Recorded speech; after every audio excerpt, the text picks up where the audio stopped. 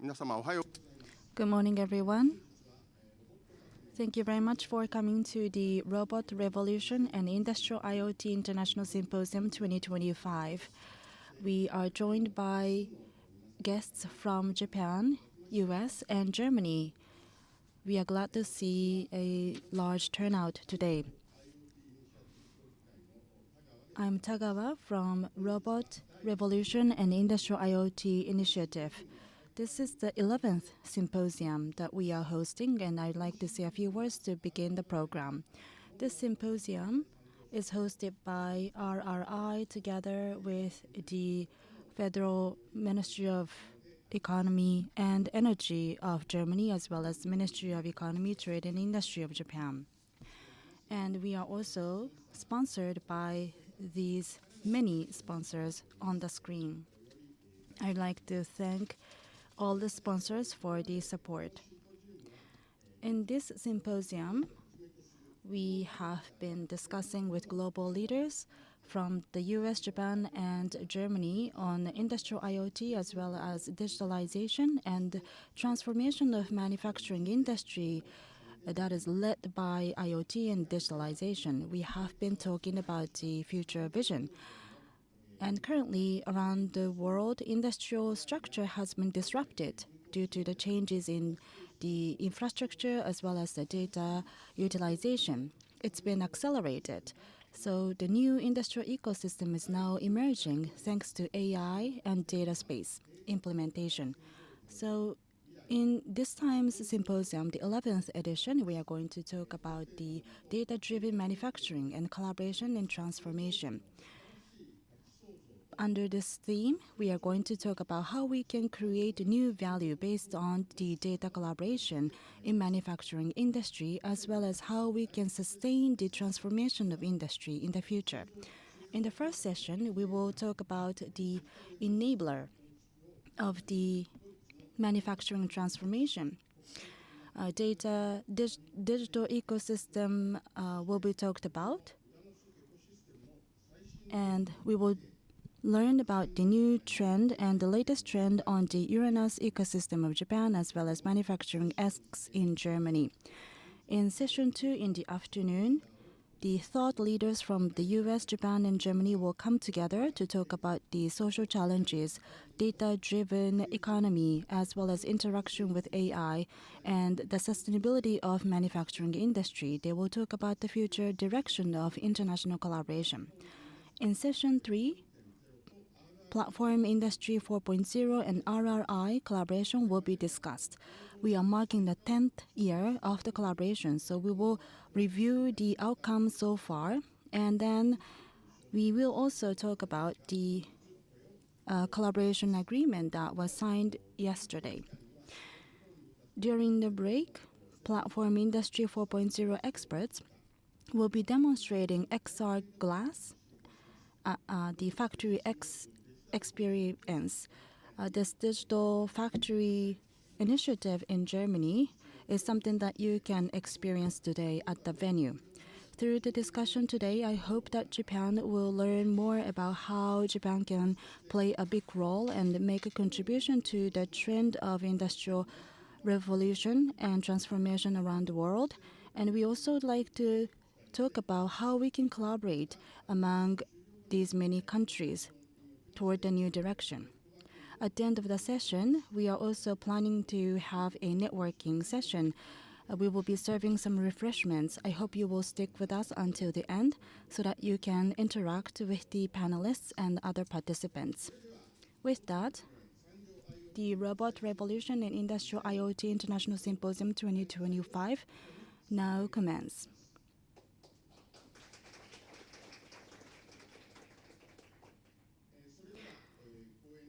Then before the presentations begin, I would like to ask the government officials from Germany and Japan.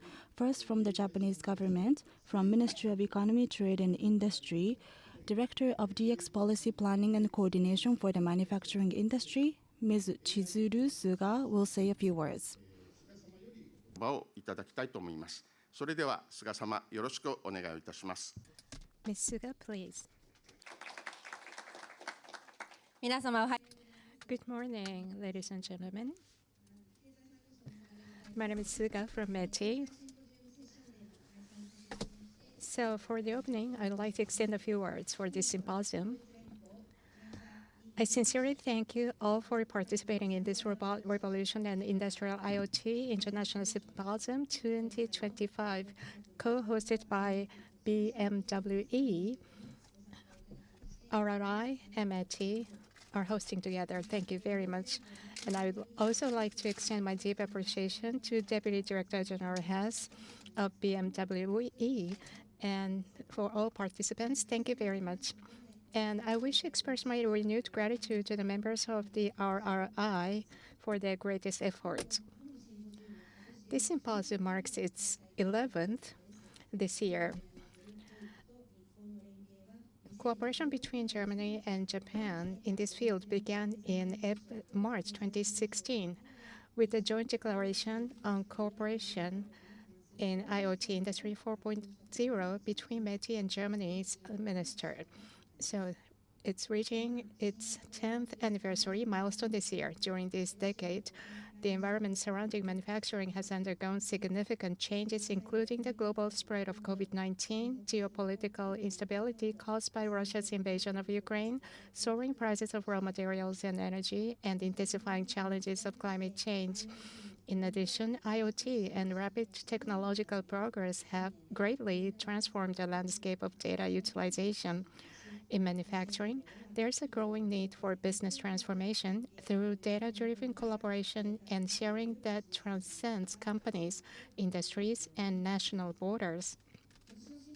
The theme of this year's symposium is Future of Data-Driven Manufacturing, Collaboration, and Transformation. METI is promoting the Ouranos ecosystem as a key national initiative to realize the FFT, fostering cross-industry data utilization and strengthening industrial competitiveness through public-private collaboration. So this is a very important policy for us. Through this initiative, we are developing shared framework that enable cooperation across diverse data, services, and business collaborations essential to economic activities. We're creating and expanding use cases while enhancing international interoperability for cross-domain data and system connectivity. On October the 15th at CTEC, we announced that a new framework called Open Data Spaces will serve as the common technical standard for Japan's data space initiatives, ODS. This will be jointly advanced by 4 organizations: the IPA and the DSA, the Data Society Alliance, and RRI, and the Interfaculty Initiative in Information Studies at the University of Tokyo. Japan is solidifying our efforts as well. This will enable not only METI's Ouranos ecosystem initiatives, but also other major data space efforts in Japan to be advanced jointly by industry, government, and academia under a shared standard. So, during today's session day, we are joined by experts from Japan and abroad to discuss initiatives toward building digital ecosystems for manufacturing in both Germany and Japan. So, through such discussions, I hope that we will clarify the directions for promoting manufacturing innovation through data utilization and collaboration, and that Germany-Japan cooperation will become even stronger in these years ahead. Thank you very much. Thank you, Ms. Suga. Now I'd like to call upon the Deputy Director General, Markus Hess, of Industrial Policy of Federal Ministry for Economic Affairs and Energy in Germany. So, Mr. Hess, please take the floor.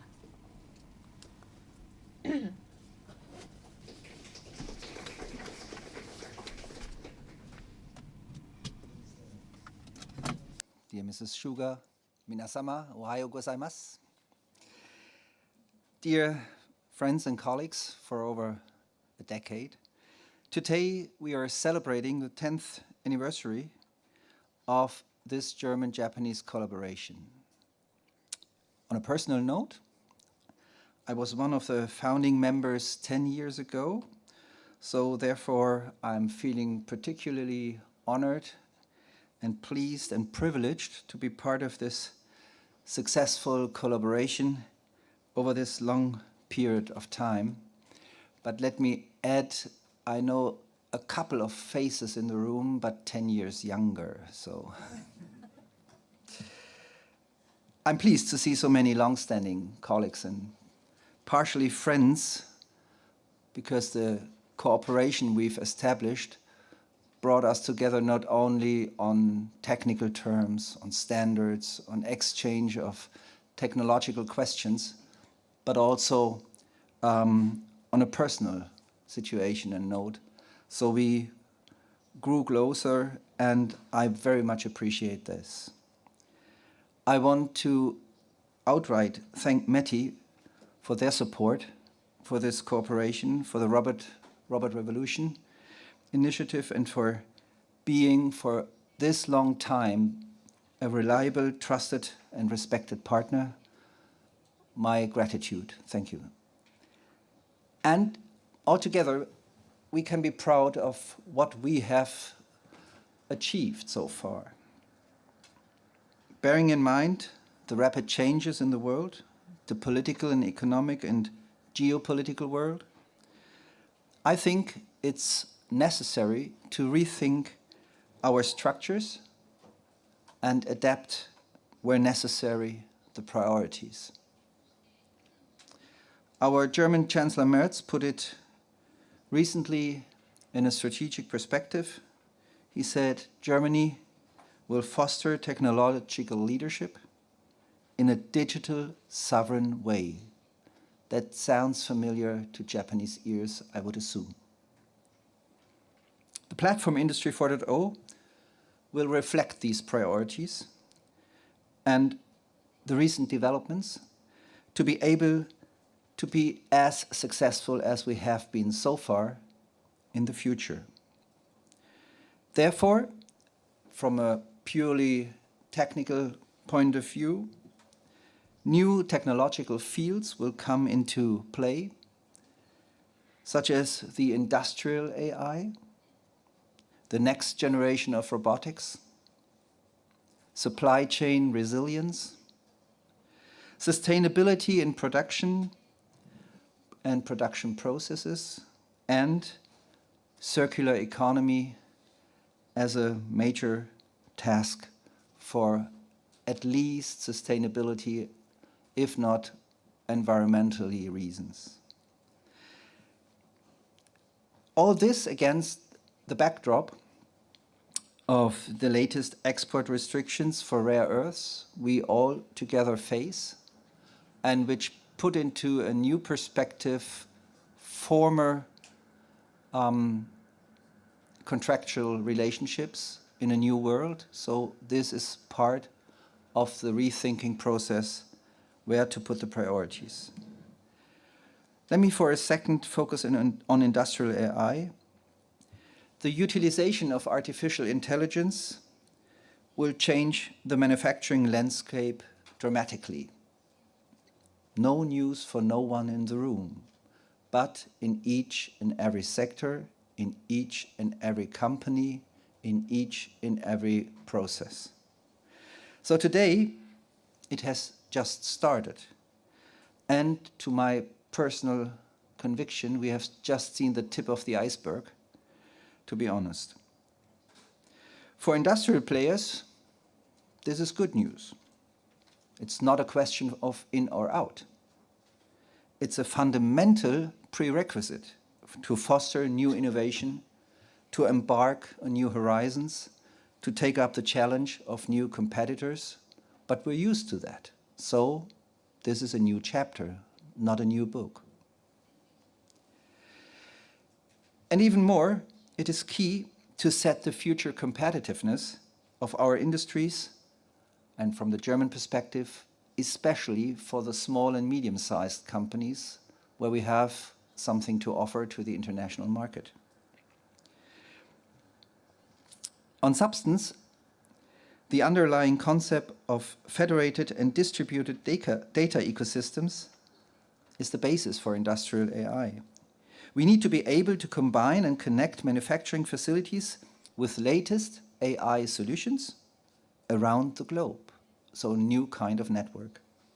So therefore we need a common holistic approach, the modularization and standardization, integration of digital infrastructures, open source approaches, and transparency to gain trust among the stakeholders. Every industry sector should be integrated, step by step, but be part of the entire ecosystem. All these strands of action must be internationally compatible, globally operational, to make sense for industry. The new German government will continuously support this development as we did in the past. And today, RRI Symposium is the perfect round to discuss the new priorities, the new directions of our collaboration, and to understand the fundamental concepts developed over the recent years. I would like, as I've did in the past, to encourage you to take advantage of these opportunities and for the cooperation to ensure the global interoperability of various solutions and technologies. I wish you all a fruitful and successful symposium.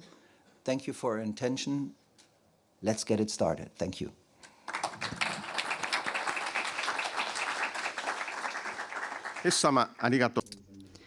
Thank you very much, Mr. Hess. Now we'd like to move on to session 1. The moderator for session 1 and the discussion will be served by Sugie-san, Mr. Sugie, CEO of Innovation Research Institute, LLC. Sugie-san, the floor is yours.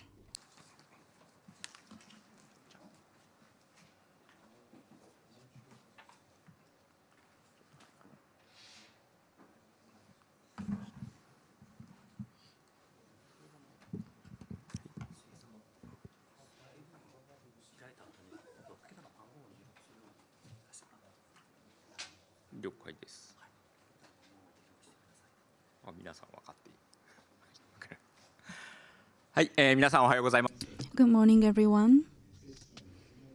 I will be serving as a moderator for session 1. I am Sugie.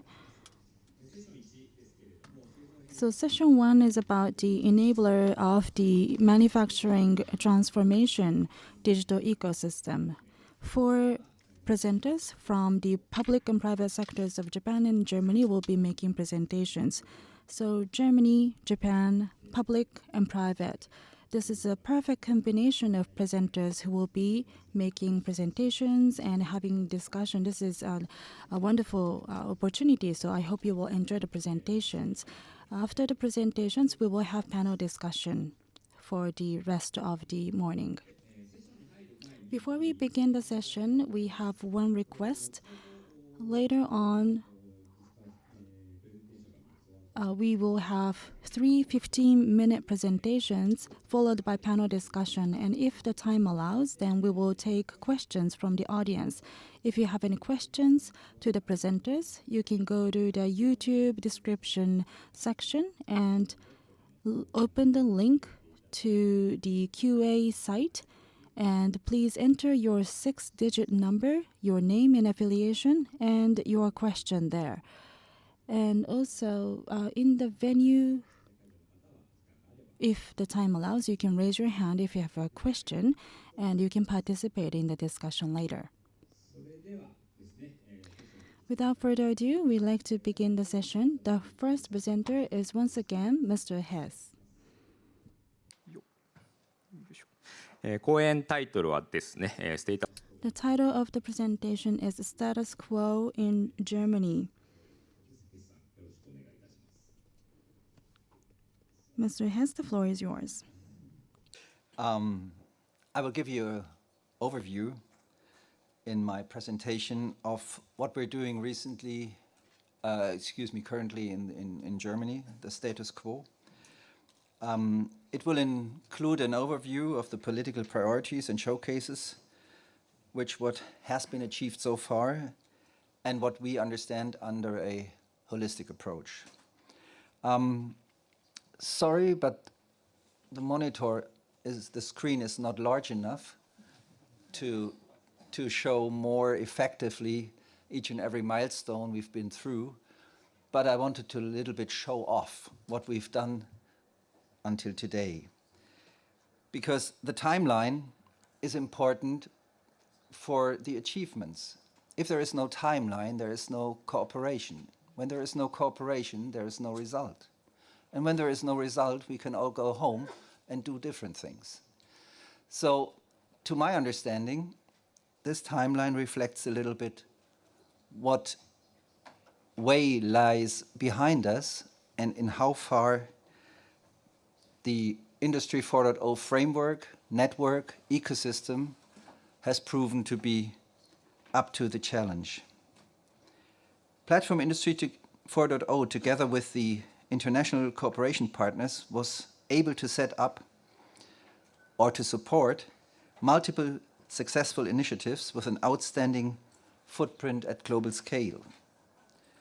We were able, in the course of the years, to set up organizations like Labs Network Industry 4.0, the Standardization Council 4.0, Gaia-X, Industrial Digital Twin Association, International Manufacturing X, and stuff like that. Technological frameworks like the Asset Administration Shell, nobody outside this room understands. The OPC UA, Tractus X, and we have some lighthouse projects to present like Catena X, Manufacturing X, and Factory X, all part of the X family. Again, I would like to thank the Japan colleagues in the public administration, the government, and RRI for the valuable contributions over the last 10 years. So I think it's part of, we share the view that Industry 4.0 is a global concept, a global open concept, someone who can pick ideas from or join or develop or enhance. Because industrial value chains are global. Political priorities lay on resilience, sustainability, and finally, to gain competitiveness. Manufacturing X and the International Manufacturing X Council serve as a center of gravity for global collaboration. And important for the success is a strong community, a community of contributors from business, governments, and academia.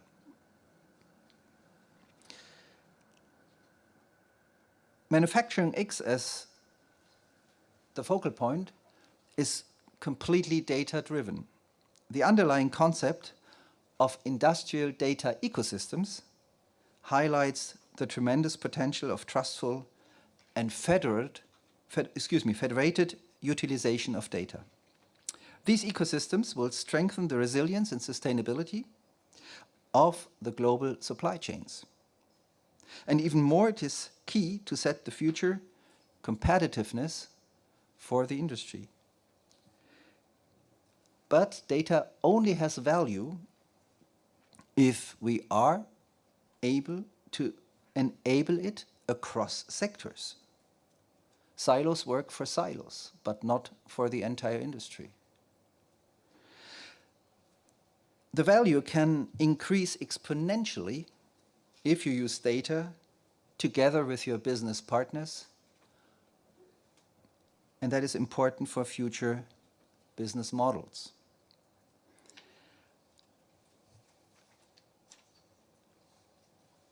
We have put together work to be able to set building blocks to create data ecosystems. those are based on the principles of influence, build, run, and scale. And as you can easily see, all are connected, intertwined. It's a fabric that is woven in the end to be the basis for economic success. For now, I will not go into more details, or experts will give a deep dive in the later presentations. But let me stress the lower left side. If it's not working internationally, it's not tapping the full potential. And that is over and over my core point. Together, we are better. This is purely German, purely technical, but in the end, it's what it's all about. It's about sectors. It's not about a one-size-fits-all. But if you look at the lower level, there are connecting levels of, let's say, foundational standards. And that is what we at core understand under holistic approach. We need to have a holistic approach to be able to set common rules and procedures and the common technological base layer. Later on, a little bit upper in the graph, the transfer and scaling are essential part and reflect the broad approach of the developed solutions. Important is the support for the adoption of the industrial sectors concerned. So this is the advertising block. I show you a kind of overview what we, from the governmental side, deem to be worth to be supported. So we support a lot of partners in every consortium. The overall project investment is around 300 million euros, which would stand for roughly 53 billion yen. The public funding counts for approximately the half, 150 million euros, which is roughly 25 billion yen.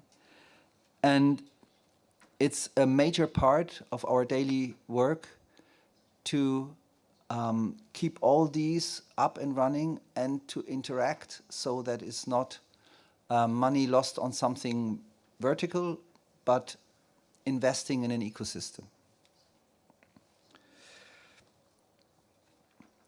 And this is an overview of the cross-sectoral use cases those projects are currently working on. We are working on use cases on the shop floor level and among partners in the value chain. These use cases are important to demonstrate the benefits of data space technologies, but we need interoperability. So the interoperable approach is what makes this thing so unique. Interoperability between the different sectors. These end-to-end processes will support the single companies to higher the quality, traceability, and availability for the IT solutions. And ultimately, to reduce costs and to improve the integration and easy-to-use aspects of highly innovative IT solutions. No status quo without an outlook. A brief outlook of the priorities of the projects for the next years. In 2026, we will focus on the operationalization of data ecosystems to be able to scale it into more sectors in the upcoming years. And this should serve as a proof that we go on our path. We are fans of predictability, both in technological and also political ways. A last word on artificial intelligence. It will become an important enabler for data space technologies, with a crucial impact for all industrial stakeholders, but also from a competition perspective. Therefore, the utilization of data will be the foundation of future value creating in manufacturing. The cross-sector collaboration will be the most promising way forward. The infrastructure aspect, where data is stored, shared, and processed, will have a critical impact. And it's important to become digital sovereign or strategic independent from proprietary platform providers to ensure freedom of actions. What we will see is a strategic investment over the next coming years in Europe. The German government is convinced about the impact of data space for industries and will further support the development on the European level as well in international scale. So this should look familiar to some of you, and to those who are not familiar with it, it's an invitation to Hannover Fair next year. Come to Hannover Fair to showcase what we can do or what we can do together. And for any further details, you can directly reach out to us. I'm here almost all day. And I thank you very much for your attention, and I'm looking forward to the exchange. Thank you, guys.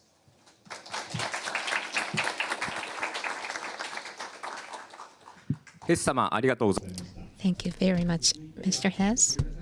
Next for METI, the Director for Digital Strategy and International Affairs, Commerce and Information Policy Bureau, Mr. Ikai Yuji, to talk about future prospects of the Ouranos ecosystem.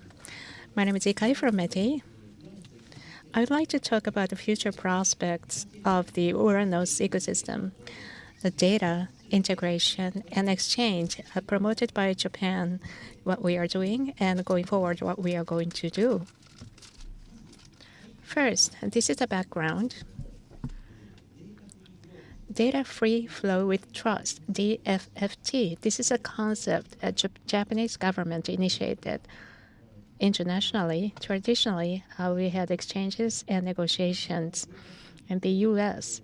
said that data free flow for business activities was the stance, and in Europe, individual privacy information should be managed. That was the focus, and so they had different stances. So comparatively, in the international arena, this was a deadlock. However, we wanted to solve this deadlock. So in 2019, Japan, when we were the presidency of G20, Prime Minister Abe, the former Prime Minister Abe, those days, initiated this data free flow with trust. It's not only about free flow, but trust was added. This is an international concept that he started to initiate.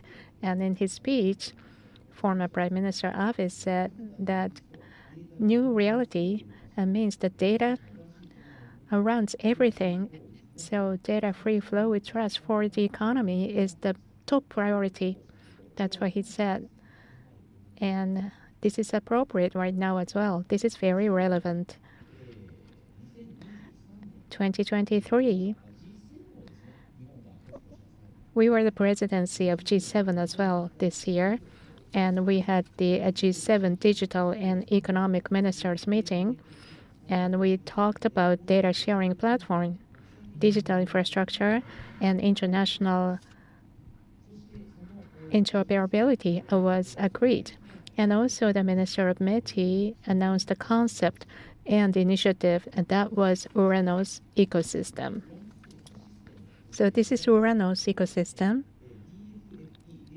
To realize DFFT, this system promotes the interconnection of multiple systems to enable seamless data utilization across companies, industries, and borders. And this initiative aims to foster collaboration among data systems and businesses to enhance industrial competitiveness through public-private partnerships.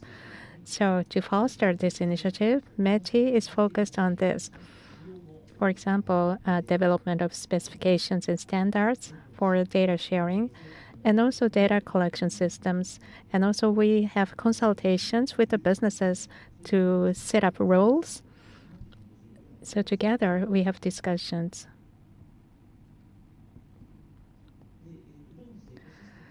And as for this Ouranos ecosystem, historically, we are based on concrete case studies. So here is the historical processes. First, the automobile industry was very much focused on this activity. So battery carbon footprint and supply chain resilience were the start of the initiatives in this industry. So they came up with a lot of different use cases about batteries and also auto parts and recycling to trace all the carbon footprint. On top of that, in a different industry, they have different approaches. For example, management of the chemical substances, and the other industries are getting interested as well.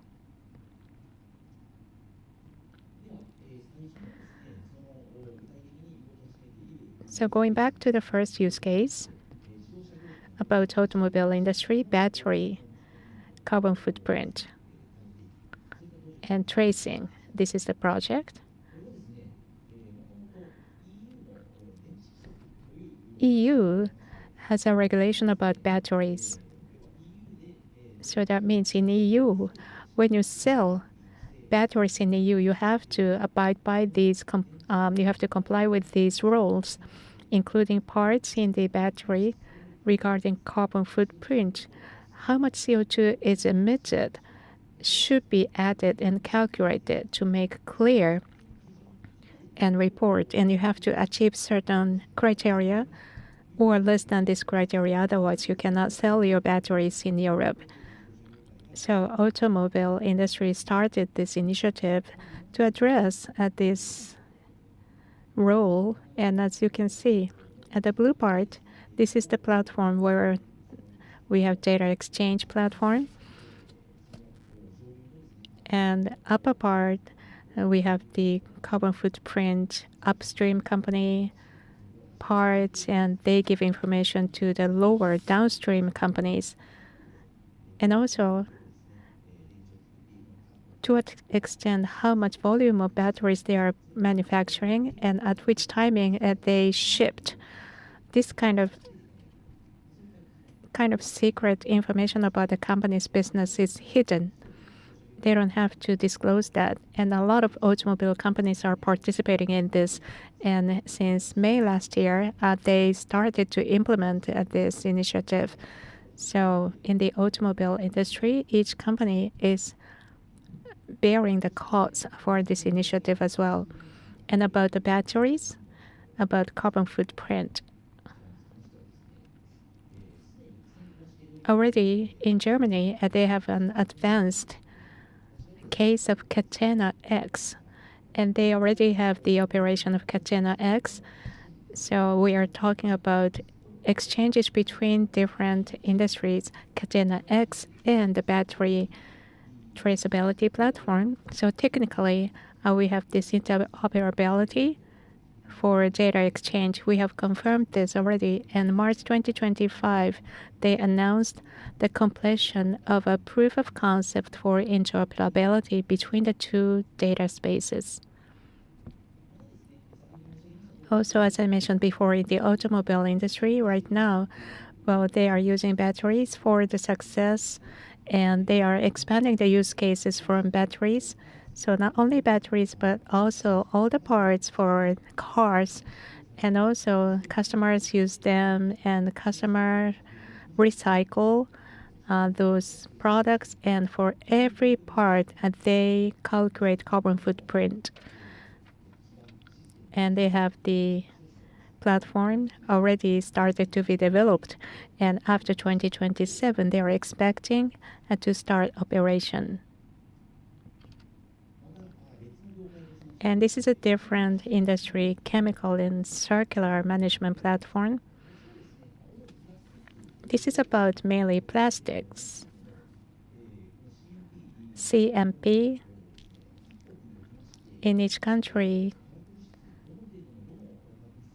which chemicals are included in what. They have very stringent controls, even if they are not under control. Well, major countries have rules for reportings as well, and it should be updated. And that kind of information, of course, starting from resin, plastics, and processes,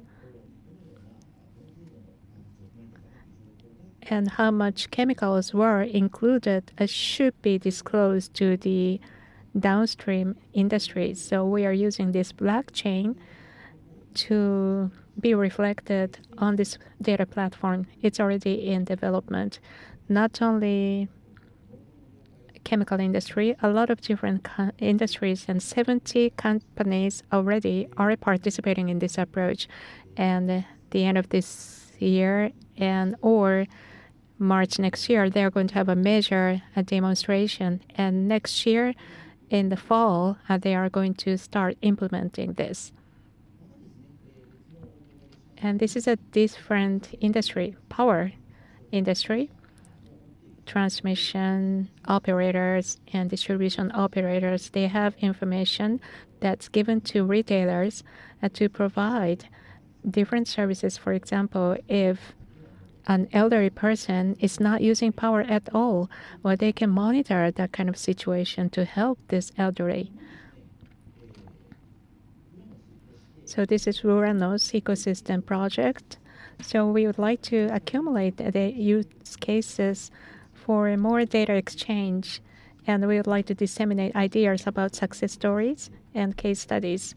So METI is involved in this project, and also we are involved in certification system that started in May this year. So to the left, you can see the service already started, and on the right side, we have this proof of concept, and we started certification processes for those processes, and we already have 3 challenge projects, and we are recruiting different projects, and there are so many applicants already. We are not only waiting for recruitment and also applicants. We'd like to be serious about the use cases.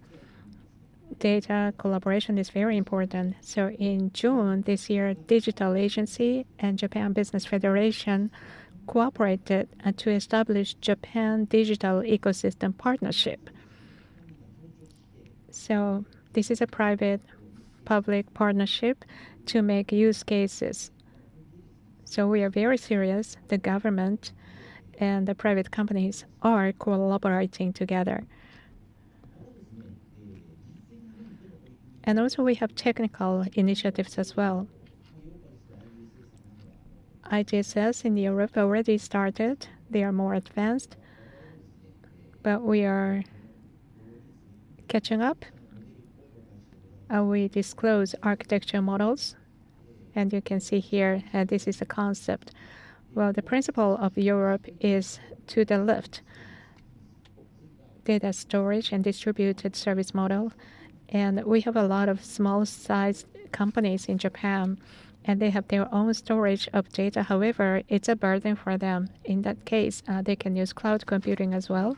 So we are thinking about hybrid service ecosystem for storage of data using cloud or on-premise. So this is an architectural reference model. This is already disclosed. So Europe is more advanced, so you might know this. So here is the reference architecture model. And when we have this kind of system, what should be the consideration for the design? And that is described in this white paper.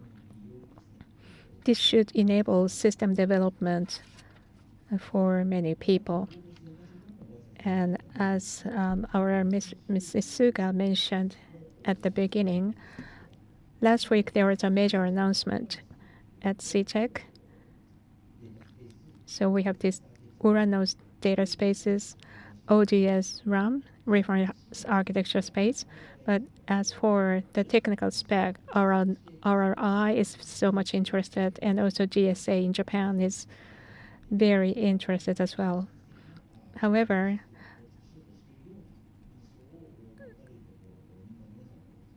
you might get this information or impression that every one of them is separately doing something different, but we integrated all of our approaches to make open data spaces.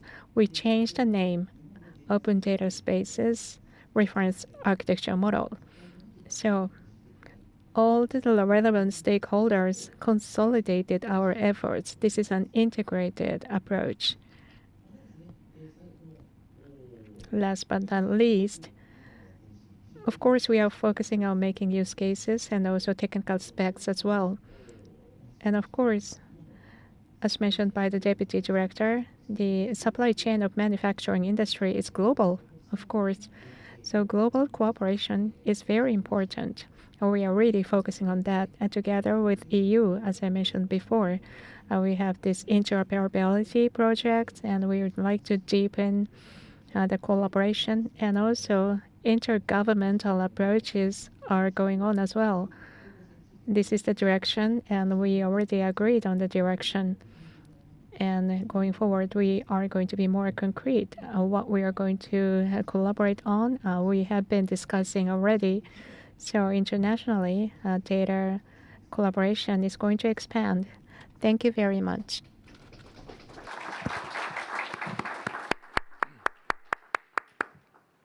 Ikai様、ありがとうございました。Thank you, Mr. Ikai. Now, next speaker is Mr. Thomas Hahn, a member of Manufacturing X and a fellow of Siemens AG. He will speak about scaling industrial data ecosystems and industrial AI, a global collaborative approach. So, Mr. Hahn, please. So, and the clicker is here. Perfect, I found it. Okay, many thanks, and a real pleasure to be here, to present here a little bit about what we have done in the past. Also reflecting a little bit what is coming up. You mentioned just before the European-Japanese topic. I will also highlight some topics where we are working on concrete project proposal together. That's for me important. And to speak a little bit about data, open data spaces initiatives, AI, or to be precise, industrial grade AI. So this is a little bit what I'm touching.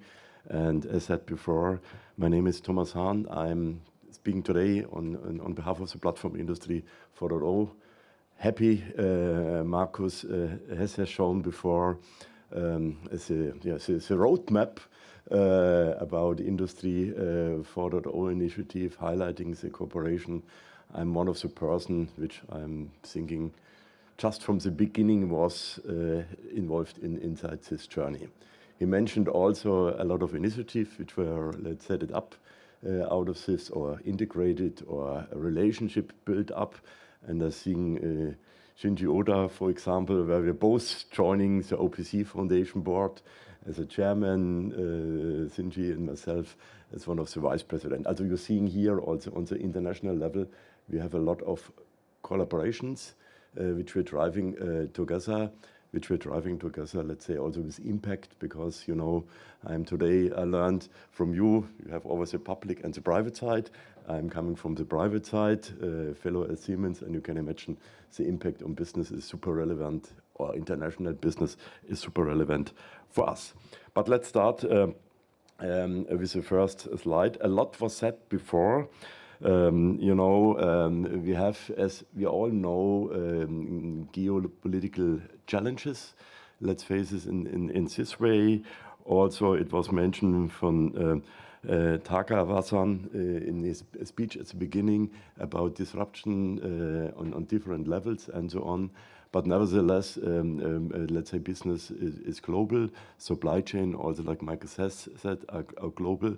We have, like Mrs. Suga said, cross industry, some kind of topics. There was, from the Ouranos presentation, also some kind of showcases about battery energy, and of course also the cross topic between the different verticals. I wanted to mention two. You can go to chemical and other automotive. You can drill down to different trends, but it's important to look what is needed, what are the interoperability aspects. And also happy to hear about the open data space initiative, what you're doing, how we can collaborating in this issue, because it's necessary that we have, besides the challenges, which we have globally looking, how we can interoperate between the different verticals and between the different regions of the world, respecting that infrastructures, regulations to fulfill. It was mentioned the digital product passport, for example, in the beginning from Europe and others. And of course, speaking again from the private side, for us is very interesting, and that's the reason, is to have interoperable standards to get it done globally and across the different verticals. Only to touch two examples. The battery was mentioned. I will show later also one of use cases where the before mentioned initiatives are involved inside. When you're looking at a battery, you have the material, you have the producing of the cell, you have the producing of the battery, you have the recycling of the battery, thinking about the dependency, about rare earths. And when you can handle this in a more effective and efficient manner with data, with AI, then of course you can immediately create an impact, because when you do this successfully, above 90% of the battery can recycle, which of course is a topic. Or only to touching a little bit as a topic about the cross vertical issue when you're thinking about a manufacturing side, which may be needing a lot of energy, and you can optimize this in interoperability to an energy data space for the production and for the distribution of the energy. Then you can immediately imagine, then you can make something more efficient, more effective. And again, I use the word, speaking from the private side, for production, not to forget also we can do something for our society. Because look at the example with a battery, then we're saving also our environment when you make this in an adequate way. Not to touch it, the CO2 optimization topic which we mentioned before. As you see here, you have between regions, between verticals, between the horizontal and vertical, some kind of needs to exchange data. Some needs to build up, and this cloudy topic at the top should be somehow reflected in data ecosystem about this. We have also to speak here about setting up, besides the interoperability, also the infrastructure from edge to cloud, from cloud to edge, how we're handling this depending what the different verticals are needed. And you can imagine that not a company, not a region can make it alone. You can imagine that not a research institute or somebody alone can do this. We have to collaborate. We have to collaborate in a global perspective, and we have to look for also how we can achieve the targets together. Maybe I'm using the word together too much, but it's quite important in an open way, respecting the needs from the regions and from the verticals in doing this. And therefore, I'm quite happy, and I expect you will see this slide or a comparable slides more often during the day. But I'm really happy and excited about our 10 years collaboration. You see in the afternoon presentations about what we have done about interoperability, about trustworthiness, about business model, and about readiness for data ecosystem, because in our both sides, we have a high dependency on small and medium-sized enterprises. It's not the big companies which covering most of our economy. It's a lot also for the covered from small and medium-sized enterprises, but nevertheless, that's which we have to address together. Therefore, you know, we have done a lot, but looking to the right side of my slide, we have to look what is coming up to now. What are the next topics what we achieve? One is, you know, all this interface between humans, AI, robotics, human robotic system, and you can add the topics which you have to touch. So this is one topic why we are looking to achieve this, and this would be the next wave what we can do together in our cooperation between Japan and in Industrie 4.0. The next topic, it was shown also before, I think it was in the Ouranos presentation about federated data spaces, how we can set it up, how we can also, and it was also highlighted in one of the previous speeches about, because you know with data there's a link to values, and you know with values you want to keep the data also in your hands and not. That's the reason why I like also the term free flow of data with trust. I think this was DFFT, data free flow with trust, vice versa. But with this trust, because you know this is also super relevant, also from company perspective, that you take data change and seamless, secure, interoperable. I think was mentioned a lot before, and also as said before, and forecasting what is the next steps, what we have to do. So this is, let's say, the perspective what we are jointly doing together as Japan and Germany with the respective initiatives, but we make it also on the global scale. Markus has mentioned this before.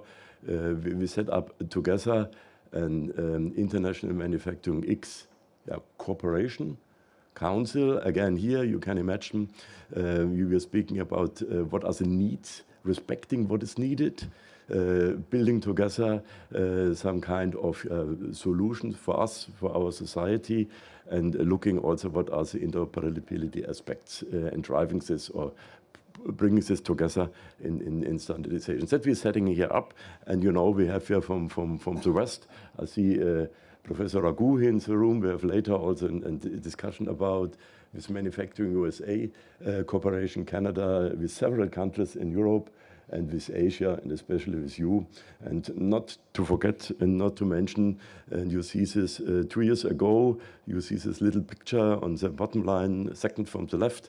We set it up, this cooperation here in Japan, which was really a great pleasure for me and to set it up in this way. But because, you know, we have to look what is needed, what we can do, building on super successful bilateral cooperations, but looking also outside in a global scale. And one example, and that we are not only writing papers which are important, super important, that we are also not only influencing standards in the ISC, where we are going together regarding data spaces or manufacturing export concepts, or the concepts which are developed here in Japan, in the world, but we have also to look how we can achieve this in a global topic. And I'm also happy that I'm always describing me as a spokesperson somehow for the International Manufacturing X Council to setting up, and you know several other countries are at the moment knocking on the door. Last week I have discussed with South America, with India, and you know all this we have to drive forward, thinking about how we are setting the international cooperation and interoperability. Following my first slide, what are the needs, cross region, cross vertical, let's say, how we can put it forward together globally. And you know, as said before, we are not doing this so to say, in an only paperwork style, but we have also concrete the use cases. One was indirectly mentioned from the presentation from Ouranos, and this is only the topic which I want to touch. This is a battery passport. I think we have later also some kind of deep dive sessions where we are collecting, and you see the flags of the different region countries involved inside, where we are collecting data with architectures. The Ouranos reference architecture was mentioned. Like Markus has said, the asset administration cell. We are using OPC-UA because we have also to connect to the shop floor, also with standards like the Markus mentioned the Tractus, EDC, the Eclipse data space connectivity, also how we bring this. But nevertheless, to bring this in the picture together, and this is one vertical, but also for other verticals, chemical was mentioned, but also machine tool building industry and so on. We are bringing this jointly together and make some kind of proof points. The first proof point was this year at the Hanover Fair. The next will be in November, in 3-4 weeks to go at the SPS Fair. And then we have for sure on the booth, like Markus mentioned, also the next nice showcase or proof of concept at the Hanover Fair next year. All this is needed, and only to judge this very closely, to have AI, because we have also to get the value out of this data ecosystem, or to be precise, industrial-grade AI. You see here on the left side, some kind when you're speaking about AI, you need the data, obvious, the data ecosystem, like mentioned before. You need infrastructure, edge cloud, but also HPC system to calculate huge foundation models, and you have the foundation models to build on top then application like a robots application, or what was shown here, some kind of copilots covering for manufacturing industry, for example, different life cycles from operation, engineering, and maintenance of a plant. But, and this is a topic which I want to highlight, we have some kind in the middle, some kind of industry-specific requirements, resilience of the system. Hallucination, in a factory is nearly a no-go. We have to look how we can do this. We have also to speak about explainability, because where the data are used and which is the result out of this. We have to make it accessible and to have to create impact. So this is in a nutshell a little bit to give you an overview about what we are driving together, bilateral and also a global topic. And many thanks. A real pleasure to have this journey together with you the last years and also in the next years. Many thanks.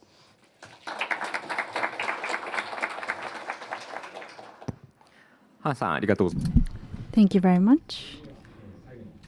We now would like to move on to the last presentation of this session.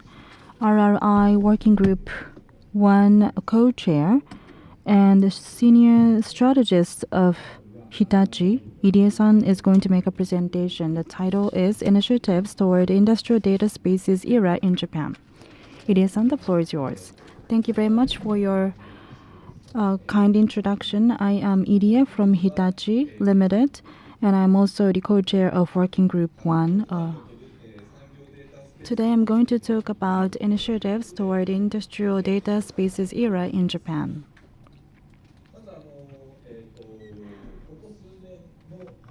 In the last several years, in the industrial data spaces, here is the developments and trends in Japan. This is quite similar to what Ikai-san presented earlier. But please bear with me. You can see what's happening around Japan, and also Ministry of Economy, Trade and Industry, Digital Agency, and IPA in the middle, and then Keidanren, followed by RRI at the bottom, especially Working Group 1 and AG4. In 2023, Action Group 4 was created within Working Group 1, RRI, and we started to investigate it into the use cases. In the RRI International Symposium last year, we presented the progress made by AG4. And based on this, Keidanren has made a recommendation on initiatives toward industrial data spaces era in Japan, which was announced in October 2024. And I think it was a week before the International Symposium of RRI last year. And based on this recommendation, here are the new developments that have been seen in Japan. The first is on the right-hand side. In Keidanren organization, they recognize that the public and private sectors had to work together, so the digital ecosystem partnership was established for that reason. And another point is that it has also contributed to the developments of Japan nationwide. Within Japan, the public sector and semi-public sector have to use data more effectively. So in 2023, the Digital Administrative and Financial Reform Council was established. And based on the first recommendation by Keidanren, they have also started discussing how to utilize data within all the industries. Along with that, Data Utilization System Council was also established. And then in the second half of 2023 and 2024, many developments have also occurred. For example, reference architecture model Ouranos ecosystem was also announced by the ministry, and trust study group was also established within the ministry to talk about how we deem trust foundation. So that's what happened in FY24, and currently in FY25, this fiscal year, the second recommendation by Keidanren was announced. And that has led to Japan Digital Ecosystem Partnership establishment. It was launched in June this year. This is something that I shared last year as well, but this is the first recommendation or proposal by Keidanren. It says that the trust foundation is important, data space is there, and many corporations should participate into this space. We need to think about data sovereignty and create various use cases, and in the end, we need to materialize Society 5.0. That is what's proposed here. And not only in Japan, but we need to collaborate with Europe and also Asia and other countries in terms of data spaces. So this is the macro proposal. And based on this proposal, how can we take action in reality? That's what Keidanren members discussed. The proposal was announced in May 2025, both in Japanese and English. So if you're interested, please go to Keidanren website to take a look. And within this proposal, there are three major items that are actionable. First is developing a trust framework. Trust concept is quite broad, but to begin with, in data space, those actors who are involved in the data space have to have the authenticity and presence and prove that. And we need the enabling infrastructure for that.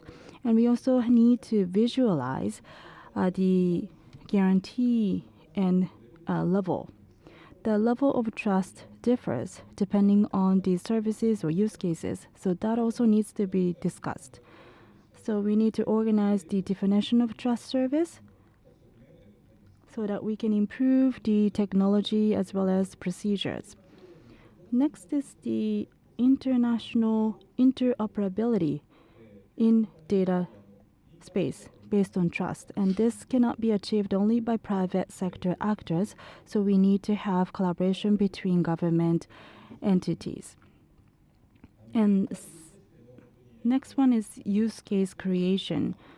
Data space is almost like a highway road. So even if you have the road, if you don't have the vehicles, then the road does not mean anything. So we need the vehicles to drive on the road in order to create value. And the industry actors have to actively be involved to create use cases in that regard. But having said that, as the first step, we need to focus on the environmental area where there are high demands internationally as well as socially. So in that sense, the German members who are here today, as well as members from Asia and other countries with like-minded ideas, can work together. And next is the establishment of a public-private promotion. So far in RRI, we have already discussed this matter, but when it comes to use cases, in order for the database to work and in order to create use case, both public and private sectors have to work together hand in hand. So we have to promote that, and that is incorporated into this proposal. As Keidanren, so this proposal is made by Keidanren. So Keidanren says that Keidanren wants to work together with digital agency to create digital ecosystem partnership. So that was a proposal made in May this year. And based on this proposal, in the following month, in June 2025, the Digital Ecosystem Partnership was established. This is the organizational structure.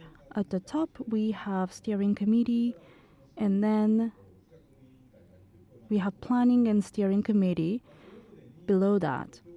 And in both, we have co-chairs from digital agency and Keidanren. And as committee members, we have members from Ministry of Internal Affairs and Communication, Ministry of Economy, Trade and Industry, and IPA, and from private sector, DPFJ, Digital Policy Forum, and DSA, Data Society Promotion Association, and the JDTF, and RRI are participating. And within the planning and the steering committee, they are coordinating in general to understand what actions we should take. They are now setting up various threads to take action going forward. And working groups are yet to be established, but in each of these threads, the thematic working groups will be launched. Last week at CTEC, at the reception, Minister Taira also talked about Japan Digital Ecosystem Partnership, and also our chair as the vice co-chair, deputy co-chair of Keidanren, also touched upon this JDEP in his remark. So as you saw earlier, we have seen these developments, and this is what's been happening in Japan and outside of Japan. These are only some samples, but there have been many other activities undertaken as well. But the Digital Administrative Reformation Council has discussed how to accelerate data utilization in Japan, and that's indeed the focus of discussion today. The legal framework is also necessary there. And below that, we have the establishment of Trust Foundation. What's now being discussed is the GBIS ID. GBIS ID is an effective tool to identify individuals, and it's been used by companies to make use of public services by identifying themselves. So toward B2B, it's been used as G2C and G2B, but we want to expand the uses to B2B cases as well. And currently, feasibility study is ongoing. As for data space establishment, we have the federated and hybrid approach. And currently, the data collaboration framework or reference architecture has been established. And right now, we are promoting the creation of use cases in the environment field. And then on the right-hand side, you can see the JDEP led by digital agency. And based on all these actions, we want to implement this. And you can see that the momentum is picking up in Japan.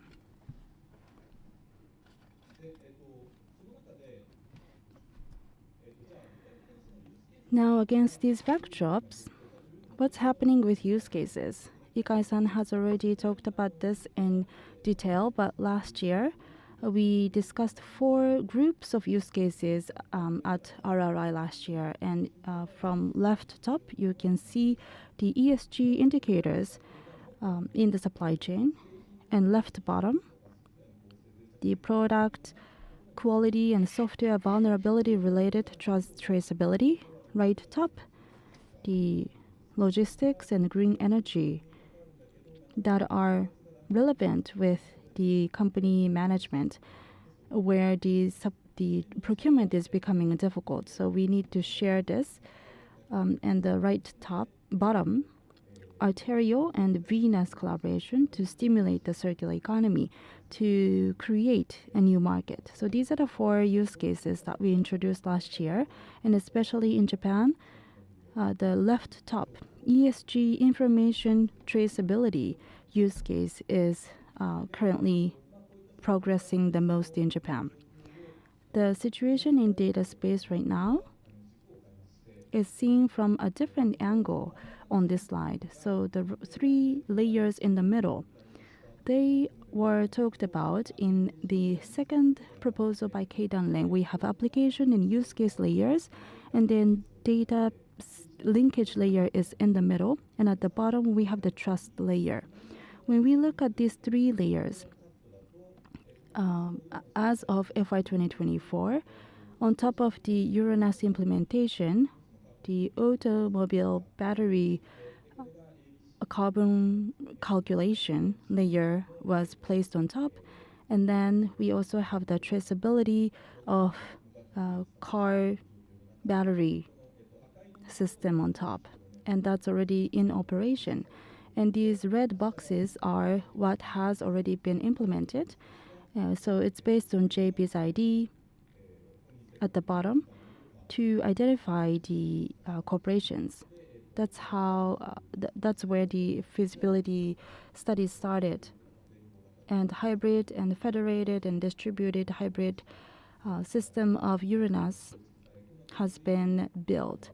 And on top, battery passport support and CMP, the chemical substance traceability system was placed.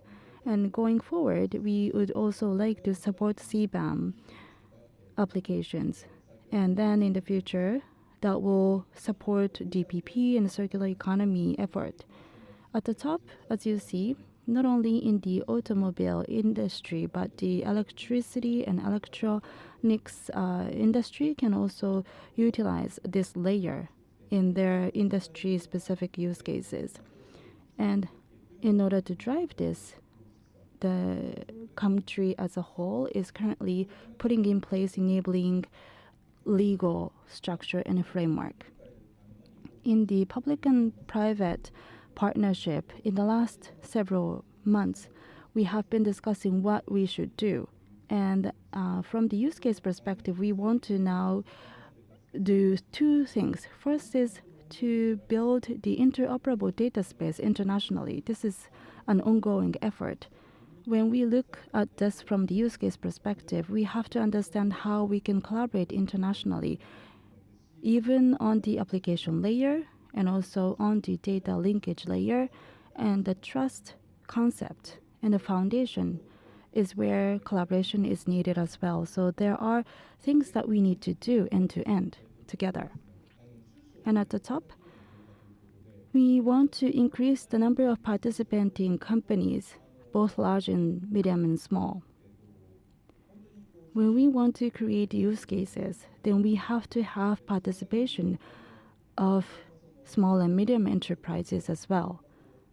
And to allow this, we need the public support, including technical support, to companies' effort. And we want to think about these directions further from the use case perspective.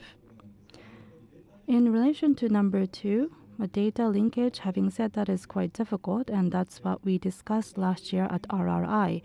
So the linkage of industrial data is difficult because the data provider doesn't have clear benefit. So the precedence or the level of priority goes down as a result. And the data management layer in the company infrastructure is lacking today. So right now, companies are actually manually picking data that they need to submit today. So we need to build an infrastructure where companies can easily share data. That mechanism is lacking. And by so doing, we need to provide incentives to the companies so that they will more willingly share data. That's all from me. Thank you very much.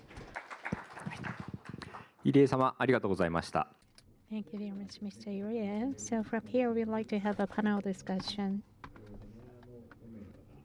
So for panelists, could you please come forward? Mr. Hess, Mr. Ikai, Mr. Yuria, and Dr. Yuria, and Ms. Kaniya.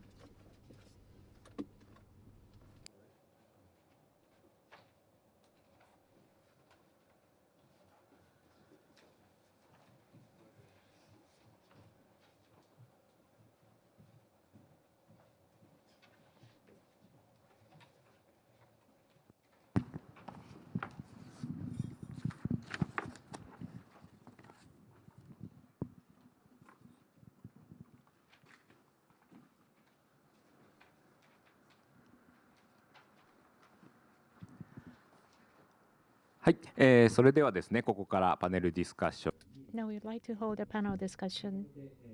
So once again, thank you very much for the panelists. First, Mr. Hess from the BMW, and Mr. Ikai from METI, and Iri-san from Hitachi Limited. And from the panel, the P, Ms. Kaniya, is here. Ms. Kaniya, could you please introduce yourself very briefly? Everyone, and thank you very much for having the possibility to be on this panel here today. My name is Nadine Kaniya, representing here our platform Industry 4.0 activities and also our manufacturing executive activities. I'm working for SAP, and I'm there the head of Industry Business Unit Automotive and for our data ecosystem activities. ありがとうございます。 Thank you very much. So now we'd like to start the panel discussion. In today's panel, we have 3 topics to discuss. And we have 45 minutes.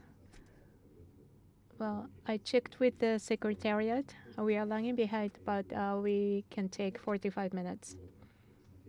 So each topic, 15 minutes.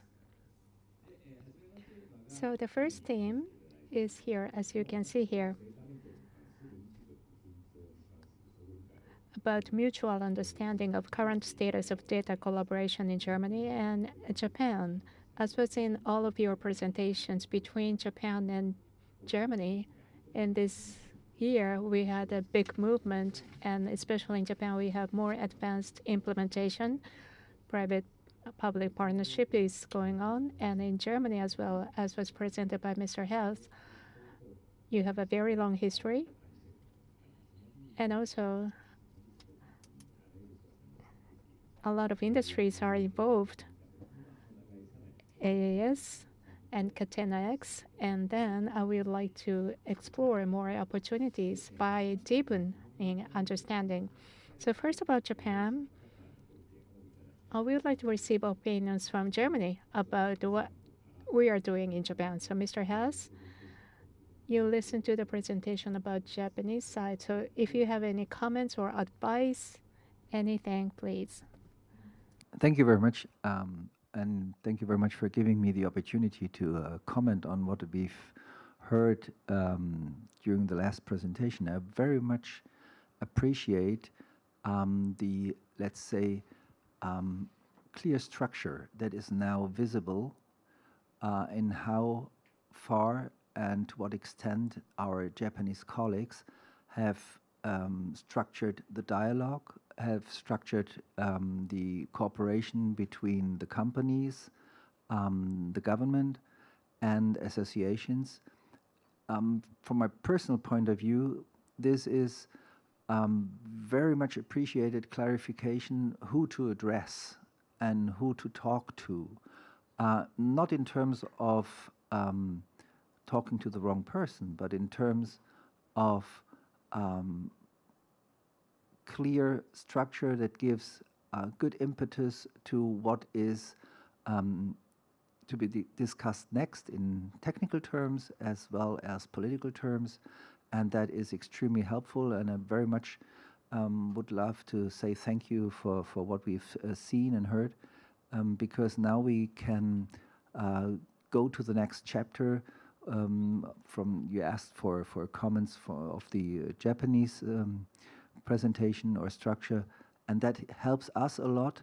And I would love to invite you to do it the other way around, to work and act with the German structure to see where we can together find the common approach, be it on a company's level as well as the governmental level. Thank you. ありがとうございます。 Thank you very much for the comment. So Ikai-san or Irie-san, do you have any comments or response to Mr. Hess? Yes, what he said is all true. We don't have any technical background, so we talk about non-technical matters. We are not going into technical. That's our trend. So I really think that I have to catch up with the dialogues between engineers and technical people, but to enhance collaborations, those are some things we have to discuss. And also, we need to talk to companies so that they can include new technologies. We all talk about context, but we have to really catch up with the technical discussions as well. Thank you very much. Ms. Urie, Dr. Urie. Yes. About the comment of Mr. Hess, I really appreciate it in these years because we didn't know who we should talk to in the data space, about data space. We were frustrated. So at last, we have this partnership, public-private partnership, a program.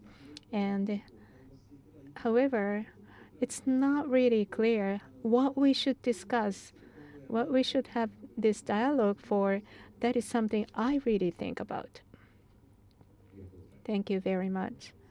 Yes, ISO, IEC are very clear in terms of organizational structure. We do not have such clear structures yet, but now it's getting clearer, and that is good. Thank you very much. So the next point is Japanese comments on German presentations. So can I ask Mr. Ikai? Yes. Gaia X and Catena X, we have studied them a lot. And of course, they are more advanced and they have many prior initiatives in many different fields. And Germany is very strong in manufacturing. So we are very similar. We would like to focus on manufacturing so we can learn a lot more going forward as well. Thank you very much. Should I ask a question? Well, yes. So you have the government approach for data space, and especially Mr. S. You are so advanced in terms of data space. So I'd like to ask you, 10 years ago, when this idea of data space was initiated, I think this was really a visionary initiative. And it's been 10 years, maybe 20 years. And especially In the private sector, the US SaaS services started in Google, AWS, Snowflake. They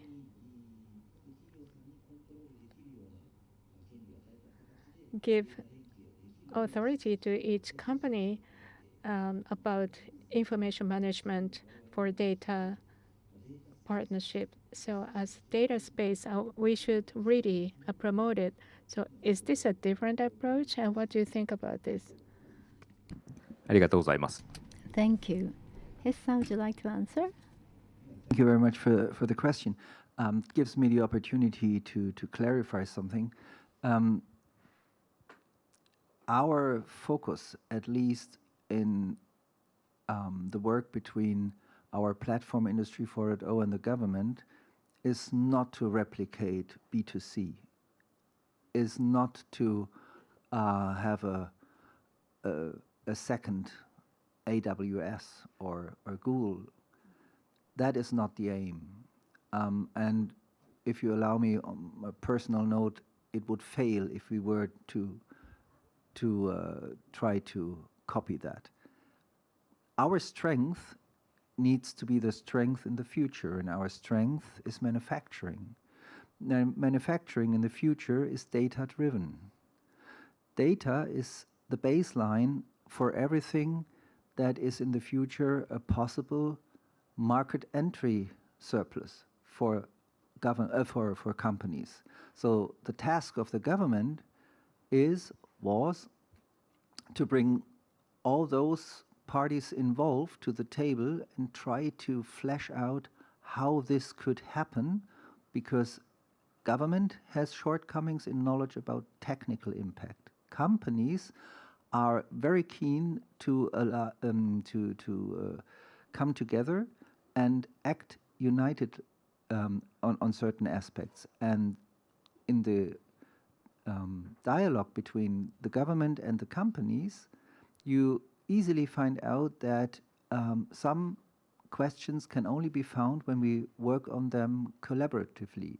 And that is where all this started with the platform, with talking about common standards, the base level, the foundational model, and all these things involved, because in the end, short remark from the government, it's not us who's doing business, it's the companies, but they need to be able to do this because they need to know what in the future is mainly the framework they are working in, and that is part of our task as government to provide, and that they know seriously what will be future conditions to work in, and that is what we think works, but it works on a B2B level and not B2C. Thank you. ありがとうございます。 Thank you. Kanya-san, would you like to add something?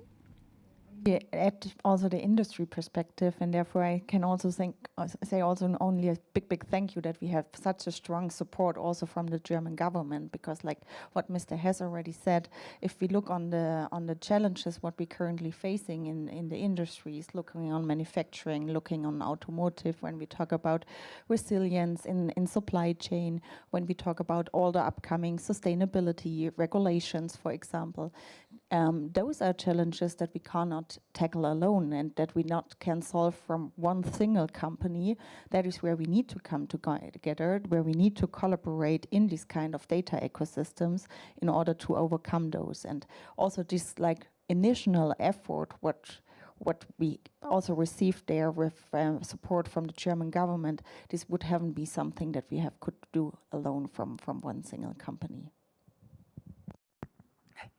ありがとうございます。 Thank you. So we still have time, so I'd like to ask a question myself. So what is in the German presentation and what is not in Japanese presentation is AI. So AI plus data will be indispensable and essential in the future. So when it comes to AI, we often talk about B2C, the US or China. They have a lot of resources they have generating positive results.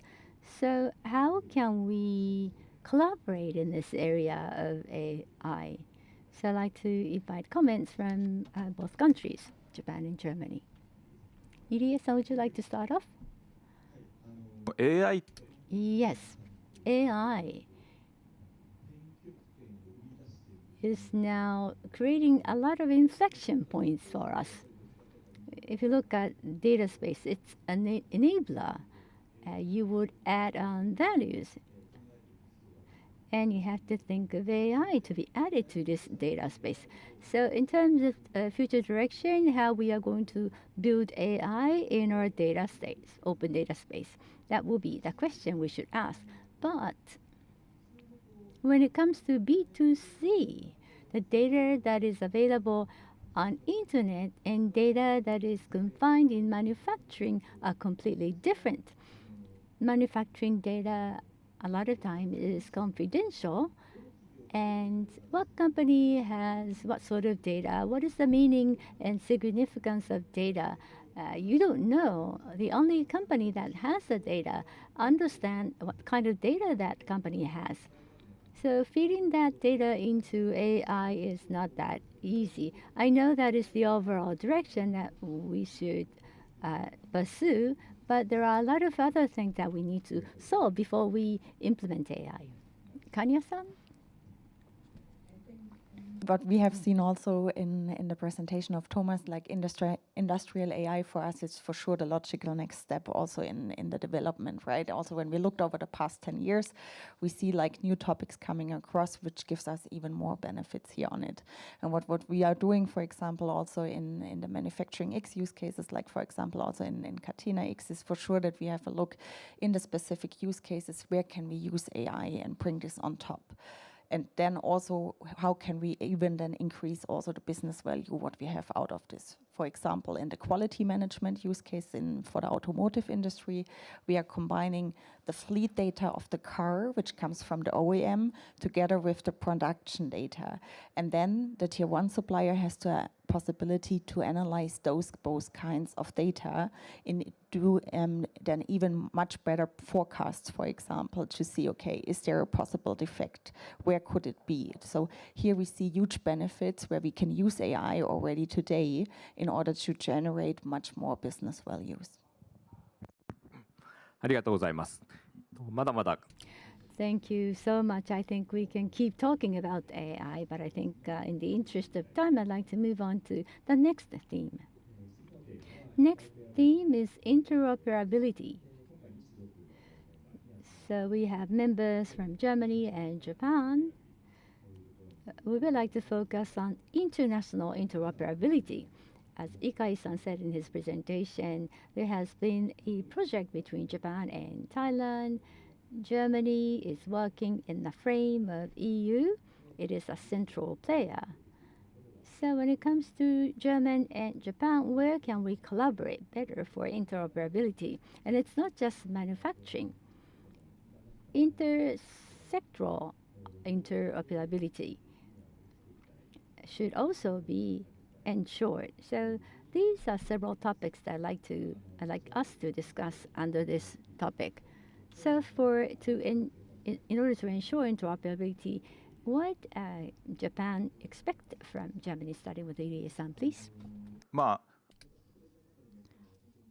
In my presentation, I said that international interoperability is necessary in order to drive use cases. Today, in Hess-san's presentation, we heard about foundation access system, 4 phases: influence, build, run, and scale. These are the 4 phases. And currently in each of the countries and regions, I think the build phase has progressed well. And in some of the regions, I think some use cases have gone into run phase. So going forward, we need to think about how to go into the run phase internationally. The highly accurate or highly precise point of view is necessary when we think about when we identify what's going to be needed in the future. So that's the effort that's required today. be it in the trust area and also in the data space. We do have international standardization, but then when it comes to use cases, can we really materialize this between companies from the data point of view? In order to implement this end to end, we have to look at minor details in order to establish interoperability. And to drive this in Japan and in EU, we need to have a common goal and common sense of issues. Otherwise, private companies together cannot drive this. So we have to first define the common goals and then identify challenges and solve these challenges together. Thank you. Hess-san, do you have response to Irie-san's comment? Yes, thank you very much. Common goals and interests is the starting point and the goal in itself. So if you talk about international interoperability, you first have to understand where's the common ground. That is, you can make things interoperable on a technical level, but even and in particular then you have to know the standards, the handshake between two technical systems. But if you are in a hazy situation and you don't know exactly how those technical contact points can work together, there will be no solution. So the first is the common understanding of the goal, and then the common understanding of the technical way to get there. And I think, I'm not a technician in any respect, but from the governmental point of view, you have to facilitate that process. You have to be able to identify what needs to be brought together to serve the goal of achieving a technical solution that works in a different market. My solution in your market might work, but I have to know the framework conditions, legally, technically, standard-wise, but also what the customers really need, the customers in your market. And to this end, the conversation between the company from, for instance, Germany, doing business or willing to do business in Japan is the first and foremost goal: how can I strive and succeed in that market? And it's twofold. You have to understand the framework conditions for the market, and you have to understand where you can connect to the technical requirements there. And that is something we can facilitate from the government side, from the platform side, and then it works. And I think we've proven with this particular cooperation between RRI and the platform that it all starts with not talking in the terms of talk, but hard talk about what is needed to strive in the respective market. Thank you. ありがとうございます。入江さん。Thank you very much. So Irie-san, do you have a response to that? Yes, so how to facilitate this process is important. That process, it's important. That's what I realized once again. And the framework itself, using this kind of forum and communication path, we have to create the framework together. That's going to be important. Thank you for your comment. Thank you. Ikai-san, do you have any comments on facilitating this process? Yes, as everyone mentioned, we shouldn't just separate the technology front. The use cases and the reality, the practical reality and the technology, they have to be discussed in combination. And what we have done so far is Catena X and the storage battery, the technology parts. We have demonstrated that we can achieve the interoperability technologically. But then going forward, the Japanese companies will probably be developing batteries in EU. If that's the case, we have to support the procurement process as well. That's the practical needs that will be arising in the market. And then I think that when the practical needs are there, everyone will work toward technological solution in more earnest. Thank you. Then from German point of view, we'd like to hear what you expect from Japan on interoperability. Kanya-san, do you have a comment? Hi. A little bit here, again, the industry perspective. I think international interoperability is key for us if we want to overcome the supply chain bottlenecks, what we have. I think it's clear that supply chains either don't end in Germany nor in Europe or just in Japan. Therefore, we really have to think international and global here.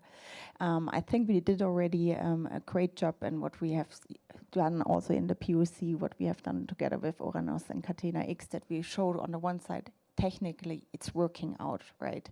We have shown it based on the digital product passport that we can solve it from a technical point of view. And here I would like to underline what you also said. I think it's key then also here that we come in this run and scale phase, right? That we also bring it into the adoption, into the usage, bringing together like German and Japanese companies, not only in a POC, but in a really in an operation phase.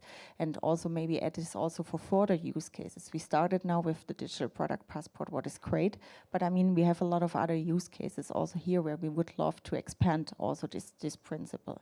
I mean, what we have done in Manufacturing X is also what we have described now, our MXport concept, where we have defined, okay, what is needed for data providers and data users to participate in these kind of data ecosystems, which I think we would love to also map this with your white paper to see, okay, where do we have similarities from a technical point of view to bring it then also to other use cases. ありがとうございます。 Thank you very much. So for this comment, Mr. Ikai, do you have any other comments? Yes. So internationalization was discussed and also beyond the industries. That is important. Before go beyond, well, in Germany, there is a great advancement about how to make use cases. You know, we have to increase the number of use cases in Japan as well, our industry, and also we'd like to connect to the German industries as well. This is an imminent effort we need. Dr. Iria? Yes. As was in the comment before, one of the use cases is DPP, maybe. This is a very big target, I believe. And in the domestic use cases, I think that's the direction going forward as well. So to implement that, as Mr. Ikai says, that supply chain is global right now. And in concrete, which companies should be collaborating with which company? If we can make it clear, we can have deeper discussions, and that should be the goal. Yes, thank you very much. This interoperability, when we think about interoperability, well, there was this presentation by Mr. Hahn, business is international. That is really true. Hitachi is a global company. It's not a domestic company. And SAP is not a German company. It's a global company. For example, ABB robot team became a SoftBank group, and Hitachi group includes power distribution. So from the global company's perspective, when you look at data space and interoperability, what's the ideal situation for your companies? Irie-san, please. So as a member of Hitachi Limited, I'd like to talk about this. So in our company right now, per region, we have independent management of the business. For example, we have power transformation business. We have that in Japan, but Europe is the main. So it's European-driven business for Hitachi. So to connect to the data space in Europe, what we should do and what we should do in Japan. If they are different as a company, we don't know how to govern data. Data governance should be in confusion if they are separate. So in that sense, we want standardization that should be easier for our global business. Every regulation and every law cannot be globally common, but still, to some extent, we would like to have something common for business management that is ideal for a global company. Thank you very much. Well, Ms. Kania? It is from a business application provider point of view, right? And I think either your company, or is it for SAP, or is it for Siemens, or whatever, I think it's really crucial that we have a common standard and a common base to enable then also our customers that they are data sharing ready. So that is what we did also with our data ecosystem strategy within SAP, for example. We have our SAP integration suite where we have added then like the EDC, for example, to make all our customers who want to share data in data ecosystems to make them data ecosystem ready. And I think that's crucial, and I think that it is for all the business applications provider. It should not be a big effort, right? We should enable our customers, especially also if we talk about small and medium enterprise companies, to keep the entry barriers really low in participating in data ecosystems. And therefore, again, it's crucial that we building on same or similar standards in order to ensure this. ありがとうございます。少しこうじゃあ。Yes, thank you very much. So what about the government comment, Meti? Well, I really agree with you. In that sense, OES RAM, Open Data Space Reference Architecture Model, I explained many times. We would like it to be a global standard. That is something we are aiming for as well. So we really would like to make it easier for everyone to use. So ODS RAM for international standard, and also we are working on open source software so that everyone can use it. And I really hope that they are going to be a platform for many people. Thank you very much. What about Mr. Hess? Yeah, thank you very much. Little to add, but I think when companies' representatives ask for the same instruments to make use of, then my initial remarks of facilitating such a process is the proof of concept. I mean, when the companies share the same view in demanding the action from the political sphere in the same way, then we have a situation that we, from the government point of view, think is an ideal starting point for a common approach to make the best use of international standards and cooperation. And therefore, I think the proof is there that we have first to get to an agreement, a common vision of a goal, and then we look for the best suited instruments to get there. And again, when companies from both sides, Japanese, German, think that some particular instruments are the best to use to get to that goal, we have a good situation. Thank you. ありがとうございます。それではですね。Thank you very much. We are running out of time, so let's go to the third topic. The third topic is about digital ecosystem. Toward the implementation of a digital ecosystem, well, we were talking about data ecosystem as an enabler first. So how are we going to enable it? That is the discussion here.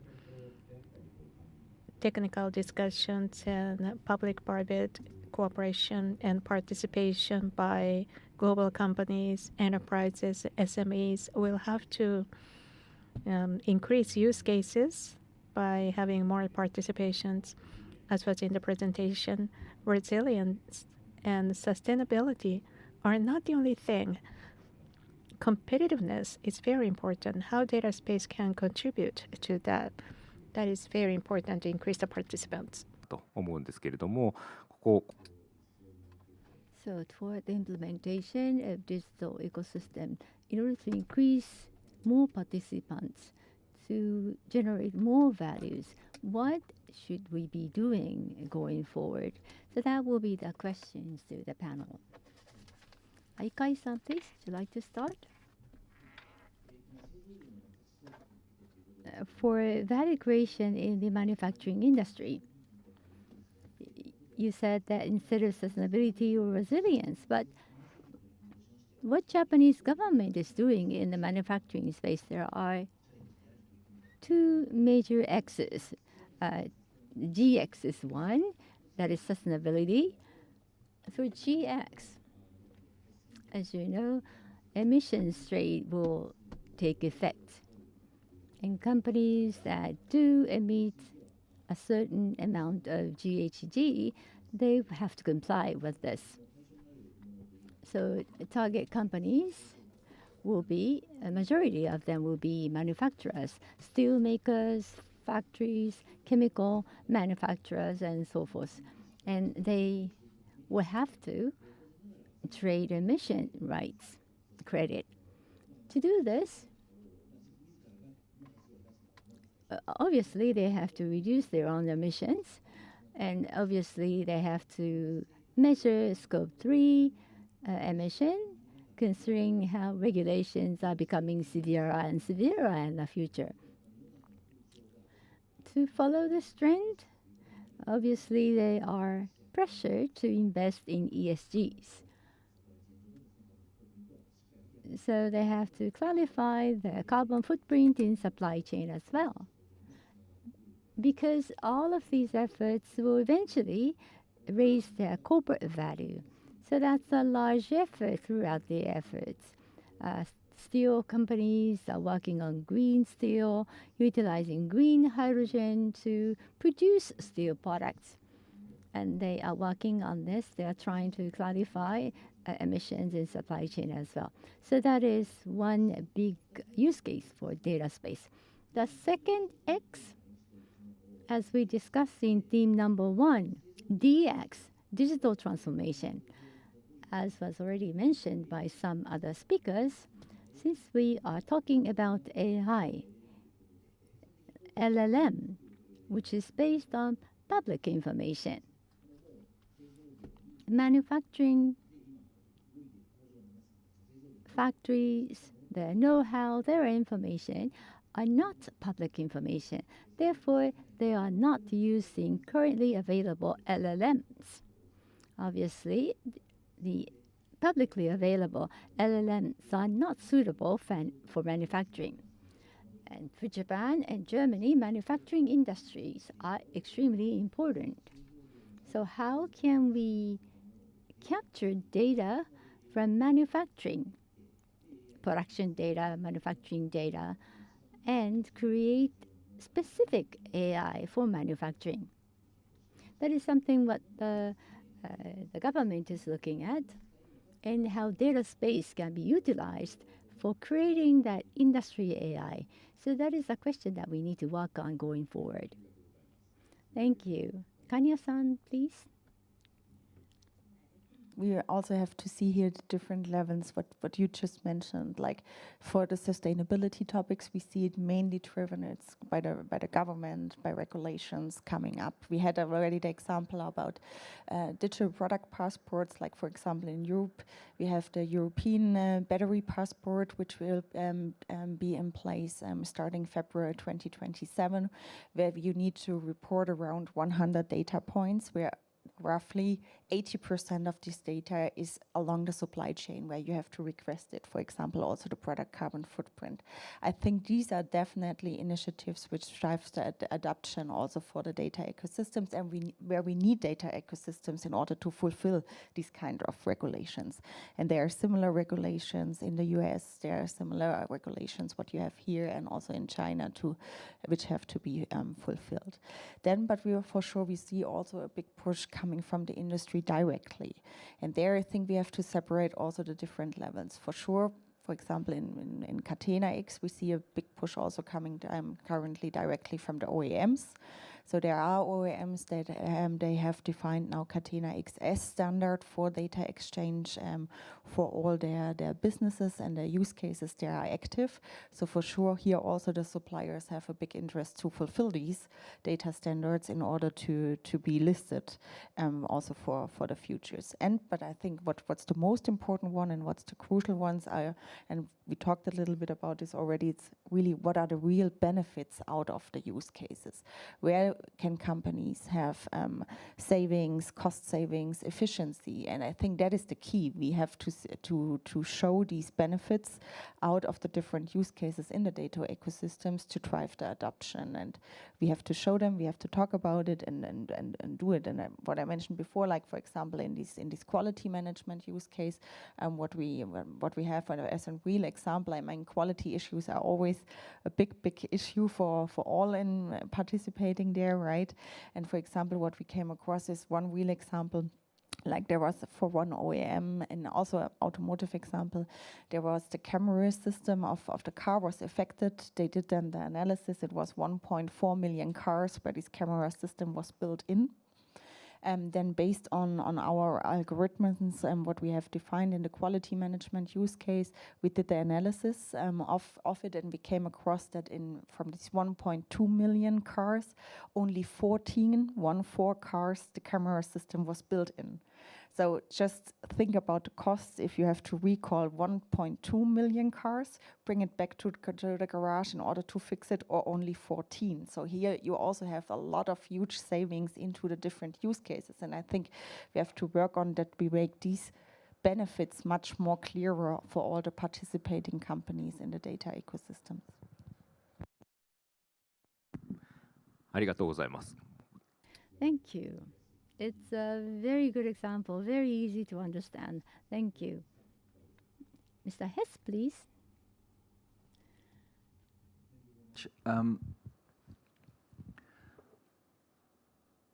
The perfect example illustrates another thing, that being part of an ecosystem takes away the burden to find a solution from scratch. So when you are part of an ecosystem, you can rely on a foundation that is serving everyone, pre-competitive, without any attachment to your concrete business.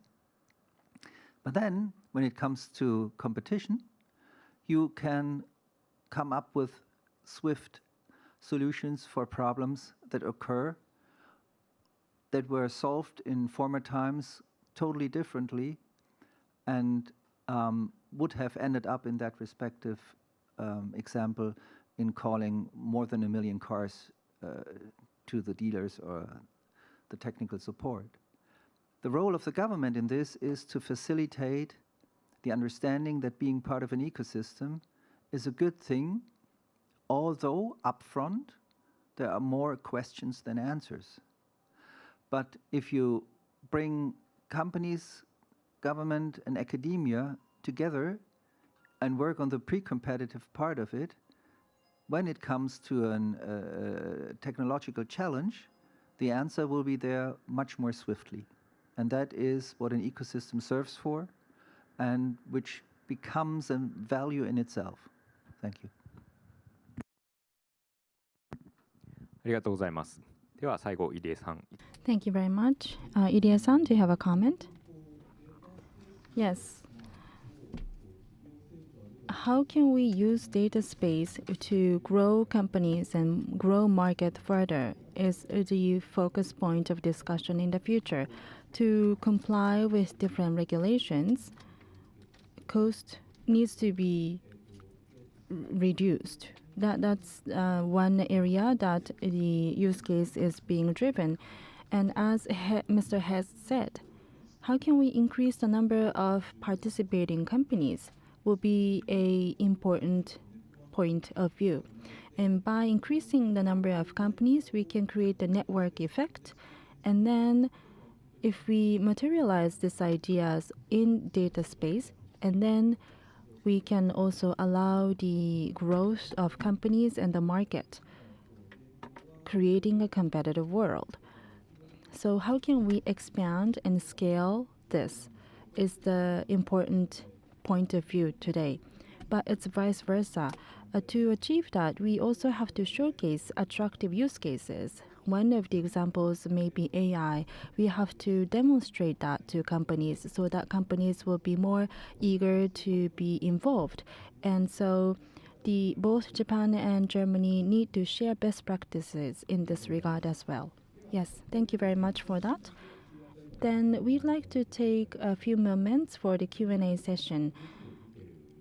First, from the remote participant, we have a question from the YouTube viewer. So I'd like to introduce this. So each company, when they are to operate EDC, the cost burden is quite significant for SMEs. The first person is touching upon Ouranos ecosystem, and the second person is asking about German small and medium enterprises. So how are these companies tackling this challenge of cost burden when they are implementing EDC? Well, in my presentation, I already explained this, but Ouranos data space reference architecture model in Japan has been published, and also open data space reference architecture is the new one. But in here, the data is stored. The data doesn't have to be stored by individual companies. Data can be stored and managed centrally in cloud. So the companies can use either of them. It's a hybrid approach. We understand that the small and medium enterprises would have a hard time operating such systems. So indeed, the questioner has a valid point. Mr. Hess or Kanye-san, the small and medium enterprises in Germany. This from the industry point of view here, and yeah, for definitely what we said, SMEs, we have a big focus also for our data ecosystems to cover their needs. That's definitely crucial if we talk about all the X initiatives where we are focusing on. So we see definitely around 70% of the participants in the data ecosystems are SMEs, and therefore we need specific solutions for them. And that is why we are looking also in our data ecosystems and X initiatives to keep the entry barriers for SMEs quite low, where we have also a specific offerings from different EDC providers and business application providers, special for SMEs, for the specific use cases, for the EDC, which is on a lower entry barrier cost perspective, I can say. I think you always have to see, okay, what are the needs of the SMEs, but yeah, we try to keep this here really low in participating in the data ecosystems. ありがとうございます。Thank you very much. Then we now would like to open the floor for Q&A. Maybe we can take one or two questions from the floor. Any questions?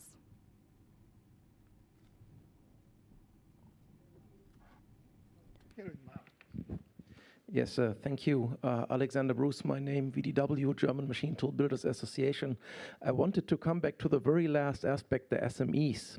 And as we are dealing with a whole lot of government money that goes into these activities, so I'm also, let's say, one of the heads behind the UMATI initiative for open standards in data exchange for machinery, which uses OPC-UA. And our belief is everything we do here needs to be open, independent, and cost-free, open source. So my question is to that, of course, having an industry representative of a very well-known software company here, services have a cost. But there should be a chance to build the services or use the services by yourself without cost for everything which is standardized. What are the concepts here, both for the RRI initiative and also for the X initiatives, to ensure that everything that is developed with a whole lot of government money is in the end free to use if it's not a commercial service? Yeah, maybe add this here from the X initiatives, and I think there we have Catena X, which is the one which is live and which where everything is already available, right? There we have the kits also published, where you have the open source code and where everybody is free also to use it and to implement it then there directly in the companies. Thank you for that. Maybe another question, if there's any question from the floor.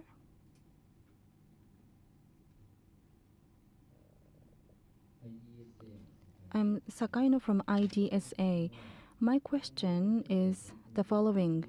What will be the priority issue that we will have to work on? And how can we develop human resources to move that forward? As Mr. Hess said, the international landscape is changing dramatically, and what we have to work on is probably changing along with that. The international power balance is changing, technology is advancing, conflicts are increasing, cyber attacks are becoming severe and severe, and smart manufacturing is being implemented, and data space operation has started. Against these backdrops, what are the priority challenges and goals and themes that Japan and Germany should work on together? And to make progress there, how should corporations and the government solicit people and develop human resources? I'd like to hear from the German representatives, and if you have any advice to the Japanese players, we'd like to hear your views and advices. Thank you. Mr. Hess, do you have anything? Thank you very much for that question. I think it's a very crucial one, because to my understanding, we have two major challenges now to deal with at the same time. That is a skilled workforce and a resilient network. The resilience is to be understood in the way that you have to shield your premises, you have to shield your data processing, your data storage, you have to be aware of geopolitical changes which end up in, let's say, some cyber problems. That is the second part. But the first part is, at least to my understanding, of equal importance. That is, when you have a lot of skilled workforce, you have a lot of potential to tap. The smaller the skilled ones, the fewer the answers that are viable. So the more people are involved and skillfully involved in tackling those problems, the better for, in the end, the ecosystem you are part of. And I would personally suggest to work on those two areas within companies, because the product you know yourself, the market you are familiar with, the framework you're working in is more or less known, although the parameters that impact the framework are changing. But if you don't have skilled people to tackle the problems that occur, that is something the government cannot do for you. We can support the skilling up. And if you have a problem in shielding your products or your processes, then again, what the government can do is supporting industry to shield themselves. But we cannot shield you individually. Collectively might work. So those two aspects, to my understanding, are of importance. Thank you.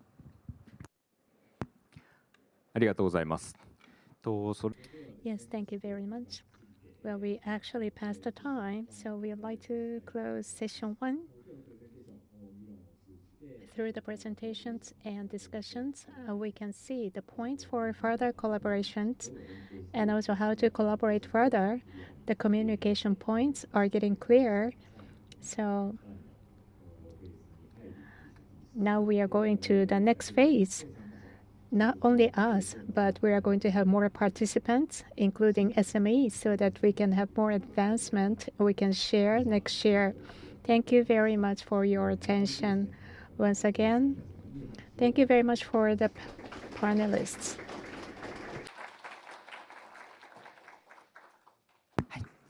それではですね、この後の予定についてご案内を。Now about the program. Now we'd like to have a lunch break. And as in the program, we'd like to start the next session at 1 o'clock. Session 2, we are going to have a panel discussion as well. Well, Japan, US, and European experts were discussing in this a year and a half. So we published this discussion paper. So in this session 2, we'd like to talk about the discussion paper and the outcome. As was mentioned before, during the break, Platform Industry 4.0 use the glass for the demonstration, the virtual glass.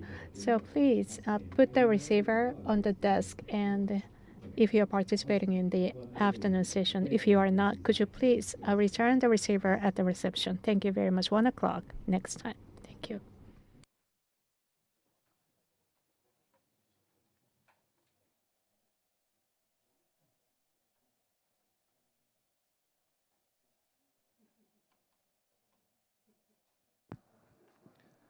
So it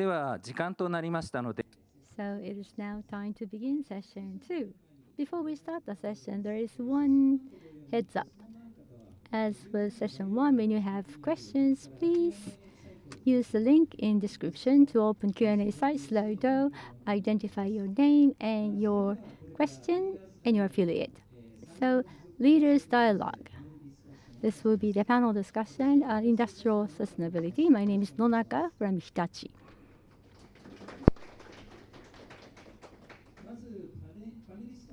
So I'd like to introduce the panel. From Europe, we have Mr. Thomas Hahn from Siemens, a member of Platform Industry 4.0. And from the United States, we have Professor Raghu Athinarayanam from Purdue University, a member of SESMI. And also from Japan, a member of RRI, we have Professor Emeritus of the University of Tokyo, Fumihiko Kimura. So, Mr. Hahn, Professor Raghu, and Professor Kimura, thank you for joining us today. So to begin with, let me explain the motivation for organizing this discussion. We have 2 hours. The slide is from 2016, 10 years ago, that a German company predicted the social impact of Industry 4.0. According to this slide, Industry 4.0 activities would increase productivity by 12% by this year in the German economy. That was the earlier prediction compared to 2016. But as you know, in Germany and other countries, including Japan, productivity has not actually improved as much. So after all, after the pandemic, far from reaping the benefit of Industry 4.0, we're in a state of complex crisis. Natural disasters are becoming severe, geopolitical risks are affecting the real economy, and problems affecting human production activities are mounting. In the end, the benefit of digitalization, including Industry 4.0, are they really permeating society? Do they contribute to the sustainable society? And that is the question we started with, and that is the motivation for this discussion. With that problem in mind, as you can see, experts from RRI and US SESMI and European Platform Industry 4.0 gather here today. Over a period of 1.5 years, we had repeated discussion on the actual situation in each country and common issues. As a result of this discussion, the three organizations recently jointly published a discussion paper, as you can see here. Based on the concerns that I mentioned earlier, we looked back at the industry promotion policies that have implemented in each region up to date, recognized common challenges, and made proposals regarding the areas where we should have collaboration. So we want to discuss the contents of the discussion paper. Thus, I'd like to cover 5 such topics. These are all very important topics. First, what was discussed in the last year's panel discussion. In latest discussion in EU, we have Repower EU and Draghi report. We also have new US policies on industrial sustainability introduced by the Trump administration, and also the polarization of the labor market and a proposal. So to start with, I'd like to review the panel discussion we had last year. The slide was shown last year. This shows productivity in the United States manufacturing industry. We have a horizontal axis showing the decades and vertical axis relative productivity with 2017 as 100. As you can see, productivity was growing linearly before or up until 2008 financial crisis, but has stagnated since 2008 in the so-called Industry 4.0 era. This is not just happening in the US, it's happening in Europe and Japan as well. That's what we discussed last year. And this is a very complex slide. This shows the degree of free trade. The IMF defines the degree of free trade as a sum of each country's import and export values for each year. We have the horizontal axis representing the decade since 1870, and vertical axis showing the degree of free trade. As we saw earlier in the productivity trend, the degree of free trade increased linearly from the end of World War II until the financial crisis of 2008. As you can see, it has stagnated since the crisis. Regarding the similarity between the productivity trend and this trend in free trade, comment was made in last year's discussion from the United States that until the financial crisis, manufacturing industries in each country had kept only high value added processes in their own country and offshored the rest overseas. But since the financial crisis, geopolitical risks have increased, making it difficult to offset the freely offshore. Difficult to offshore. This was mentioned by Professor Raghu last year. In the manufacturing industry, under free trade, horizontal division of labor is promoted from the perspective of economic rationality. But recently, this situation may not apply. It is no longer the case. And we have labor shortages facing manufacturing industry around the world, which poses a bottleneck for businesses looking to launch new businesses. Our members from Japan and Europe suggested that primary causes of this is the declining and aging workforce. On the other hand, Professor Raghu introduced the sesame discussion. He said it's one factor, but an important perspective is incentives. Compared to other industries such as communication or information, because of the wage being lower than those industries, it's very difficult to hire highly skilled labor, making it difficult to generate innovation. Now, this is the slide that shows new jobs. You see, the manufacturing industry is in the middle compared to electricity, gas. You can see the wage level of the manufacturing sector is lower. So what Professor Raghu indicated last year is matching this graph. Now this graph shows the new jobs that will be created and jobs that will decline by 2030. As you can see, the blue chart on the left, the jobs related to AI and their analysis are expected to increase, but on the right-hand side, jobs such as accounting and bookkeeping are expected to decline. Digitalization is accelerating structural changes in the labor market. And therefore, we discussed the importance of STEM education and lifelong learning. Now I'd like to ask a question to the panel regarding the last year's discussion. It's been 1 year, so with that in mind, I'd like to ask a question. Regarding the issue of stagnant productivity improvement in the manufacturing industry. It was pointed out last year that it would take time for results of Industry 4.0 to become apparent. Mr. Hahn pointed that out. We know the effects of digitalization are certainly being felt. If you look at the real minerals, it seems that disruption to supply chain are canceling out the benefit of digitalization. So, Mr. Hahn, what do you think?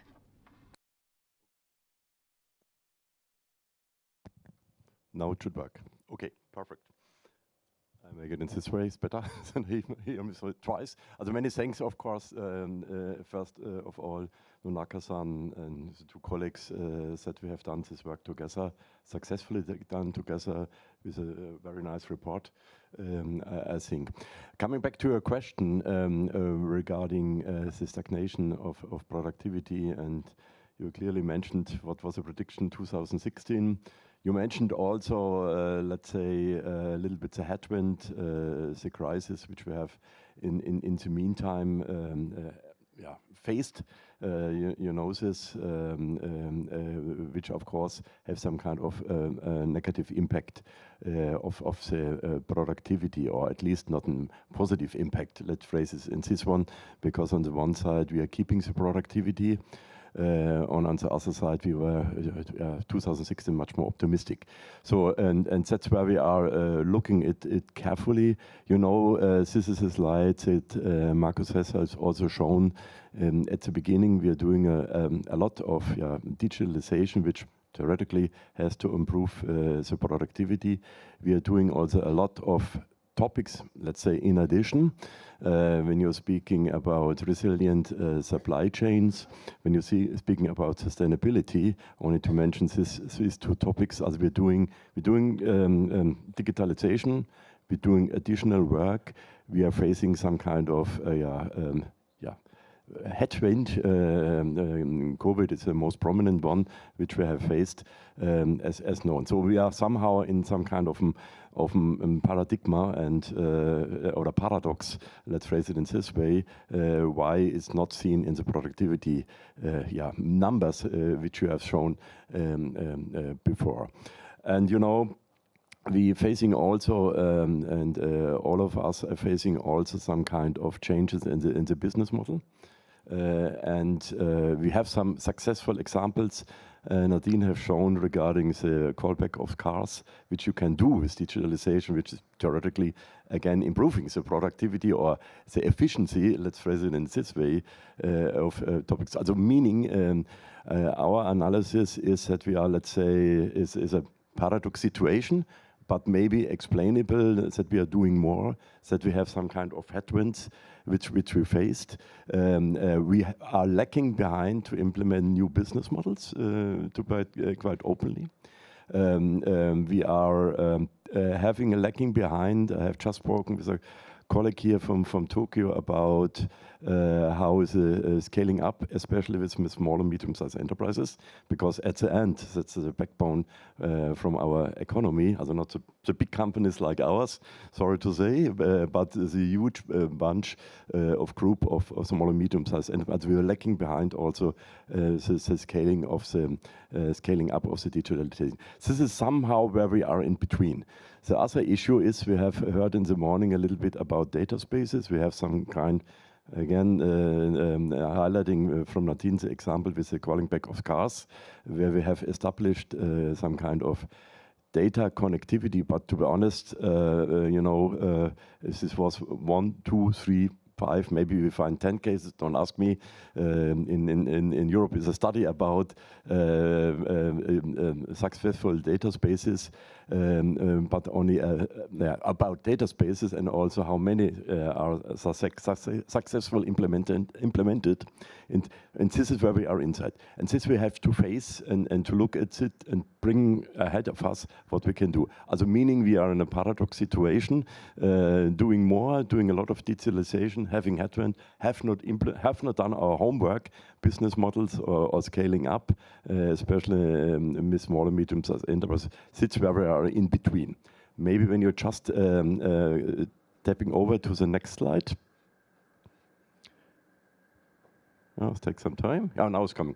What we are doing at the moment in Europe and Germany, we are setting up and have set up a project headed from Fraunhofer, where we are really looking in this paradox situation or stagnation of productivity and what are the reasons behind this. And you see here some of the objective where we are looking inside. Is not a surprise. Is also not to say rocket science in doing this, but we have to do this and to have to analyze this, because in this situation we cannot proceed like we are. And also when you have here, and we speak later about all the Draghi report, there was also a big chapter about the stagnation of productivity. Also, point taken, maybe a little bit optimistic, and now we have to start together, and I mentioned this before, together the right countermeasures to get it solved. ありがとうございます。Thank you very much. IMX digital space was mentioned here. And as we had a discussion, productivity issue, SME issue, all of these are all included in the scope. And the same situation exists in the US and Japan. So that should be one of the discussion points here. Next, from the same perspective, I'd like to invite Professor Kimura. I want to ask you a question. In last year's panel discussion, members from Japan and Europe commented that aging and declining working population is a problem. And I believe this has been mentioned by Professor Kimura. And incentives to manufacturing is relatively low compared to other industries. It's difficult to secure skilled labor. This has been pointed out by Professor Raghu from the United States. I think both of these factors are very important. Incentives and labor population are both important. Specific solutions are necessary in Japan. So, Professor Kimura, what is your thought?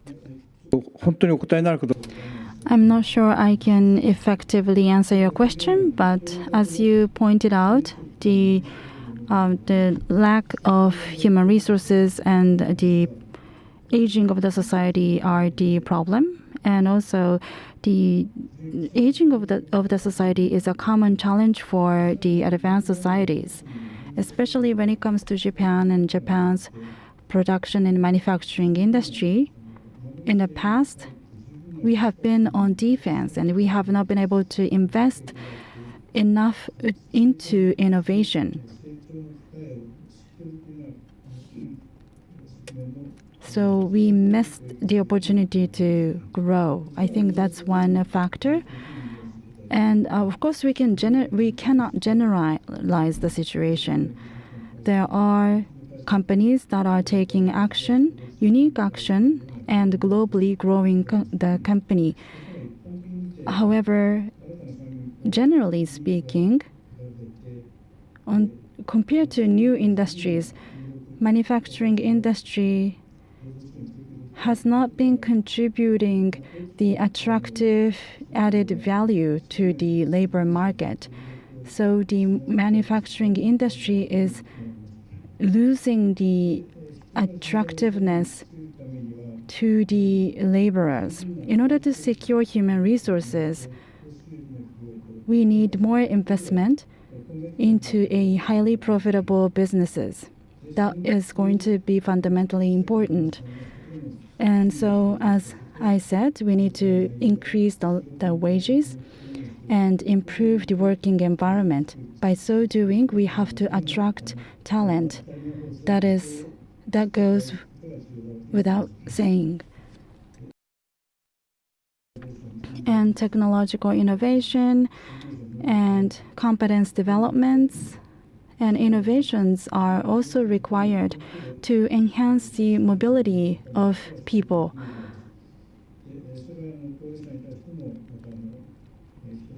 So in the aging society, to tap into the global talents, this is going to be important. And what I just talked about, because of the economic and social limitations, there are many things that individual companies cannot do alone.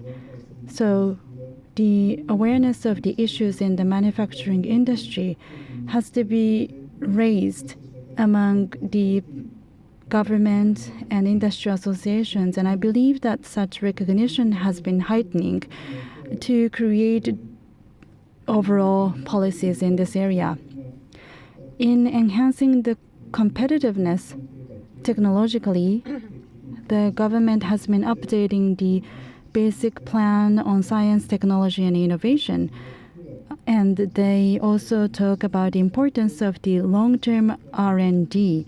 And based on this, various policies are to be put in place. In terms of more pragmatic industrial policy, the Ministry of Economy, Trade and Industry has put in place a council to talk about the investment and wage increase toward 2040. They are trying to promote the shift in mindset toward growth toward 2040. And I think that the details will be discussed later, but the Draghi report is quite relevant in this context. That's all from me. Thank you. In his argument, he talked about the mobility of human resources and making the industry a viable choice, attractive for job seekers. These are recent issues as well.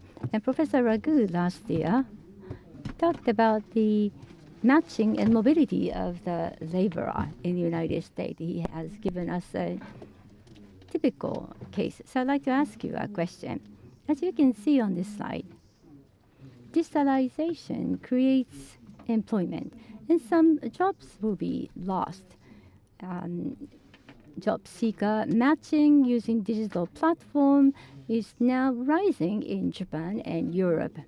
In the United States, Professor Raghu last year said high mobility of the specialized jobs are actually secured by the platform.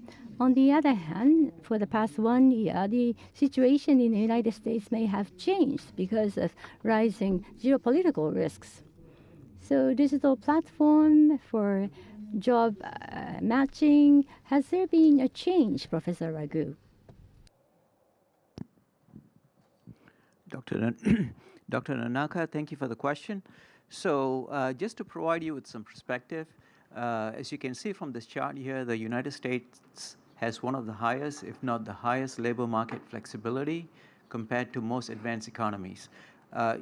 Measured using the EPL index or the Employment Protection Legislation Index. So in 2022, the EPL index for US was 0.49 compared to the OECD average of 2.04. So you can tell just by looking at this chart, how mobile the US workforce is.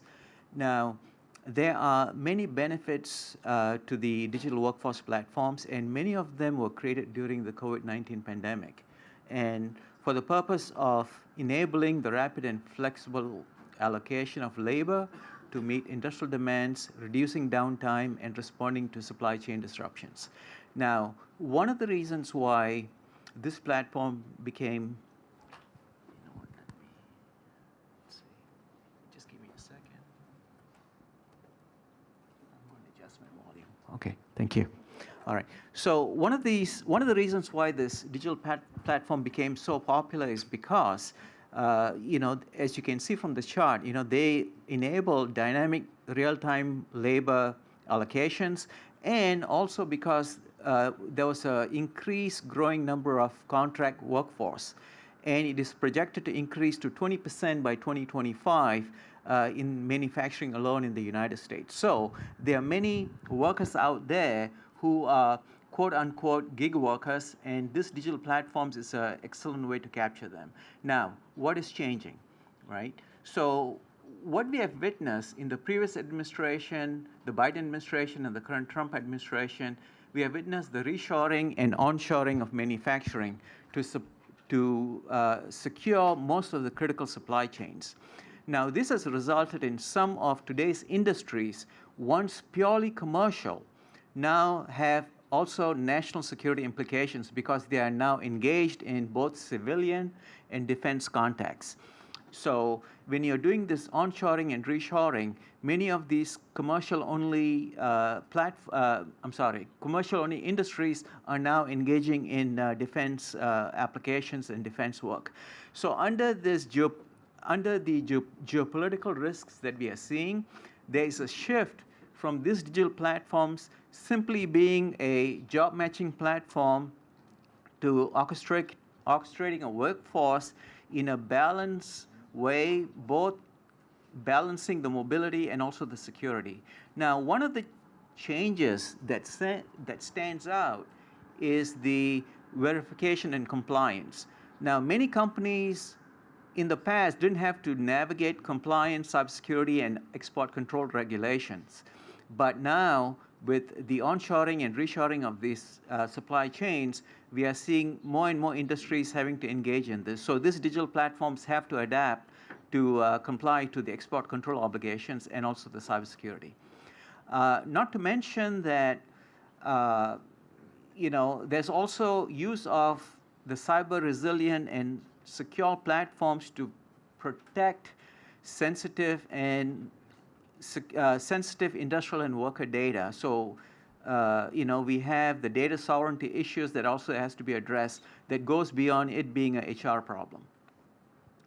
And also something that we are noticing happening in the US, more so than none, is industries are becoming more conscious and moving away from degree-based hiring and moving towards verified digital micro-credentials. This allows skilled workers to securely navigate between sectors using verified credentials. This way, employers can gain assurance that every individual in secure facilities meet verified standards. So that is one of the ways that these digital platforms have changed in the last 2 or 3 years. ありがとうございます。かなりいろいろな Thank you very much. He has covered many different topics. The labor mobility, digital platforms, roles, and obviously the concept of security seems to have been attracting a lot of attention for the past year. In EU, we talked about the data space and digital product passport. So I would like to take a deep delve into these topics in session 2. So from that perspective, we would like to look at the Repower EU and Draghi report, the latest industrial promotion policies in EU. The European Committee considers energy policy to be crucial for Europe's competitiveness, security, and achievement of climate neutrality. In response to challenges posed by Russia's invasion of Ukraine and turmoil in global energy market, European Commission implemented Repower EU plan, which has been implemented in May 2022. And because of this, the energy prices has reduced since the peak level in 2022. Now we have the slide for comparison. Regarding the issue of energy costs, the chart shows electricity charges for the industry sector in each country in 2022. Obviously, the electricity charges on the far right is Germany. They are similar to those in Japan and the UK and France, but US has overwhelmingly cheaper charges. For example, industries such as cement, steel, chemicals, and semiconductors consume large amounts of electricity. And in order to, because these industries are the foundation of each country's competitiveness, energy cost is a very important factor. So we would like to focus on that in this year's project. In September last year, as you might know, the European Commission released the Draghi report. Mario Draghi, the former president of European Central Bank, was commissioned by the European Committee to prepare a report outlining his vision for the future. The report outlined the challenges facing industry and companies in the European single market. The report notes that growth in Europe has slowed compared to the US and other countries and continue to slow despite various measures being taken. The report also notes that while the European decarbonization targets and policies are more ambitious than other countries, they impose additional costs on European industry in short term. Furthermore, Europe is already lagging behind in some areas such as cloud computing. It is necessary to promote vertical integration in strategic European sectors such as automobiles, energy, communications, and pharmaceuticals through digital technologies such as AI. And more recently, Mr. Draghi made a comment after 1 year. I have collected his comments. So 1 year after the release of Draghi report on September 16th this year, Japanese news media carried his comments. For example, the EU is falling farther and farther behind other companies. The national governments do not understand the urgency of action. Continuing with the status quo is giving up different paths requires new speed, scale, and focus. This means acting together, not dividing efforts. Further action is necessary to address scaling up of AI in Europe. For example, the US, 40 large-scale LLM foundation models were created. China built 15. EU only built 3. Energy prices, including natural gas, are nearly 4 times higher than that in the United States. And even as AI-related electricity demand in Europe is expected to increase by 70% by 2030. So these are some of his recent comments. So this is a very heavy burden. I'd like to ask a question. Mr. Hahn, how do you view the Draghi report in the context of Platform Industry 4.0 and Manufacturing X? Very shocking comments were made by Draghi. How is Draghi report recognized? Europe should utilize digital technologies such as AI to strengthen vertical integration in Europe. This is what Mr. Draghi said.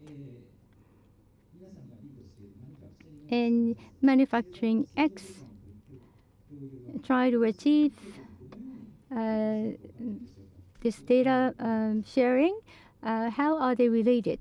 How can you contribute? Okay, thanks for the question, Nonaka-san. You know, when you're looking, first of all, general topics which are addressed in the first question, also regarding the productivity, and you mentioned also the pricing of energy before, or also the skills topic is also a quite important topic. Also meaning we have, let's say, several structural topics which we have to solve, also new digital business models. This is the first topic. Second issue is, you know, also, and when you're looking to companies like my company, or also if you have SAP in the room and so on, we are facing also in some kind of recommendation to the government.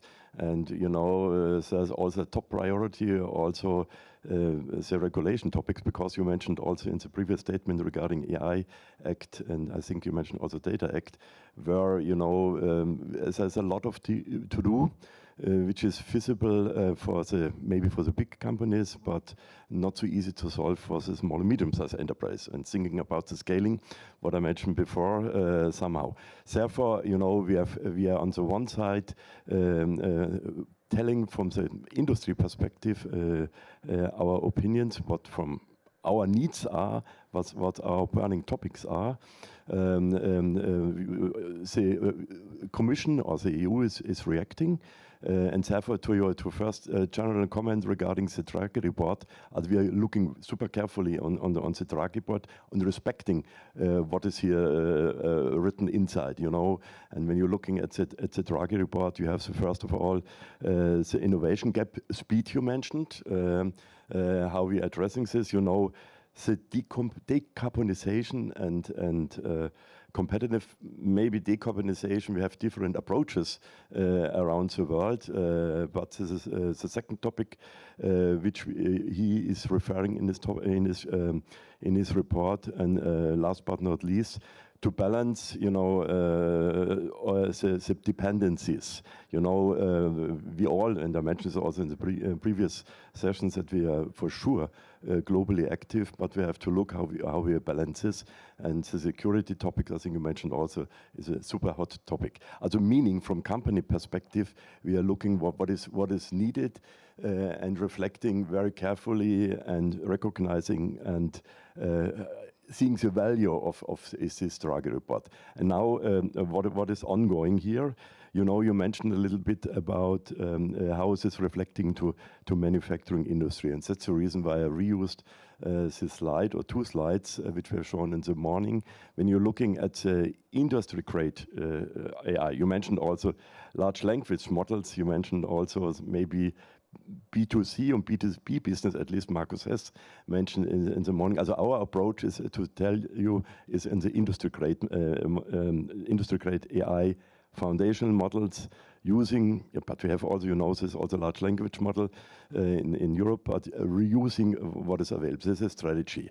And here, you know, the topic for manufacturing X plays an important role. When you're looking at this triangle on the right side, left side on the slide, and you're looking at data, you can extend it to data ecosystems, and you can imagine, and I've just discussed in the break with Sebastian about this, how the manufacturing X data space initiative can fit into, or Nadine mentions this also. As one of all, we're looking at the data perspective. On the left side, you see infrastructure.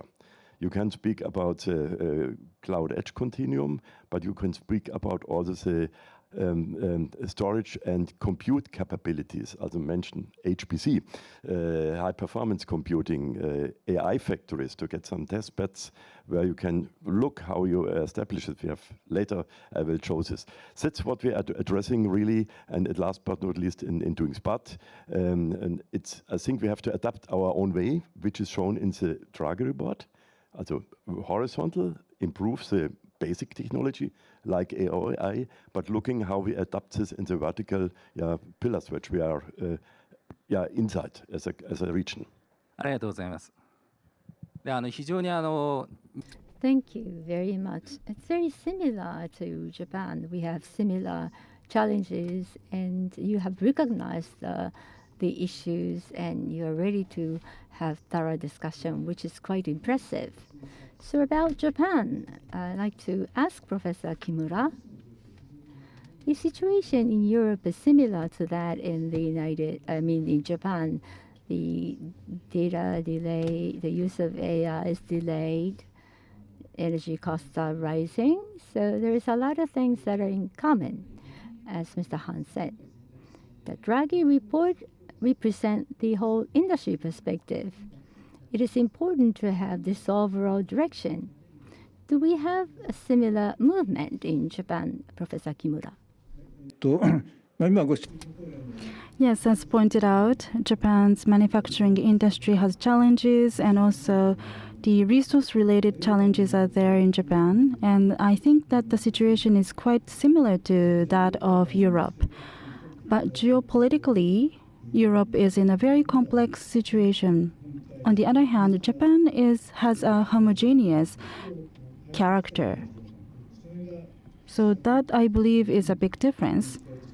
And I think that would lead to differences in the measures and actions taken. I will argue about that later. So as I mentioned earlier about Japan, for a long time, Japan has been stagnating, and that challenge has been recognized by both public and private sectors of Japan. And that's why the players are trying to promote initiatives. But recently, in manufacturing industry, the investments have been stagnating for a long time. And regarding the countermeasures, or the Draghi report, with the background that Japan is in, is quite similar to what has been pointed out by Draghi report.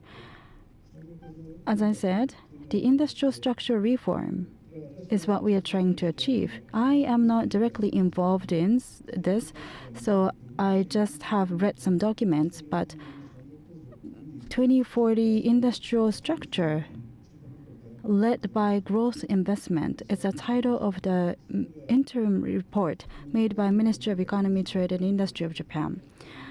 So large-scale, long-term plan is needed on the budget, the tax measure, and the regulation initiatives in order to expand the investment in and out of Japan to accelerate innovation and also to increase incomes of the people. In doing so, the industrial policies in 8 areas and the infrastructure building will be required. So in terms of the industrial policies, GX, DX, and economic security are important topics. Also, resilience against disasters are also critical topics. So I think that similar challenges are there in many different markets. More specifically, I'm sure that you already know, but the green transformation, or GX, related investment support is also provided. So industrial and energy policies have to be converged. Also, AI and semiconductor-related framework should be put in place, and the various policy packages to support the growth of SMEs have also been proposed. And of course, AI is an important area. AI basic plan was enacted, and data space for AI has been discussed as well. It just started recently, but we have high hopes that further developments will come in the near future. So large-scale and long-term measures are now being implemented. And in terms of the direction, I believe that the point of view on the problems is quite similar to that of Draghi report. In case of Japan, such large policy framework is already there. And so based on that, specific measures will be executed. These measures have to be cohesive. So we have to monitor them closely. In Japan, as I said, we have a homogeneous character. So we may not have a governance structure to maintain the integrity in the Japanese market, but I'd like to monitor that closely. Thank you so much. So there is a lot of similarities between Japan and EU and Japan-specific issues as well. Now I'd like to ask Professor Ragu. Now, since the beginning of the second Trump administration, policies have been changed.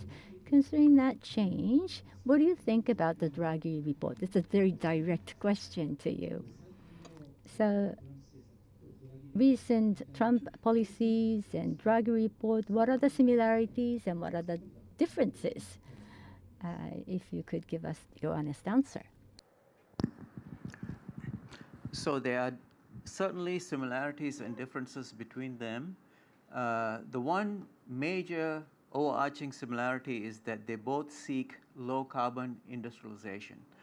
Now, as you can see from this chart that I've created to outline what are the similarities, from the context of sustainability and competitiveness, both frameworks reject the notion that decarbonization and industrial strength are opposing goals.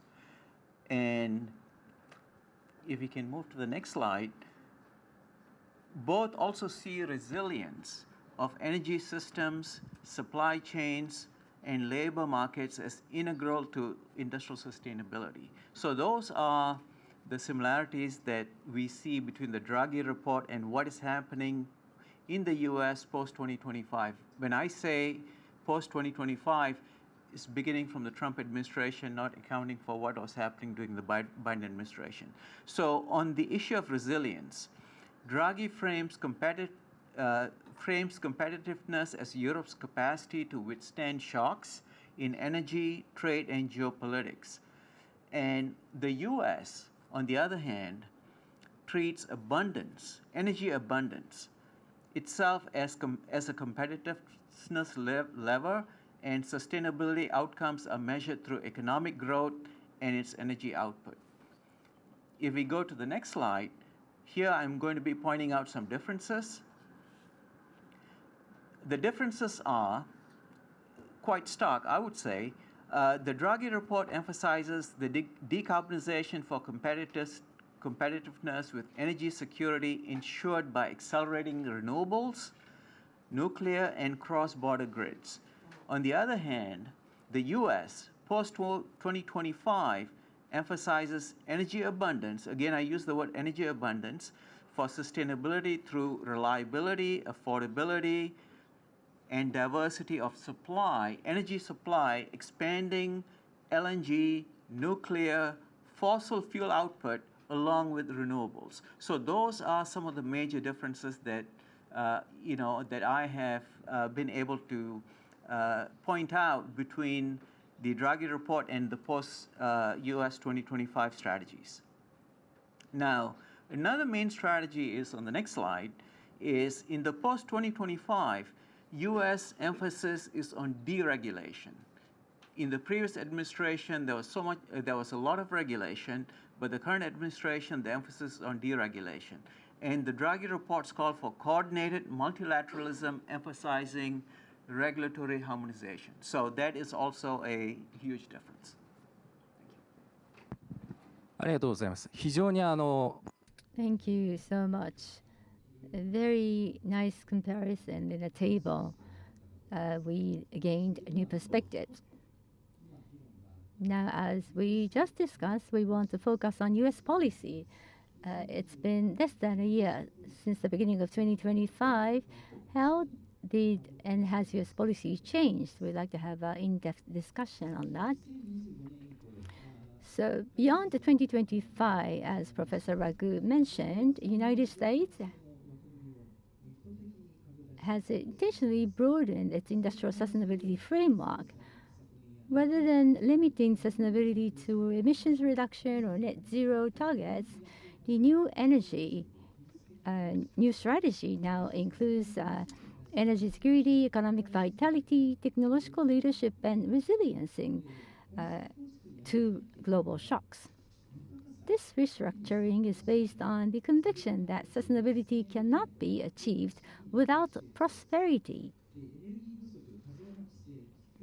The manufacturing sector suffering from energy scarcity, excessive regulation, and a lack of competitiveness cannot realistically sustain jobs and innovation and environmental progress. As Professor Ragu said, energy needs to increase depending on the demand increase. That is the foundation of the new US strategy.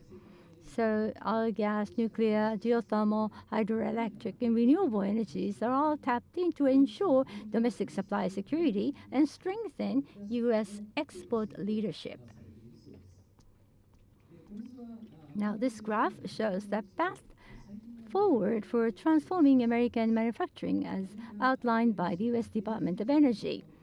Department of Energy states economic growth and well-being of Americans include healthier communities, stronger and more competitive US industries, and stable high-paying jobs. Industrial emissions, associated environmental impact include reducing criteria, air pollutions, reducing water pollution, and mitigating impact on biodiversity. As you can see, the scope is expanded. Why this policy? Let's take a deeper delve. This new U.S. strategy appears to have the following four strategic axes. First, technological innovation, as Professor Ragu said. Autonomous innovation enabled by deregulation, allowing industry to adopt and deploy solutions at the speed of the market rather than the speed of regulation. Secondly, the global leadership in energy exports. That is the basis. This enables the United States to provide low-emission alternatives and advanced nuclear technology to its allies and promote decarbonization beyond borders. That's the second axis. The third axis, the integration of advanced technologies, as we discussed this morning, from AI to digital twins and smart grid, they will transform industrial and energy systems. They will convert them into intelligent, adaptable networks. So AI and digital twin are regarded as in this manner. And number four, resilient supply chains. This links sustainability with stability, enabling the U.S. industry to withstand global disruptions, and U.S. will be able to retain competitiveness in uncertain environment. That's the fourth pillar. So what is the context? The factor analysis has been done. This is a very practical numbers that they served as a basis for this survey. First, the data centers and AI computing increasing explosively. The share of commercial computing in commercial electricity is predicted to grow from 8% in 2024 to 20% by 2050. Secondly, reshoring of industry and semiconductor manufacturing. Semiconductor factories, battery factories, and clean technology, as we have discussed, require high-quality, reliable power. And the power supply is concentrated in specific regions, further increasing strain on local power grids, necessitating rapid infrastructure upgrades. Thirdly, this is the same in Japan, electrification of transportation and buildings. Electrification represents the structural reallocation of energy demands from fossil fuel to the power grid, reshaping utility planning and long-term fuel mix demand planning. And number four, weather and climate change. In addition to direct impact due to temperature rise, we have seen increasing frequency of severe events such as hurricanes, flood, wildfire, and also polar vortex. They create energy demands with an emphasis on resilience in backup generation, backup power. The table compares the U.S. industrial sustainability policies before 2025 and after 2025. As we have discussed, the pre-2025 policy was a regulation-driven, the climate-centric model, focusing on industrial decarbonization, infrastructure modernization, and clean technology development. With compliance-based rapid carbon reductions, it's supposed to be possible, but in terms of resilience, the U.S. think that this incurs broader industrial risk. Now, if you look at post-2025, there is private sector-led innovation, and this will be utilized to mitigate climate change, with energy security, prosperity, economic vitality, innovation becoming key policies. So these will be the major parts of the policies. In terms of decarbonization, energy security, economic competitiveness, and innovations are utilized to achieve decarbonization target at the same time. The climate change remains central, but they should not be the limitation. Through energy expansion and diversification, the U.S. should try to achieve the prosperity. So it's a major change in terms of policy direction. So I'd like to ask a question to Professor Raghu. The U.S. industrial approach to sustainability is shifting from a pre-2025 model, which was rooted in regulations, to a private sector vitality, market forces, and innovation. The government plays a role as a facilitator of vitalizing the power of the private sector. So, Professor Raghu, this is a new balance. How is this discussed in the United States? It's not just competitiveness, resilience, decarbonization. There are multiple factors, and you have to hit the right balance. What type of mechanism do you think is needed to make a good balance? Thank you, Dr. Nonaka. That's a loaded question. But if we could go to the slide here. Okay, no, the one before. Okay, so the new policy architecture in the current Trump administration is based on these three interlocking pillars that Dr. Nonaka just mentioned, that delivers on energy security and abundance, economic vitality and competitiveness, and innovation-led decarbonization. So these are the three pathways to decarbonization that the U.S. is looking at under the current administration. And the next slide, please. So in this new framework, the government's role, or the federal government's role, shifts from being a prescriptive regulator of mandates to an enabler with a focus towards market-led innovation. So that is what the current administration is pushing for. So what does it mean by the government as an enabler? So as an enabler, the function of the government has shifted from creating mandates to being the enabler to de-risk all private investments, to empower industry-led innovation with deep collaboration across public and private sectors. So that is what the enabler role is that the U.S. is currently taking right now.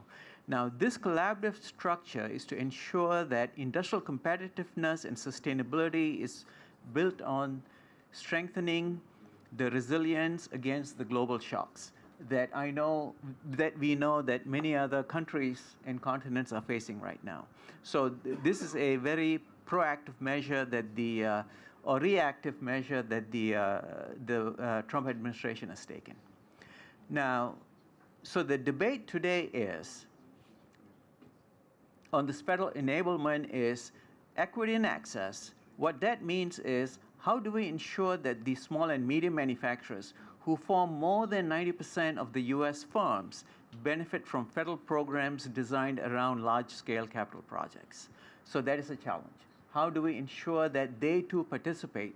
The vast majority of the manufacturers are small and medium in the U.S. and probably the same in Japan and also in Germany.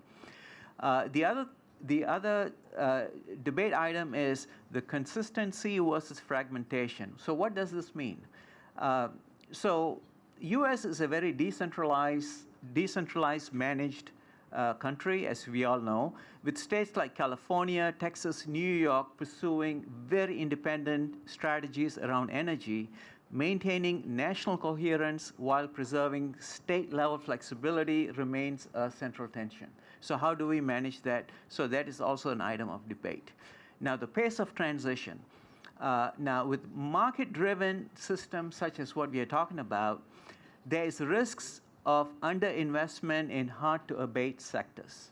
So that is, also a question that has to be worked on. Now, as I'm talking about all of this, keep in mind that a lot of these policies are still in the formative stages because, the administration is fairly new right now. I don't have the answers to many of these, but these are some of the corrective mechanisms that are being looked at right now. Now, are they policy yet?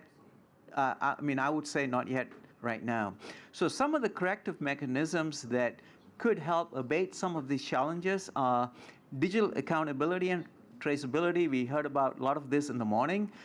Use of product passports, which is being developed for carbon accounting by some of the agencies in the US, particularly the Manufacturing USA Institute, and to address the issue with small and medium enterprises, we are leveraging the Manufacturing USA Institutes to de-risk some of the frontier technologies, while the NIST MEP, which are agencies that work directly with the small and medium, are diffusing many of this innovation across the SMEs.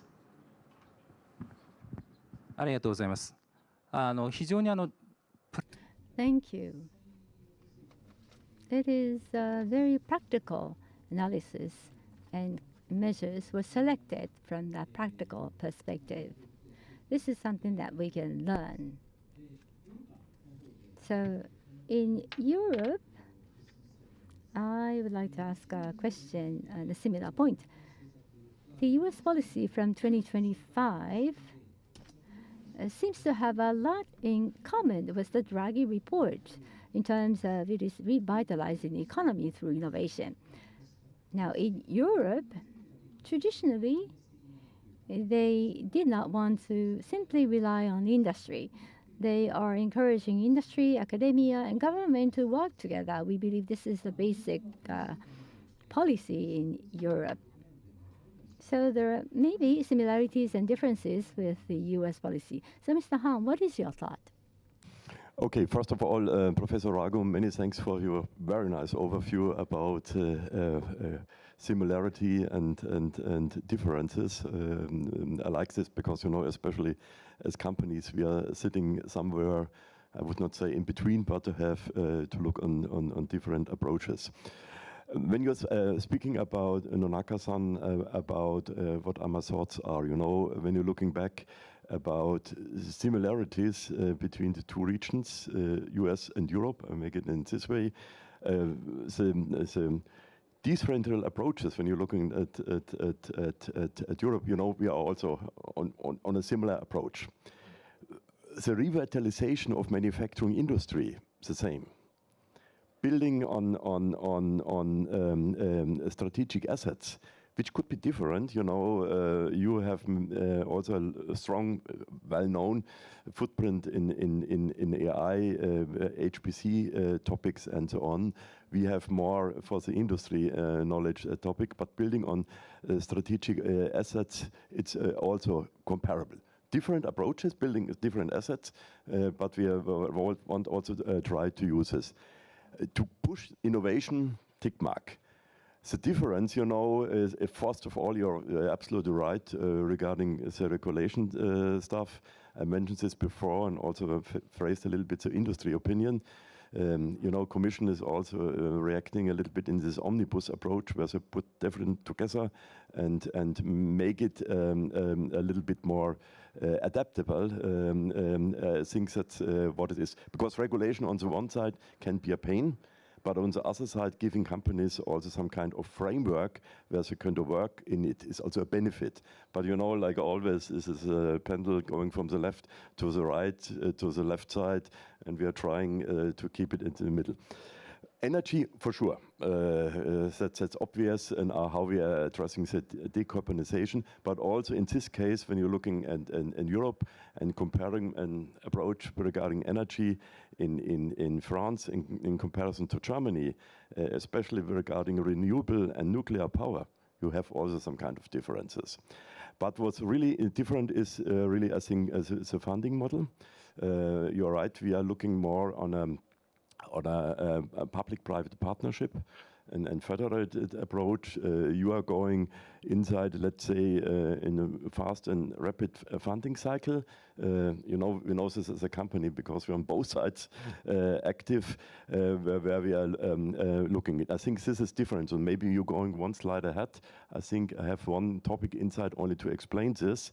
When you're looking at the AI, besides the comments before regarding large language model and foundational or industrial foundational models, when you're looking only to how we increase our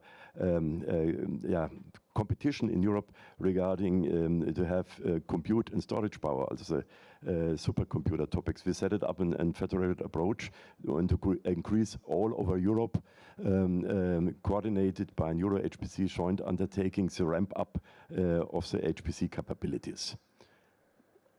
The success is that we are up to now, after 5 years or 10 years back, we were out of the top 10. Now 4 of the HPC centers around the world coming from Europe. Good, and number 4 is also from the AI factories where you're building up some kind of capability. As a meaning, the funding, I think that's different. We are much more in a federated public-private partnership topic, like in comparison to the US.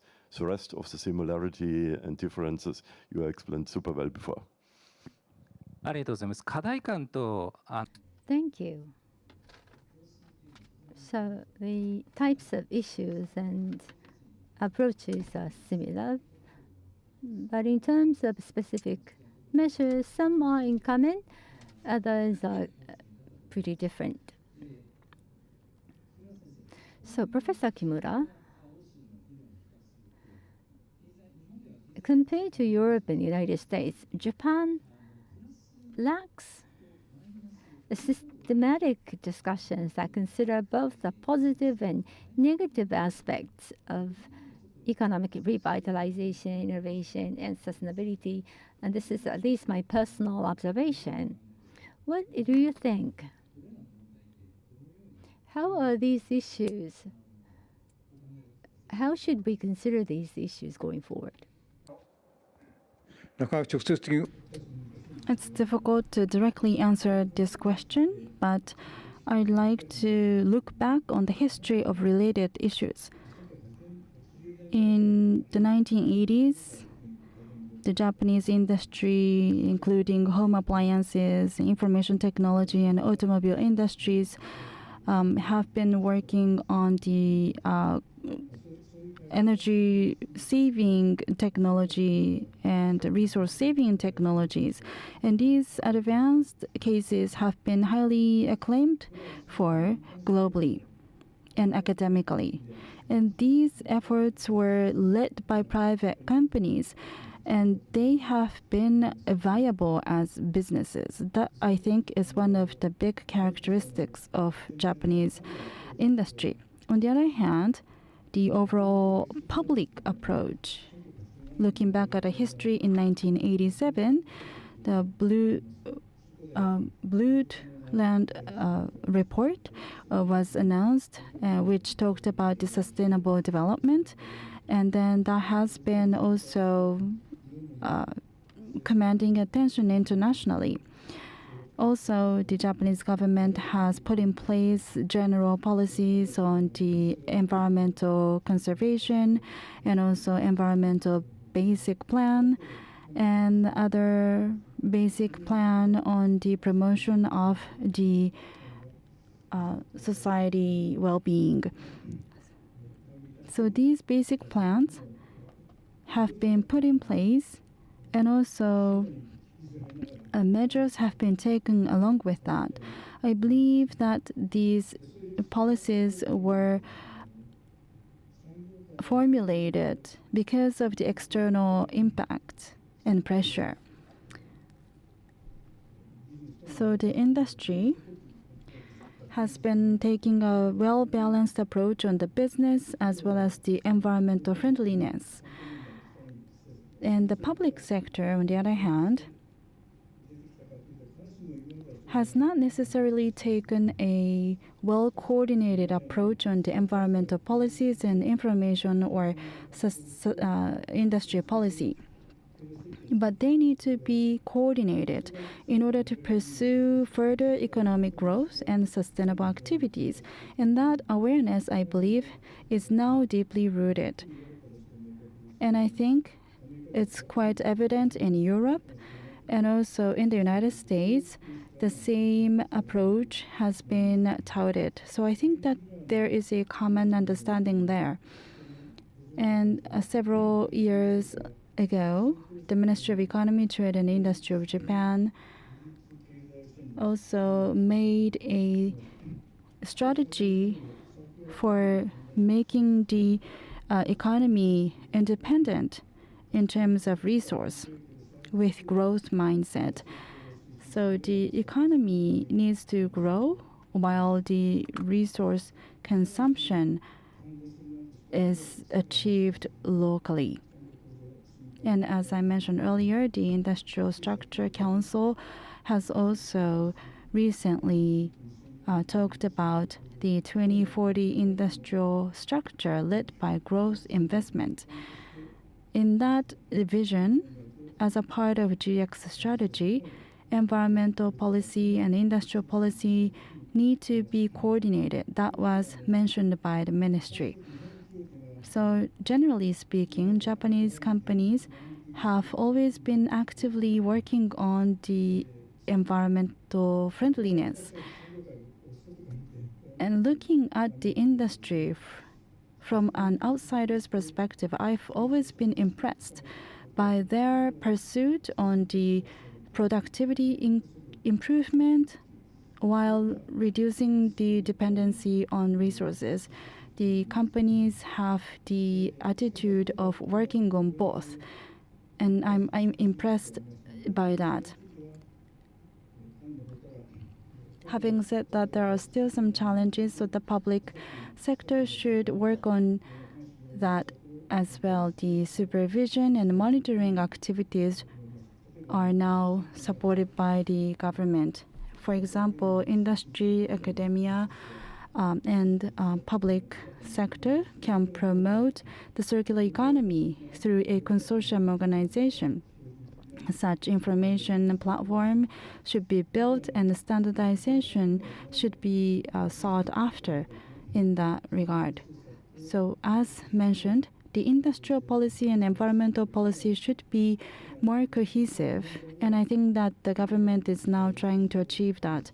In case of Japan, that leads to supporting the industry, but I guess this is my personal view, and some of you may have different opinions. That's all. Thank you. Commonly across the globe, sustainability has been discussed broadly.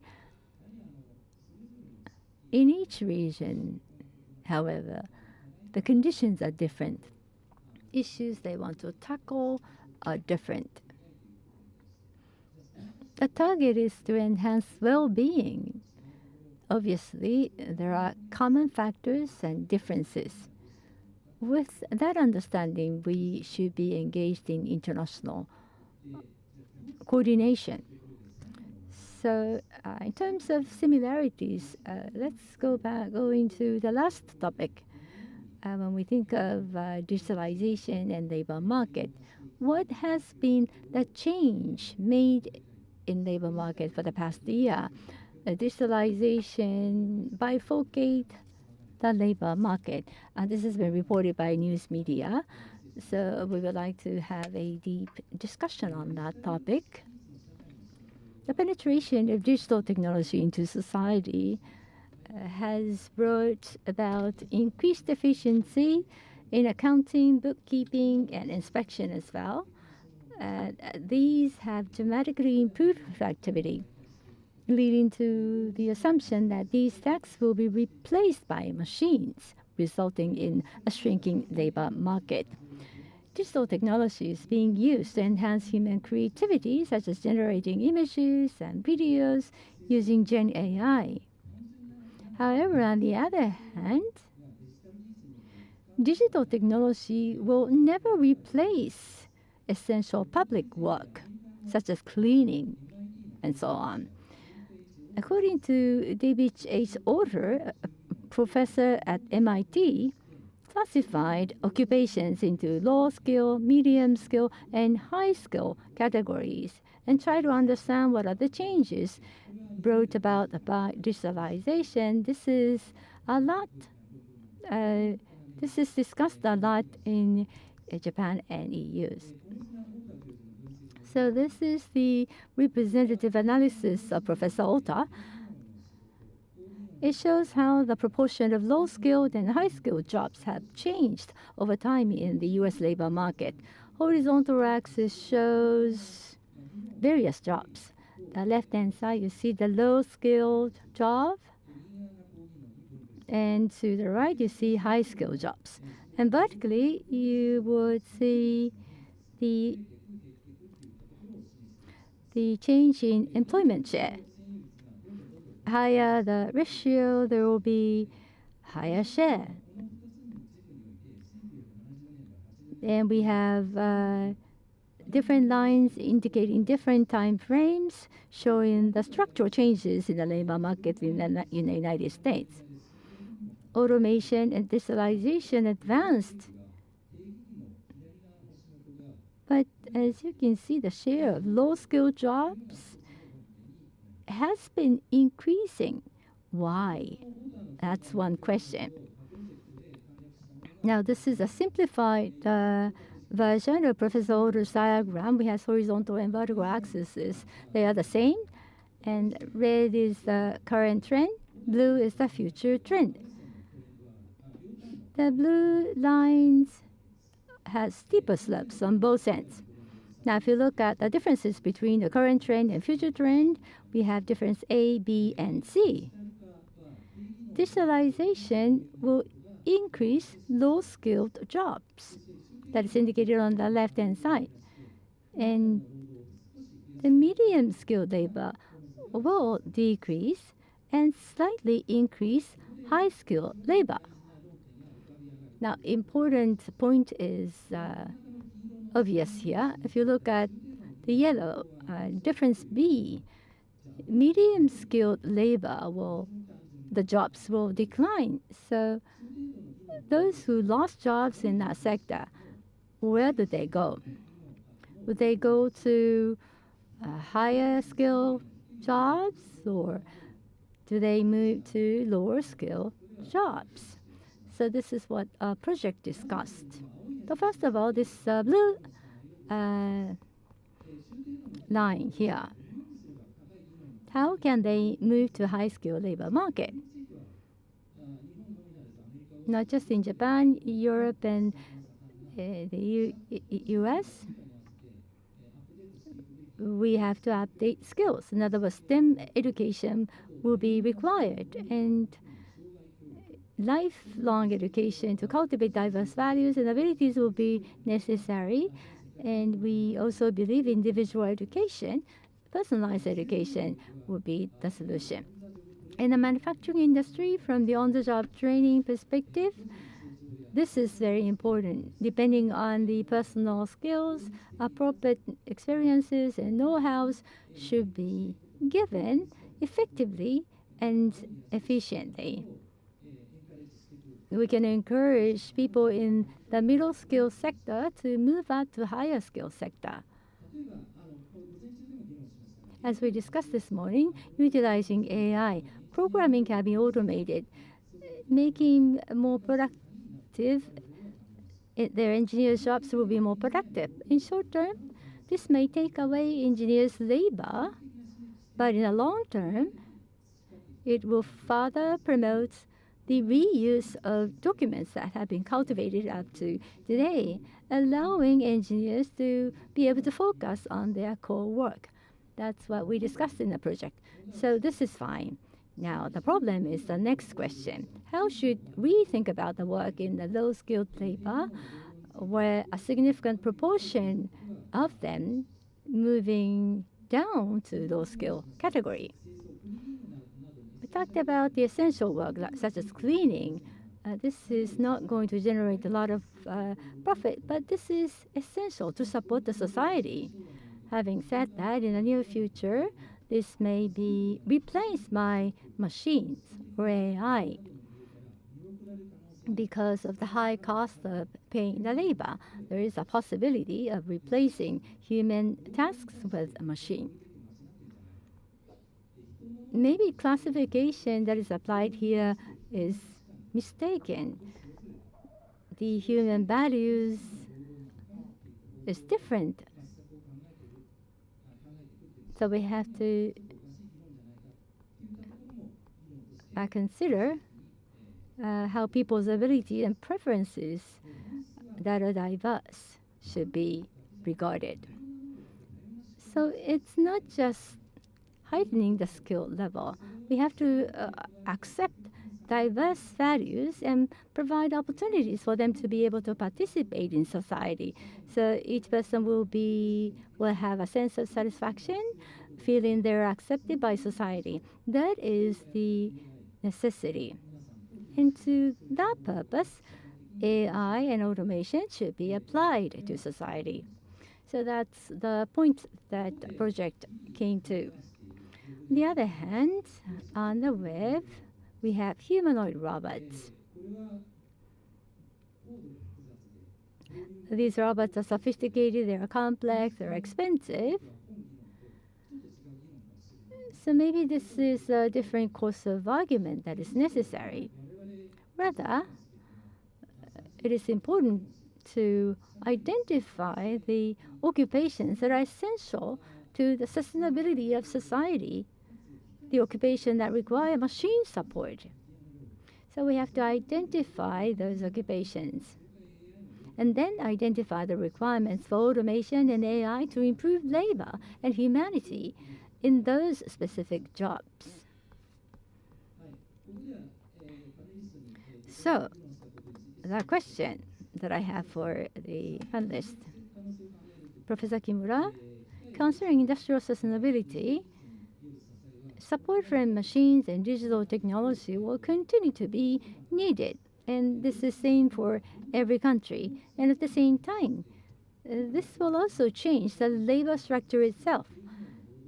Many people will continue to be forced into low-skilled work because it's difficult to mechanize, automate, or digitize. So the technologies will have a negative aspect to it. How should we interpret this? How are we going to go about these negative aspects?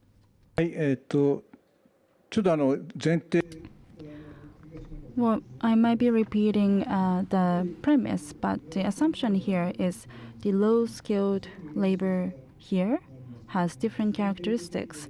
The template-based repeatable work can be done by using technologies at low cost. There are such areas in many areas, but on the other hand, because of the working environment or because of the subjects that are being handled in the operation, the perception and senses of the people may be required in some of the tasks.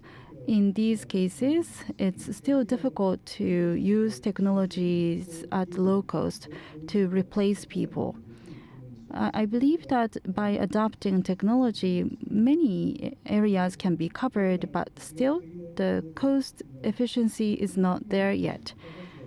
So in that case, such low-skilled work or labor has low added value, which means that the wages are also low as a result.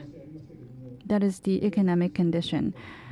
The cleaning and simple transportation, delivery, or simple services and infrastructure-related support work that are essential to our social life, the so-called essential work. Most of the essential work cannot be automated, but have to be done by people at low wage.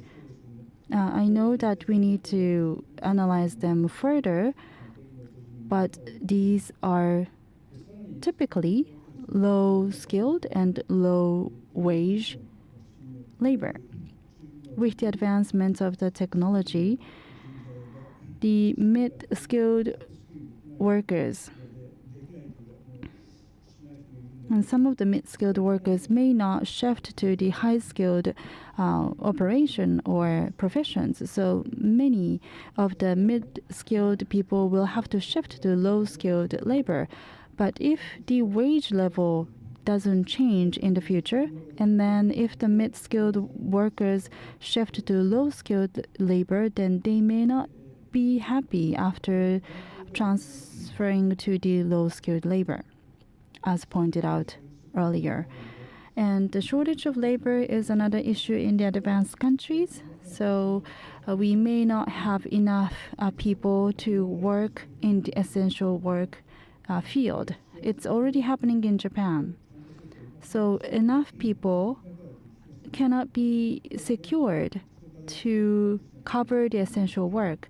It may lead to the unsustainability of the society. It's a critical issue. To repeat myself, by using digital technology, some of the working environments can be handled through man-machine interaction. People can work in a better working environment, and also we can improve the design further to allow people to continue working there. And the challenge then is the cost. It's costly.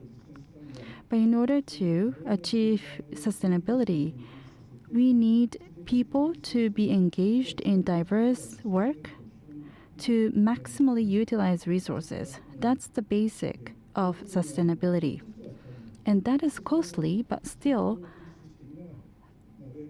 it's necessary in order to have people enjoy well-being, because that would lead to the reduction of social costs around the society. So broadly speaking,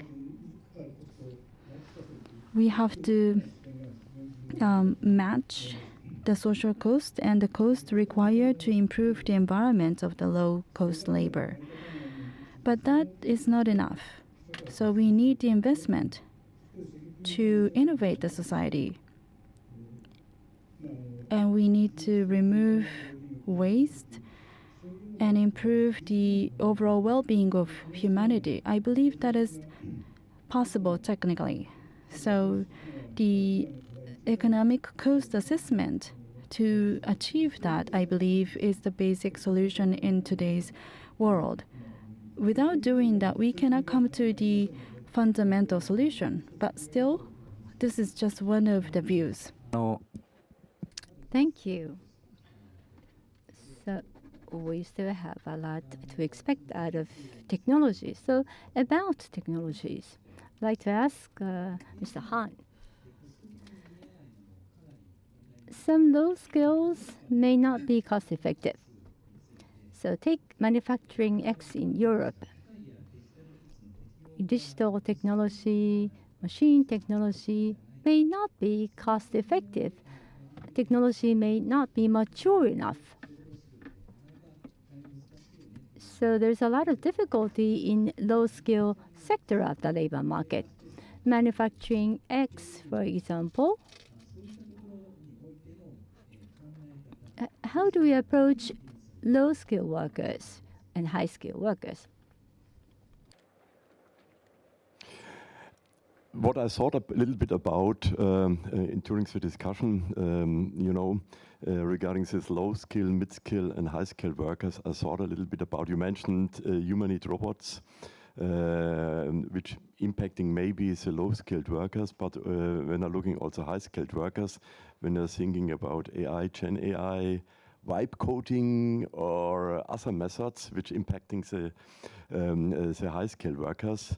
It would be really interesting how this curve looking with the technology in 10 years up to now. Because why I'm saying this, and Markus has told in the morning about the 10 years development of the platform Industrie 4.0, and we had at the beginning a working group about working and working environment and the fear of losing jobs. Now we are looking vice versa.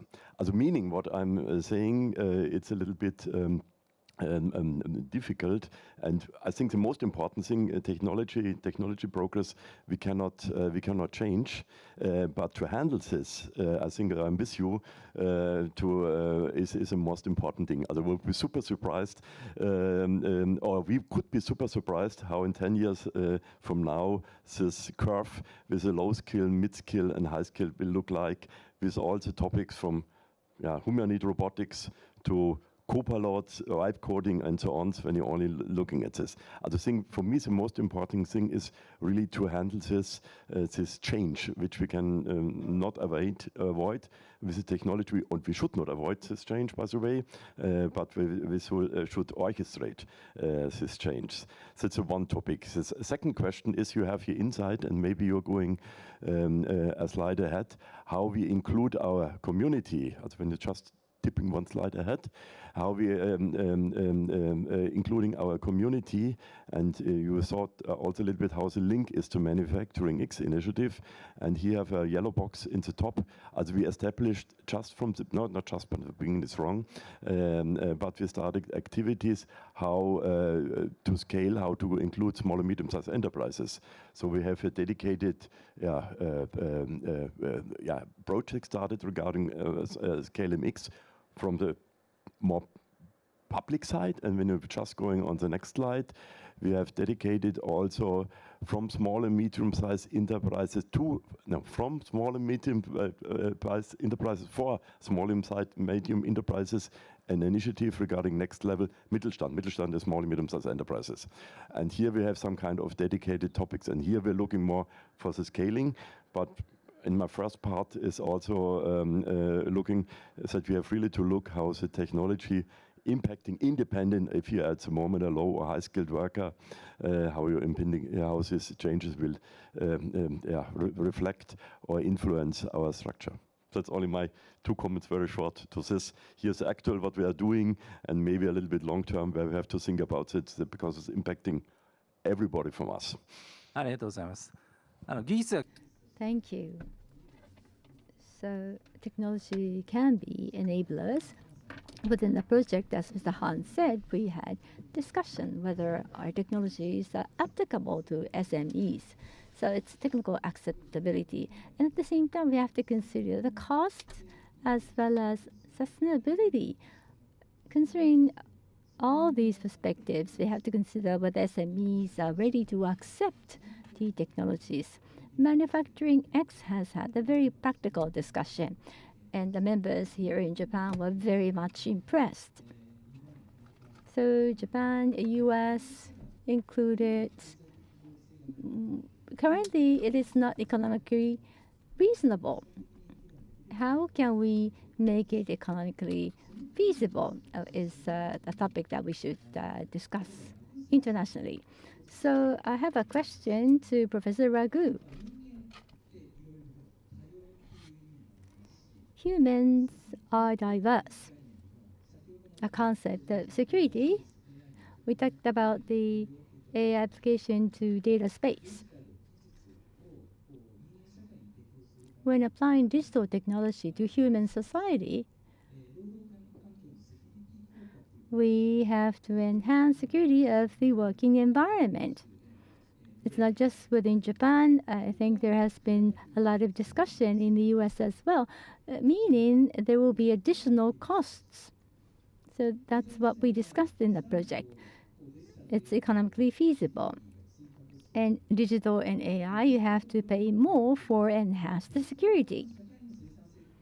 So digitalization, it has high possibility of contributing to society, but it comes with additional costs. And some SMEs are reluctant in employing new technologies. So what is the current discussion in the US? Professor Ragu, please. Thank you, Dr. Nanaka, for the question. So as I was thinking about this, I came upon the slide, I was asking myself, well, what is the cost of doing nothing, right? But we can move from there. So you mentioned cost. So there's obviously a cost of digitalization. And so a lot of the cost that I'm considering here is more on the social cost of digitalization, because we're talking about humans and integrating human in the loop through digitalization. So some of the challenges that we're going to see is accelerated skill obsolescence. Okay, so what we're going to see is the automation. Dr. Nanaka was talking about AI and generative AI taking a mainstream role in human-robot interaction. So we see that automation and AI are redefining many of these job roles faster than the existing training can respond to, right? So workers in mid-skilled technical, clerical, and production roles must continuously upskill, often at personal and employer cost. So that is a cost. Now there's also the temporal gap, as I pointed out in the slide here. The time between job displacement and reemployment can lead to income loss, reduced confidence, and workforce detachment, particularly among older and rural workers. Also, there is something called the regional asymmetry, where urban clusters, like the bigger cities, can adapt faster than the traditional manufacturing region, widening the inequality between workers. Moving on to the next slide. There are also other costs, more structural costs to digitalization, as Dr. Nanaka was pointing out. So as workers become more connected and more networked, they're exposed to new threats: data breaches, system manipulation, and misuse of surveillance tools. So this now creates something called the psychological insecurity for the workers. So workers must trust the automation and the data collection tools to respect their privacy and judgment. A lack of transparency will erode their trust and their willingness to participate. So that is a social cost. Also, there is something known as the operational fragility, where a single breach or system failure can halt the entire system, and also exposing not just the industry, but the data that can cause both financial and reputation costs. Moving on to the next slide. Now, this perhaps is also very subtle, but a very important topic. It also weakens the skill transmission when we look at digitalization. So the loss of tacit knowledge, when tasks are digitized and automated, much of the experiential learning or tacit knowledge is lost if not systematically captured. Also, there will be reduced informal learning, where workers learn less by watching and doing alongside experts, because those elements are going to be removed in a digitized world. And also, there will be an erosion of workplace cohesion. Digital platform, while they can optimize efficiency, they can also fragment the human-to-human communication and collaboration. So when humans and machine interface mainly through screens and data dashboards, we risk losing the communal aspects of craftsmanship and also problem solving. So the recommendation is we know that digitalization will continue to improve productivity, but sustaining it depends on how we humanize this. So that's going to be a critical aspect of the cost element that we are talking about digitalization. So as we discussed in our paper, if you look in chapter 7, it requires the same strategic investment and maintenance as physical capital. So when we are investing in digitalizing the human-machine collaboration, we need to invest and maintain it same as the physical capital, rather than simply looking at it as an expense to be minimized. Thank you. ありがとうございます。非常にここでもThank you very much. As Professor Ragu said, what we discussed within the project is similar to the discussion in Society 5.0. So when it comes to digital technologies and AI, they are supposed to improve productivity of a society, making a society a better place. And that is why we want to broaden the use across the countries. The policy is fine. But on the other hand, the cost structure will be completely different. We have to redesign the overall money flow. We talked about SMEs, how the labor is lost, how labor is transferred, what is the additional cost. So completely different money flows will be generated in a digital society. And we haven't had sufficient discussion on that. So that's one area where we have to have international collaboration. It is pretty obvious, but we came to that conclusion. Lastly, recommendations. We came up with 3 recommendations. Panelists came up with a lot of slides. We only have 20 minutes. It will be difficult to have discussion on these 3 recommendations in the remaining time. First, I just want to introduce the first recommendation and invite panelists to share their thoughts.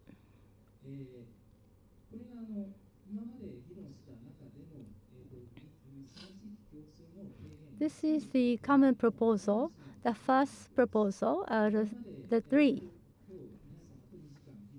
And we have had discussion for the past 2 hours. First of all, digital transformation need to be human-centered. So we need to enhance human-centered work through digital transformation. Automation, AI, and other digital technologies transform the global labor market. There is a growing need to redefine the role of work in a society in sustainable, fair, and human-centered industrial systems. Even though we talk about AI or digital, we may move toward a wrong direction. These technologies have a potential not just to replace labor, but to augment capabilities, expand access to meaningful employment, and increase individuals' willingness to participate in the workforce. So that is the first recommendation, first proposal. So in order for us to be secure, we have to make sure that humans are willing to participate in the workforce. We haven't had sufficient discussion on that, including the negative aspects. And based on this direction, we propose a joint international effort to identify challenges and solutions for building industrial society where people can work with enthusiasm in safe, inclusive environment. And we also talked about strategic actions. Human-centric is the key word in societal system, control system design. Human-machine interaction systems, especially in mid and low-skill sectors, will enhance work autonomy, creativity, learning, and purpose. This must be ensured. And secondly, utilizing digital platform. Dynamically, people should be able to move for them to find jobs dynamically. And that feedback should be given back to the platform so that we can achieve human-AI collaboration. So we should motivate people in the low-skill sector as well. And thirdly, AI-based education, upskilling programs using AI to align with individual attitude, life stages, and local labor demands. Lastly, although we did not discuss, there has been a lot of discussion in EU. It is to reduce entry barriers for underserved populations by expanding skill-based hiring and promoting inclusive digital literacy programs using AI and digital technologies. And we believe these are the areas for enhanced international collaboration. So, question to our panel. Professor Ragu, digital technology is not simply a means of automation. It can be utilized to expand human capabilities and increase motivation to participate in society. We have had discussion for the past 1.5 years, which I think was very good. Now, again, there has been U.S. policy with the Trump administration. How do you think industry, academia, government collaboration project will emerge in the future?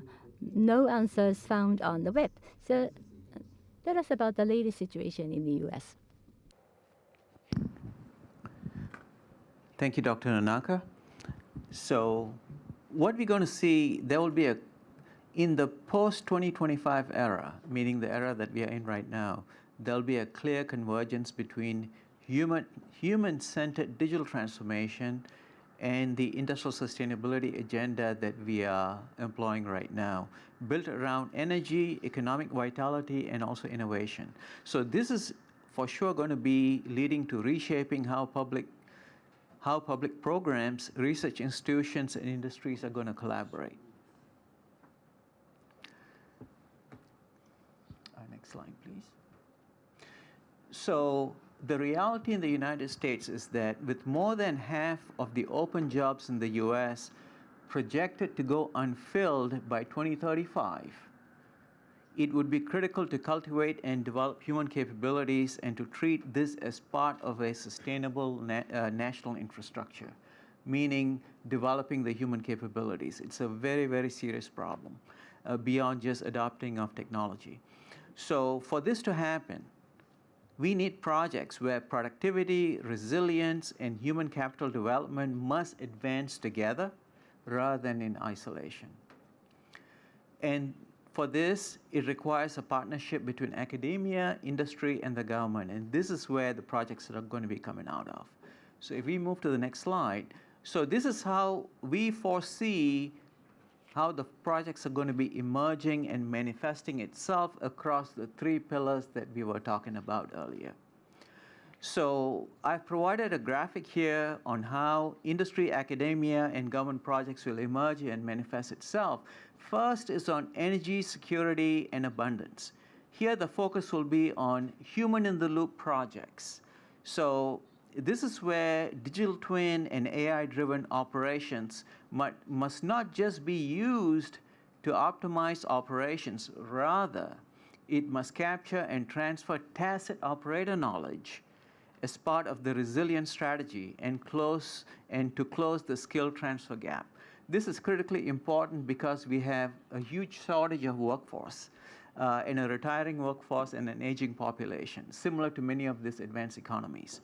Second, on the economic vitality, Manufacturing USA and the NIST MEP network that I talked about earlier must evolve into human capability platforms where we link federal funding and the projects with automation to expand the human capabilities in the regional innovation ecosystems. And on the innovation pathways, we need to look at projects on how to democratize the advanced technology and integrate humans as part of the equation.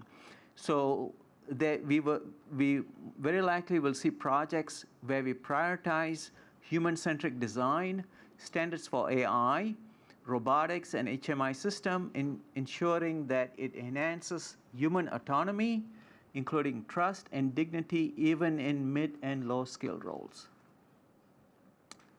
Thank you. ありがとうございます。Thank you. So there have been many different initiatives underway. On the other hand, in EU, now I have a question. Recommendations were made based on the the input from EU, how humans are involved in society. With digital technologies, we had a lot of discussion for the past 1.5 years. Now at Manufacturing X, as we receive lots of use cases, they are working on use cases. They're working to realize data utilization within Manufacturing X. Now, in this project, we discussed the idea of using digital technology to expand human capabilities and increase motivation for human participation in society. So, motivation enhancement, capability enhancement, do you have use cases within Manufacturing X? Okay, when you're looking at the Manufacturing X initiative with several projects, you know, we have a lot of topics where we're looking about to make processes with digitalization more efficient, repeatable, traceable, or something else. There are, don't ask me, maybe 80–90% of the use cases, or 70%, don't take the numbers so accurate, are more on this more technical topics. There are some use cases which are related to the interface, to the human, how to act. There's one area of projects which are about the AI-based robotics, because where it's obvious that we have the collaboration and the interface between man or machine and man, or robotics, humanoid robotics also with the people and behind. We have also other project when you're speaking about society.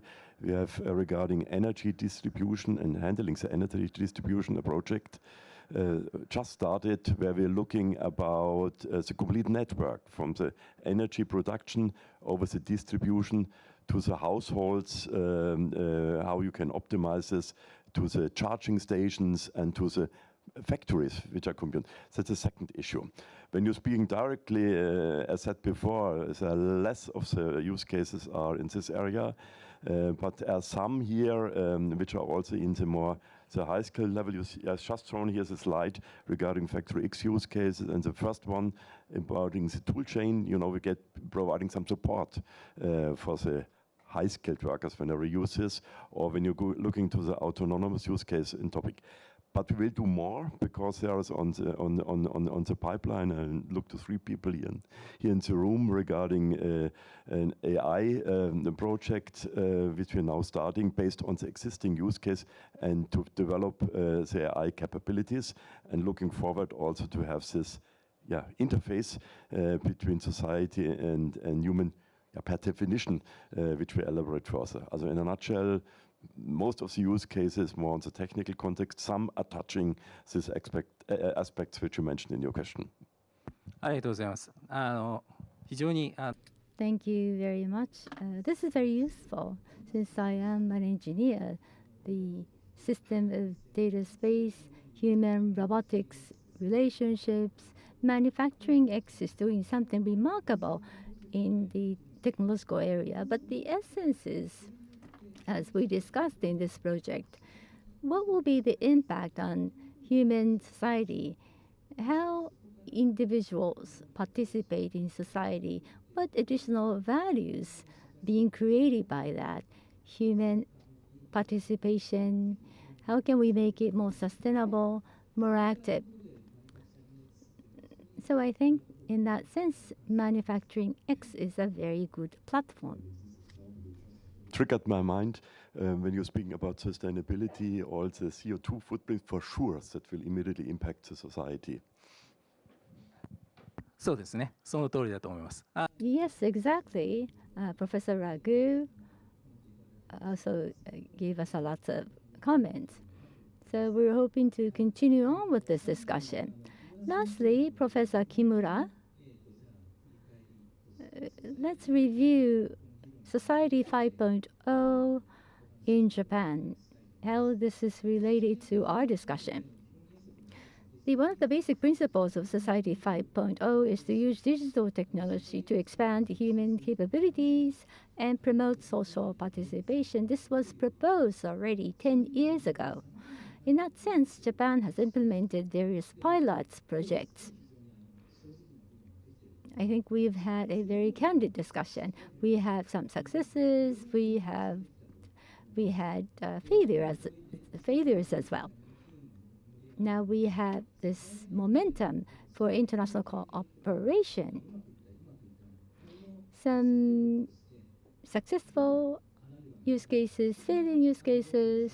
Based on that, how do you want to design the future international cooperation? So within the framework of Society 5.0, the human-centric, or in the human environment, how can we effectively improve the livelihood is the topic. Well, we haven't been able to find the cases that we can assess, but the point is we have to adopt these technologies into agriculture or daily life or ICT. So within the existing and traditional process, human beings are placed. So whether we are going to replace them or whether we are going to adopt technology to aid the people is the question, but that doesn't necessarily work all the time. So what's the negative impact? We have to think about that, and from that point of view, we need to review the process itself. I know that people are thinking about that already, but at least we have found this direction, and I'd like to carefully monitor the future outcome. We haven't been able to see the result yet. Thank you. So there are successes and failures. US, Europe, Japan should discuss what went well as well as what failed. We have to be candid and honest so that we can promote a better society going forward. Thank you again. We have 2 other proposals, but we only have 6 minutes left. We can't cover those proposals, so I'd like to skip them for now. But lastly, before wrapping up, we have YouTube participants, online participants asking questions.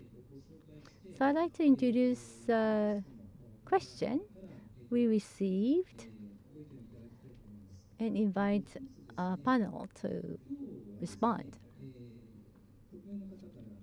This is the anonymous person asking a question. Thank you very much for interesting discussion. This time it is a discussion between Japan, the US, and Germany from the advanced manufacturing region. But on the other hand, why not incorporate the ideas of other regions, emerging countries, that will achieve great growth in the future? What are expectations and challenges do you expect? So that's the question we received online. Although we have little time, Professor Ragu, would you like to respond?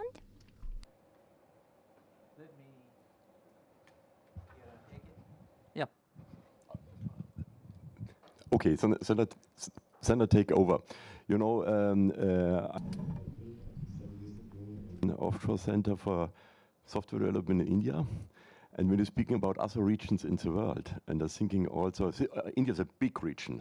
You have also to make, on the contrary, also really small or growing regions, which for sure we have to look how is doing this and how we to integrate the growth also in the future. Also to start this discussion, I think we have also to incorporate, and that's the reason why I mentioned India, just coming to my mind, and my experiences offshoring and center in India would be a good topic, because other mechanisms, as you have seen before, maybe between Japan and Europe, little bit comparable, but also when you're looking to the US, not so big differences, but you have really completely other, maybe in super big growing company like India, but also when you're looking to the small regions of the world. Professor Ragu? My thought is global sustainability should include human as a sustainable variable in that equation. So we always thought of sustainability, in many ways, but I think human is going to be a very, very integral part of achieving sustainability and resilience in society. So again, my thought is this global sustainability is a very large-scale problem, too big for any one nation to tackle. So the thought is, we can operate like a very large-scale distributed system, decentralized, yet synchronized, leveraging our regional strengths. Similar to what the question is saying. Why aren't we, or why can't we, or why shouldn't we look at what the other regions are doing and leverage some of the knowledges that are created and use that to create what we want to have in the developed world. ありがとうございます。そうですね。あと Yes. And in this project, as was pointed out, we had 3 regions participating in the discussion: RRI in Platform Industry 4.0 and SISMI initiatives include activities on standardization. India and other countries were involved in the discussion on standardization. So it is underway. But in-depth discussion can only occur when you have a specific project. So what we want to do is to expand the geographical scope among 3 organizations so that we can provide more opportunities to other countries. So wrapping up,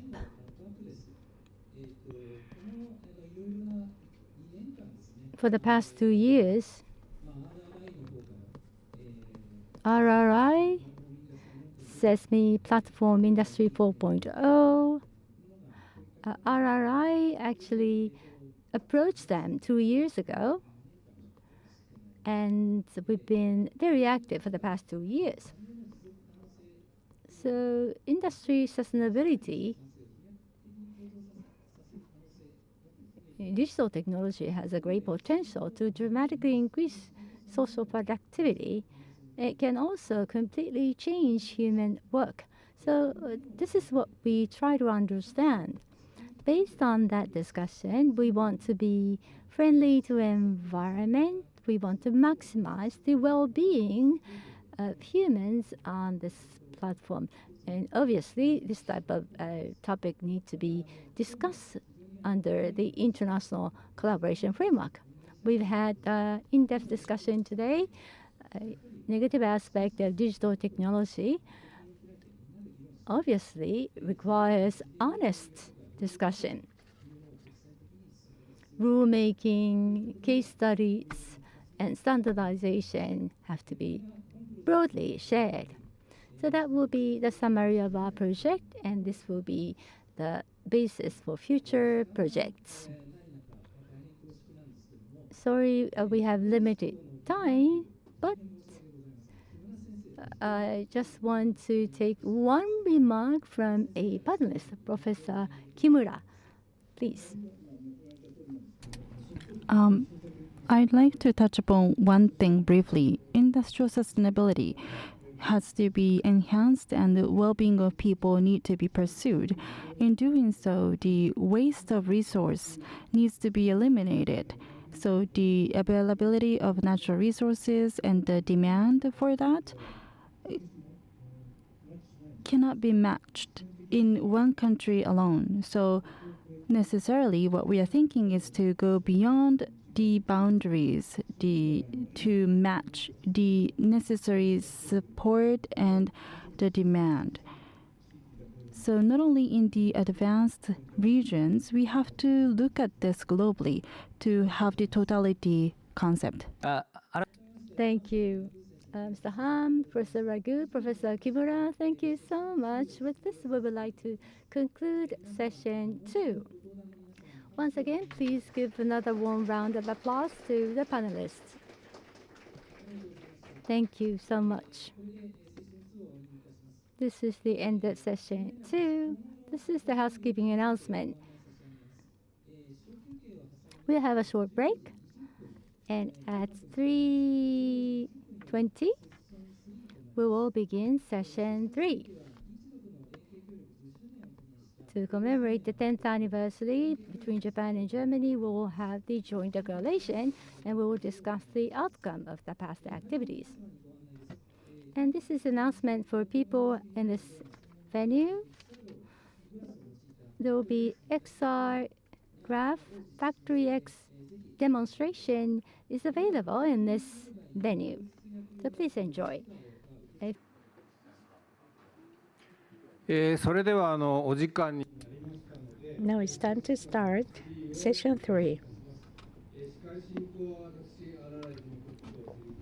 My name is Serizawa from RRI Secretariat. In session 3, we would like to have the collaboration reports between Japan and Germany. And in session 3, we don't have any Q&A sessions. So if you have any questions, please use the link on YouTube to go to the Q&A site to put your questions and names and your affiliations. So now we'd like to start.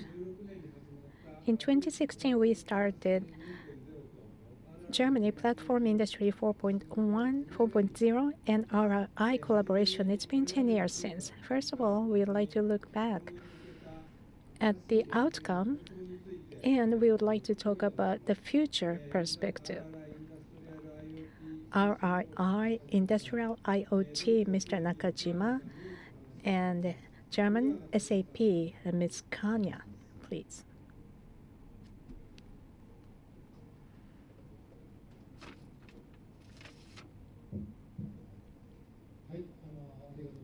Thank you very much. My name is Nakashima from RRI. Platform Industry 4.0, Kanya-san is here. And together, first we would like to talk about our collaboration. It's been 10 years and what we are going to do in the future. And we would like to take about 20 minutes for this presentation. Kanya-san, could you please introduce yourself briefly? And hello again also from my side. I hope you're all refreshed now after the coffee break. Yeah, my name is Nadine Kanya. You have seen me already in the panel discussion in the morning session. I'm representing here our Industry 4.0 activities and yeah, happy to give an update on our activities together with Nakashima-san on what we have done in the past and what we plan to do also in the future. Okay, let's start. And then I would say we start already with a big highlight and with a big announcement and an important milestone which we have achieved all together actually yesterday. So it's brand new information, right? What we want to share here also together with you, because yesterday the RRI initiatives and we as the industry platform Industry 4.0 initiative, we have officially signed yesterday in the German embassy a renewal of our new collaboration strategy. And I think if you click one slide forward, we even see the official picture here in the German embassy on what we have aligned. Also here with Thomas on the picture. And yeah, this renewed agreement marks really, I think, a significant step forward in our joint efforts between Japan and Germany to strengthen also here again our industrial collaboration in the areas of digital transformation, sustainability, and resilience. And yeah, the statement builds on our shared understanding of what we also have heard during the day of the manufacturing industries, of the global challenges, what we are facing all together, from climate change, supply chain disruptions, to acceleration of AI and data-driven innovation. And that is also what we have within the paper, and how we also want to strengthen here our collaboration in the future for open data ecosystems and cross-sector collaboration. And yeah, if you're interested to read also what we have in this joint statement, you see also on the slide below the two links on the one side for the English statement and on the other one for the Japanese version. Yeah, looking back also a little bit on our partnership and what we have achieved together in the past. And I have to say, I'm also here like kindly new into this team. So it's a joint effort what the teams also have achieved in the past. And I think we also have seen already a timeline in the morning in the presentation of Mr. Hess. So actually, from a German point of view, everything began in 2011 when Plattform Industrie 4.0 was first established and giving here for us the foundation of the digital transformation of the manufacturing industry in Germany. Then your activity started in 2015.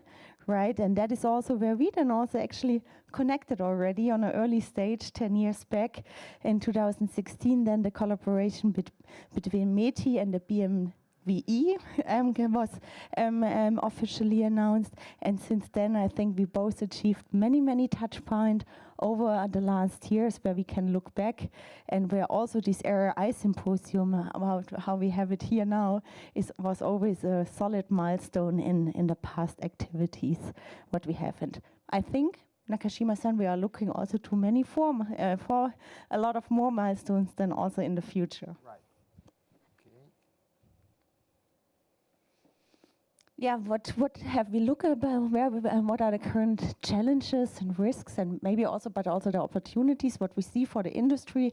And I think we had already several presentations and panel discussions during the day, so I don't want to repeat now all of them again. But I think we see three big pillars for the challenges we are facing. First of all the geopolitical developments, what we see, increasing regionalization, new regulatories coming up, rising geopolitical tensions. So all of that have an effect of our global supply chains. We had the discussions also on the data ecosystems, on the international data ecosystems, which create a certain uncertainty for the industries, what we see today. And also here where we say, okay, we need to collaborate, we need to, these kind of trusted partnerships, what we have here all together are more important than ever to maintain and resilience and to have an open access to these kind of innovations. Innovation is also the second point what we have here. It's the technological changes what we see. We discussed already about AI and industrial AI. For this is but also like quantum computing coming up and several cloud capabilities. So we see here technology is moving faster and faster, and these shifts also disrupt our existing market structures. We heard it also in the panel discussion before, how we have to redefine and also how we are working together and acting together. Which brings us to the next point, the social social challenges, what we see, demographic change. We had already the discussion the last 2 hours. Actually, what does this mean for our workforces? How do we change to work, to collaborate together? And also, how does this affect us in a daily work? And I think what we see on those challenges, I just can underline it, it's nothing that we can tackle alone, but it's really important that we collaborate here together. And yeah, collaborate is also just the point for this slide here. That is the structure of the collaboration, how we have set it up also in the past, where we start with the first layer on top of the slide with our government to government statement, which was here in this also the framework which we have established 10 years back. And the second layer, what you see here, also the current collaboration where we are working on. I think, Nakashima-san, you will also give us an update later on that. We are currently working here also on a strategy paper to bring this together. Then the third layer, and that is where we heard already during the day some of the activities. These are the different expert groups what we have set up. So currently we have 4 expert groups implemented, one about industrial trustworthiness and society, the second one all about what we had digital platforms in manufacturing industries, Then we have everything about international standardizations, building here the foundation for the global standards, and the manufacturing data space. So the session, what we also heard in the morning. Yeah, and what we said, it's 10 years after the first statement, what we have published together and what we have achieved here together. But also, like we said, okay, we build on joint new papers also for the specific items, for the new topics and challenges, what comes across. From now, I'd like to explain. We were talking about structures and 4 layers. So based on these 4 layers, what kind of achievement we had in the past is written here. G2G. From top G to G, government to government. So this is not exactly what we do. But in 2016, there has been government to government declaration issued. And based on that, PI 4.0 RRI issued a joint statement in the same year. So that's the beginning. That's the start of our collaboration. And it's been 10 years since then. You can see that pink box, PI 4.0, we came to an agreement. We signed an agreement yesterday. For coming 5 years, 10 years, we discussed how we are going to collaborate.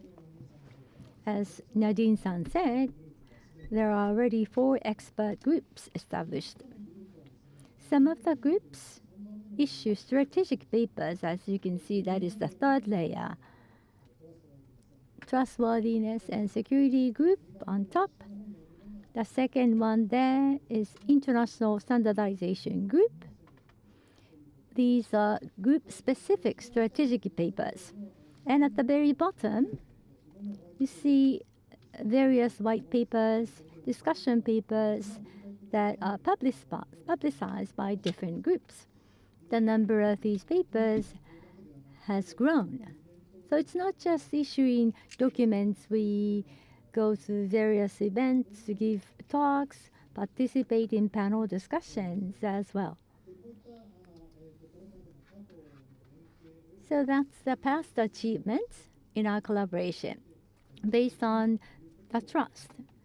So we want to consider how we will define our future activities based on this agreement. So Germany and Japan,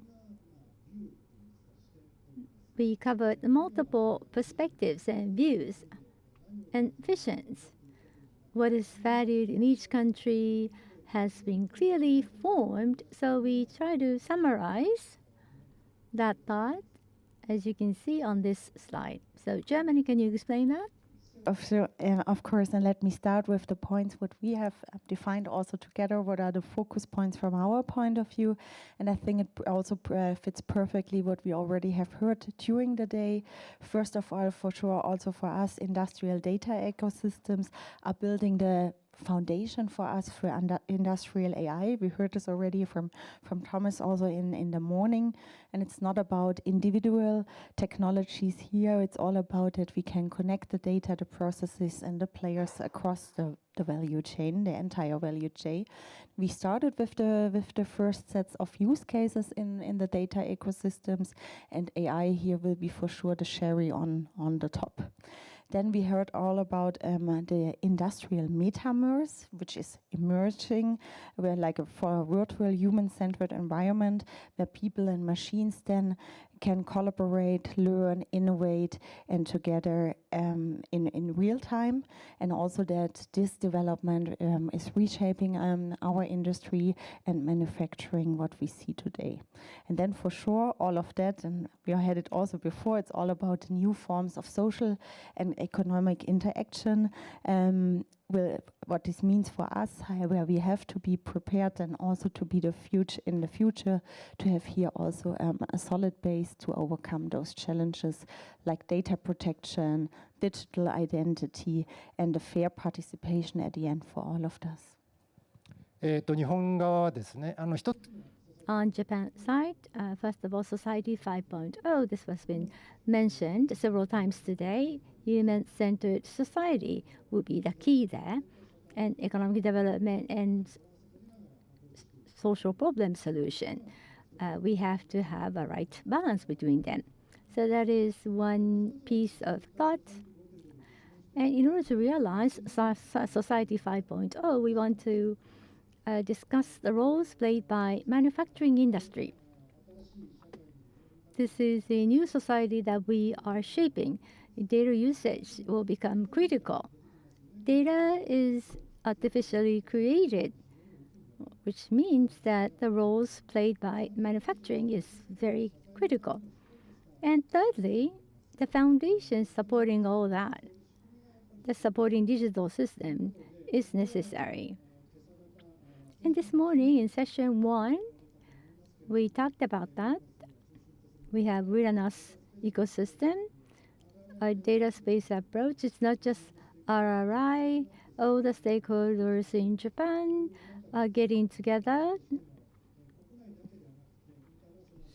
And not just within Japan, outside Japan, we will be able to contribute to overseas stakeholders.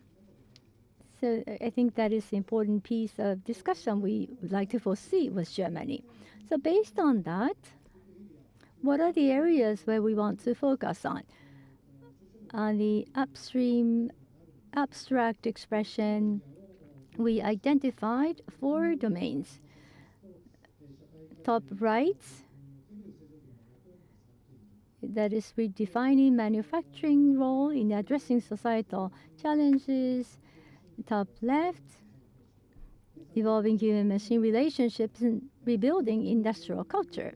In session 2, we talked about the meaning of labor and how manufacturing industry is involved in that. So that will be one area. And then bottom right, innovation in design and production systems with global interoperability. That is really the core issue to manufacturing. The operations that we carry out, approaches that we use will evolve. They would not stay the same. And we believe this change is filled with a lot of opportunities. And bottom left, building a trusted data and AI ecosystem with inclusive support. So data and AI, which have been mentioned many times today, it's not just large companies, but SMEs, as members of community, members of the whole world, should participate. And what Japan and Germany can do is something that we want to identify. So these are the 4 major domains of collaboration. This is our last slide. So based on the discussion we have had, we have been able to deepen our understanding of each other and to realize our future vision. We will start our activities right away. In each country, Japan and Germany, of course, we would like to expect a positive value, but for global industry, we want to contribute. That will be part of our objectives. And I talked about 4 major domains, specifically what area, what themes we're going to work on, and this is going to be determined. Maybe Hanover Messe next year, we may be able to announce part of what we have decided. And lastly, there will be 4 groups presenting. Currently, we only have 4 groups. Of course, we would like to enhance the synergy of these 4 groups, and we also want to develop new areas, adding more activities of the groups. We would like to dynamically run our collaboration in these relationships between Japan and Germany. We are hoping this relationship is mutually stimulating to each other. Those who are here at the venue and those who are participating online, if you are interested, contact us, contact the platform. Thank you. Once again, we are a bit early. This concludes our presentation. Thank you. 中島さん、神谷様ありがとう。Thank you very much to both of you. Now we want to move on to the report by the International Standardization Working Group. The title is Advancing Semantic Interoperability for the Future of Manufacturing Transformation. RRI, the International Standardization Support Action Group.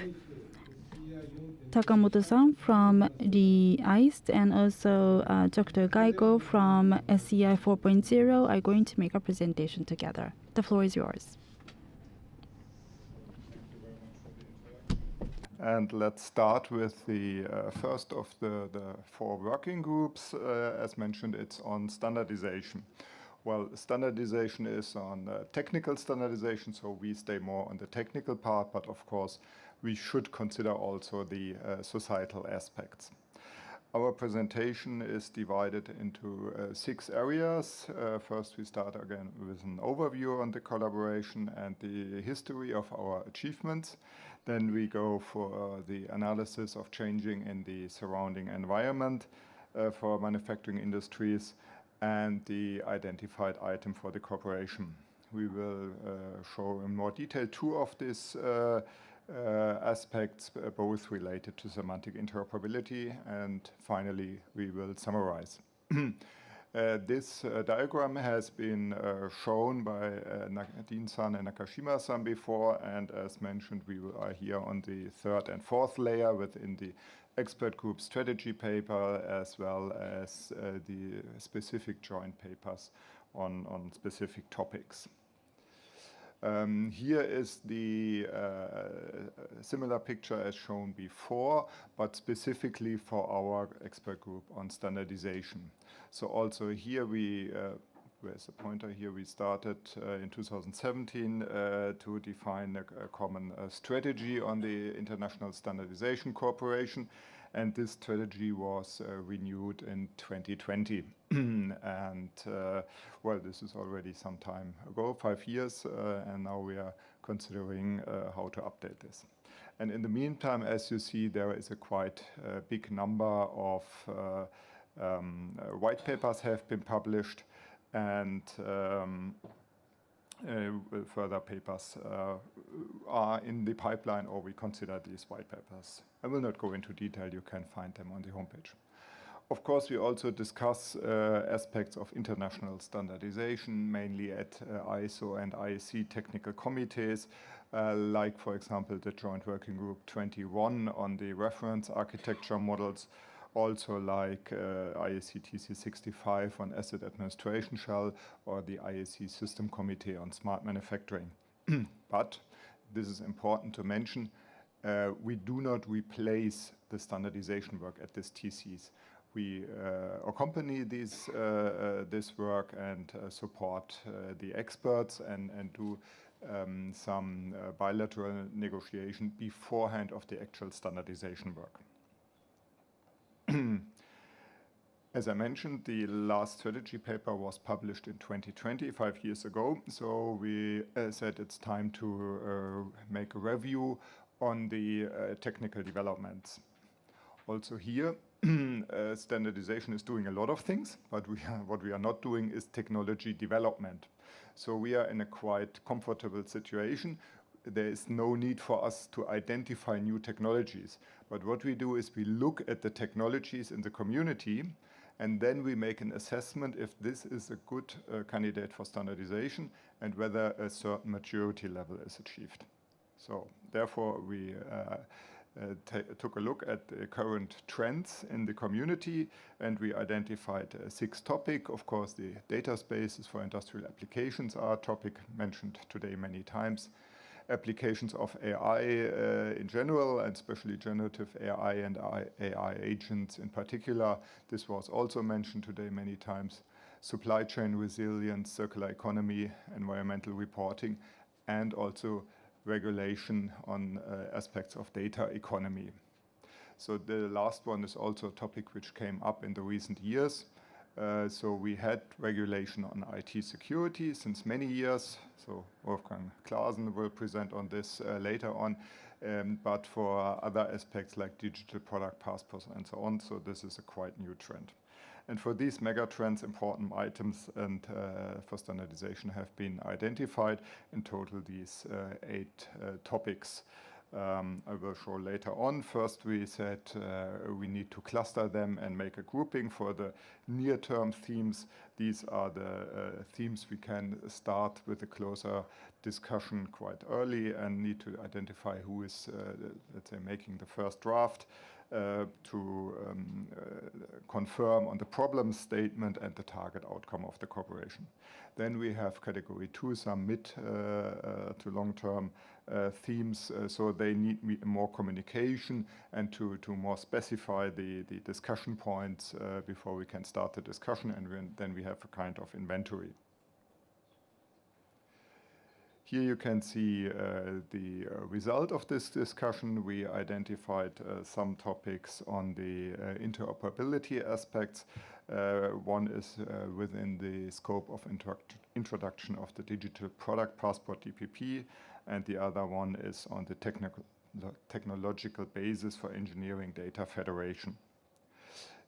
In the green color, as a mid to long term, you see also the data spaces, which might be wandering, but this is due to the fact that we prepared the slides last week, and after yesterday's discussion and negotiation, we can almost put this into the near-term part. So this will be a very next step we can now start on. So before you wonder why this is on the midterm part. And as you see here, we have digital twin reference model, generative AI and AI agents. They are in the midterm level, and the others are in the inventory for the future. Coming to the first part, the semantic interoperability aspects of the digital product passport. The DPP is a political concept and has been announced by the European Commission and will be introduced in the next years. What we see is that there are more or less similar ideas in other regions of the world to have some kind of to provide product information in a digital way rather than with printed papers. And if you look at the product life cycle from the raw material until production of the components, assembly and market placement, use phase, and then finally the so-called R cycles, then you see that at least in Europe, the obligation to provide the digital product passport is here at this point where you place the product into the market. So basically when you sell the product. That is when the obligation starts to provide this. And this is the legal part. So the regulator will define requirements on the so-called DPP system and also on the DPP data. So, for example, this electronic device here, it's a question of the regulator whether you need a DPP for this device, yes or no. And if you need it, it's a question of the regulator to say, do we need a product carbon footprint? Do we need a declaration of material for recycling, or declaration of components for reuse, or whatever? This is a political question. We cannot decide as engineering or as standardization people, as technical people. But what we recommend is that ideally the semantics of this topic, like recycled content or whatever, that should be based on international standards. Because if we define the semantic for amount of recycled content or for product carbon footprint differently in different regions of the world, it will be a big problem for global supply chains. And this must be avoided, definitely. If you talk to people and say, oh, you will need a digital product passport, then the people say, oh, this will end a lot of complexity in the supply chain and we need a data space. Basically, these people are right, because for complex product, you need a data space. So even for this one, you have probably the supply chain, you have tier 1, tier 2, tier 3, whatever. And you have one where you send emails with PDF and Excel and do it manually. But this is very expensive, time-consuming, and there will be many, many errors will happen. Or you use an approach like a data space to do it automatically. So de facto, you need a data space, but not from a legal point of view. At least in Europe, the European Commission does not request to use the data space. You can do it as you want. But from a practical point of view, you need a data space. So, and here also we need the global standards, as we discussed. We need to standardize design principles for data space, semantics, and some data models. And again, here we have the semantics, and this should be here a kind of common layer, because the semantics for the data space and the semantics for the DPP should be, in our point of view, very similar, or ideally more or less the same. If this is not the same, what could happen, it could lead to a fragmentation. So here we have, for example, for energy consumption, chemical content, a repair index, whatever. We have different databases in these silos. That's what we have traditionally. And we have this in regional silos, for example, here for Europe, maybe the same for Japan, for US, for Korea, whatever, China, and so on. And if you have a different of these semantics defined in different silos, from a topic point of view as well as a regional point of view, it could lead to big problems. So for example, it could be that in one data model you have a data called manufacturer, and the description say term indicating manufacturer. Oh, sounds obvious. Okay, it's easy.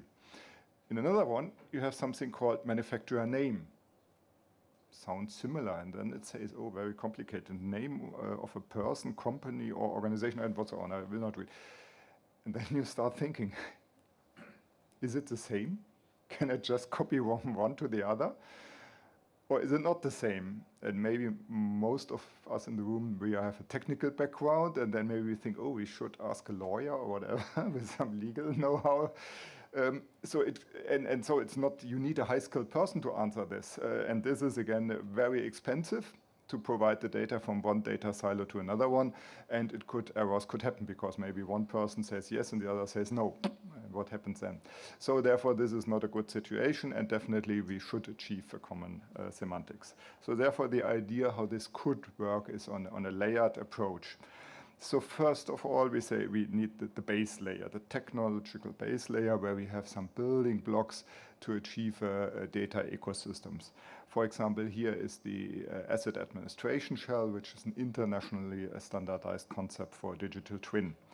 And second one is how an information model for semantics. For example, there is the IAC Common Data Dictionary as describing an information model for common semantics. Also, we have aspects like IDSA data connector we can use. We can use concept of data space, like, for example, the MX port or the Ouranos concept. And so on. So here we have different working groups discussing on the base layer for data economy. The second one is internationally standardized semantics for description of the data points. And here, for example, for the Common Data Dictionary, we have several parts, for example, for low voltage switchgear, for process automation, and also for circuit breakers and similar equipment for household use. And further parts are in the pipeline. So this is one standardized internationally at IAC. I know also that the machinery as industry, they have something at ISO TC 184 prepared some semantics for Common Data Dictionary. So there we have different parts. But also it could be consortia-based, like, for example, E-Class, Germany-based consortia. So this could be a second layer for common semantic. And on top of that, we have the use cases. These could be B2B use cases for specific parts. And for these B2B use cases, you typically have a collection of these specific semantic properties to combine them for one use case. And if you do this for the asset administration shell, then you call it a submodel template. If you do it for OPC UA, then you call it companion spec. But it's more or less the same. But also, it could be used in different countries for country-specific or regional-specific requirements for the DPP. It's also a kind of collection of data points which is required for the legal requirements, in that case the DPP. But ideally, technically, the same concept.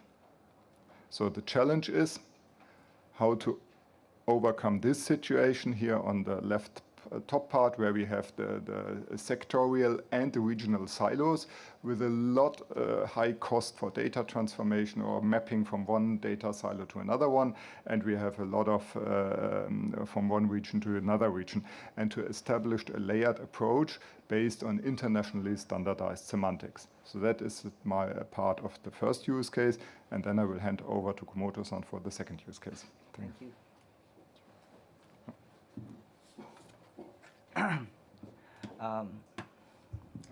Sorry.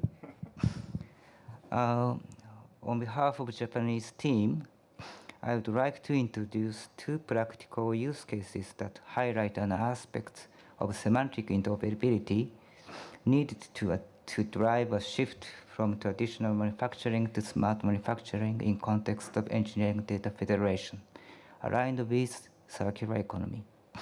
Before we go into use cases, let me clarify two key terms: engineering data federation and semantic interoperability.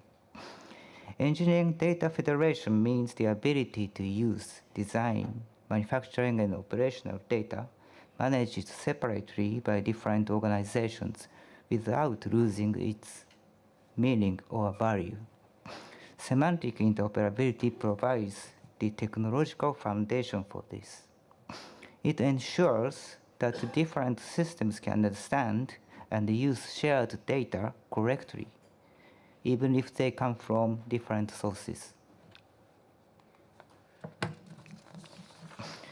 So why is semantic interoperability so important for smart manufacturing? A simple answer is that it changes the way how we design and optimize engineering activities in the manufacturing industry. In conventional manufacturing, engineering activities such as production planning focus on selecting physical resources like materials and equipment. These are primary design variables, and necessary data is derived after engineering activities are designed. They are typically managed within each organization. Because of this, there has been little need or opportunity to share data across organizational boundaries. Smart manufacturing takes a different view.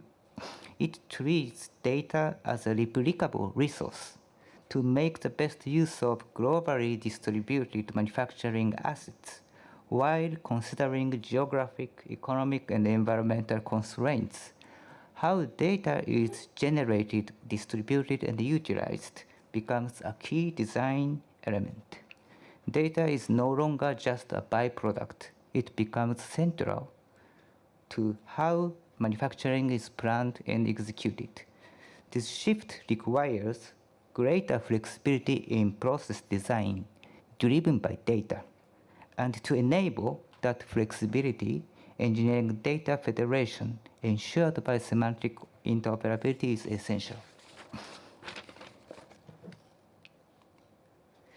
Here I would like to share practical use cases that demonstrate semantic interoperability in smart manufacturing.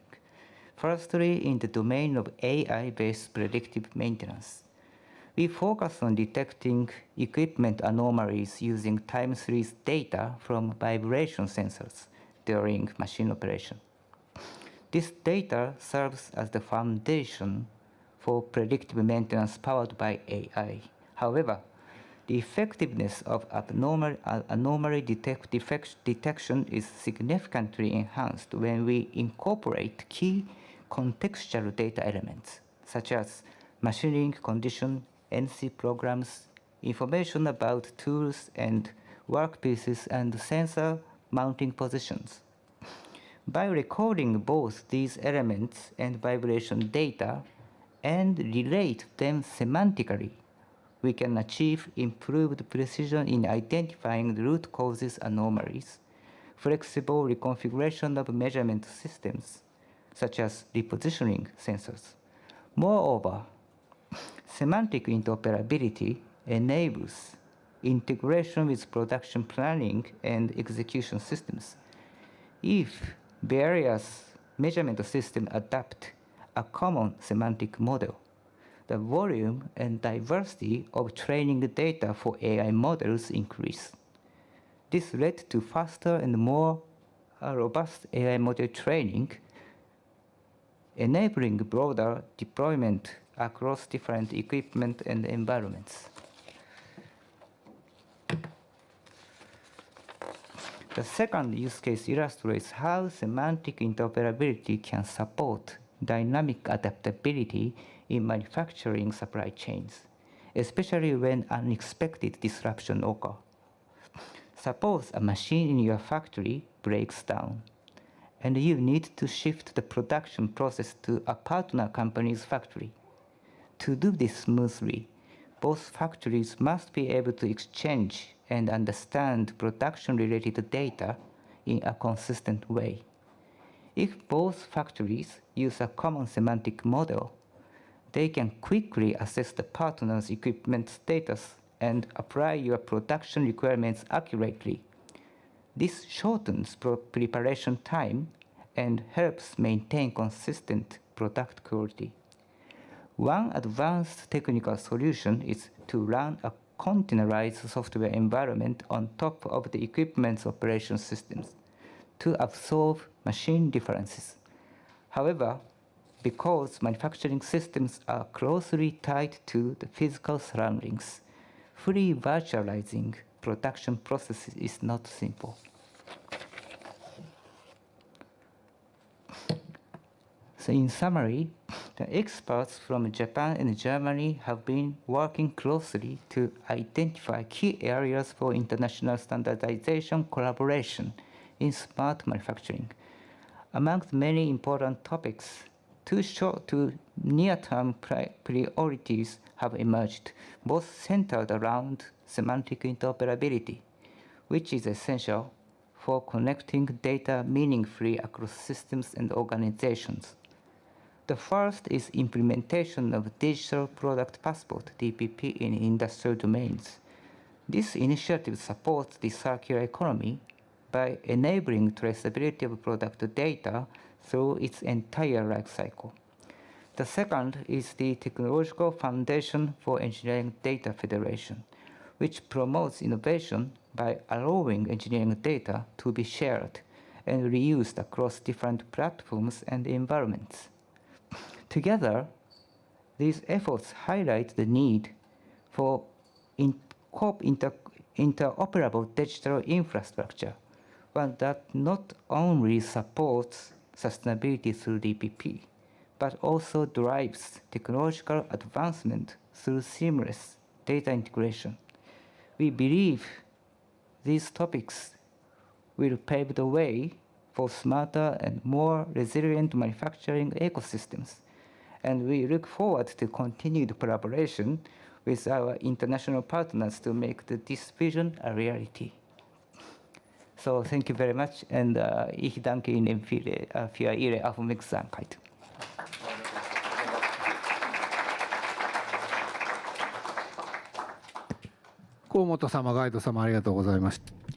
Mr. Komoto and Mr. Gaiko, thank you very much. Now I'd like to move on to the report by Industry Security Expert Group. The title is Industrial Trustworthiness and Security. We have Mr. Eki from RRI Industrial Security Action Group, Algo Graphics. And we also have Mr. Klassen from Siemens, and also from Plattform Industry 4.0, AG3 in Germany. So please go ahead. Thank you for the introduction. My name is Eki. I would like to talk about trust and trustworthiness that we had discussion on.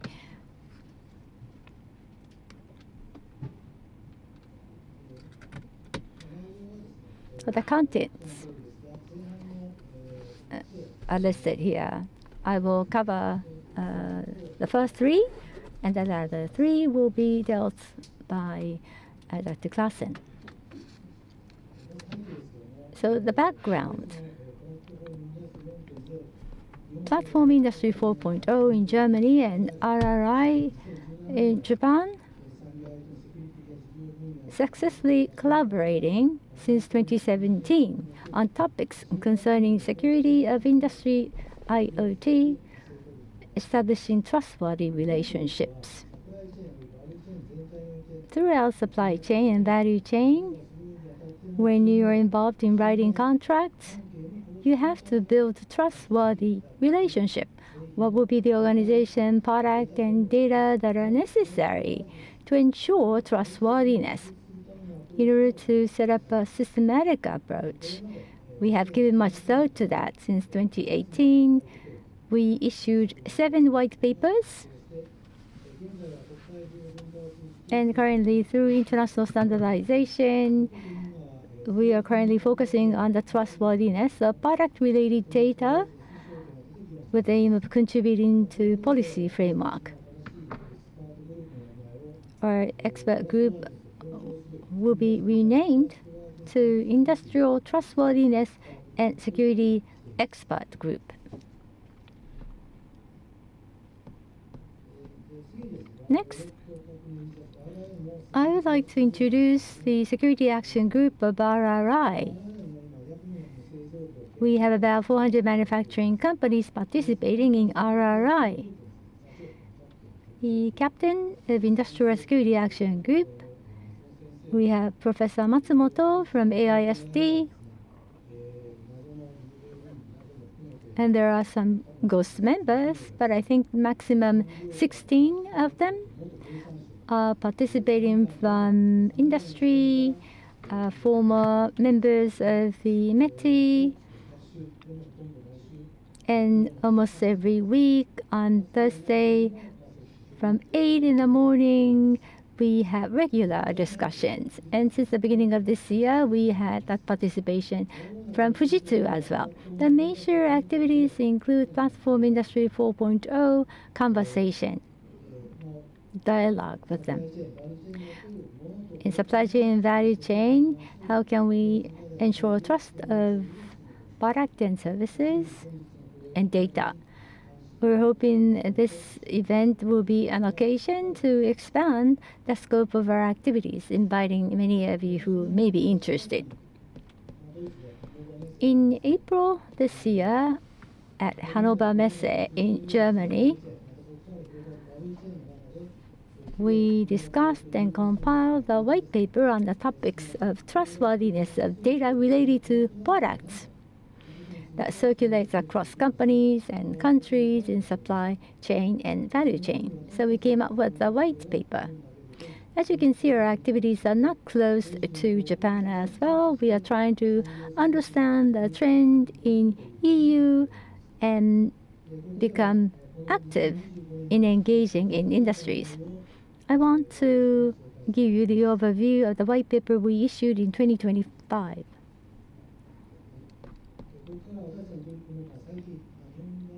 So this shows the recent discussion, mainly in Japan.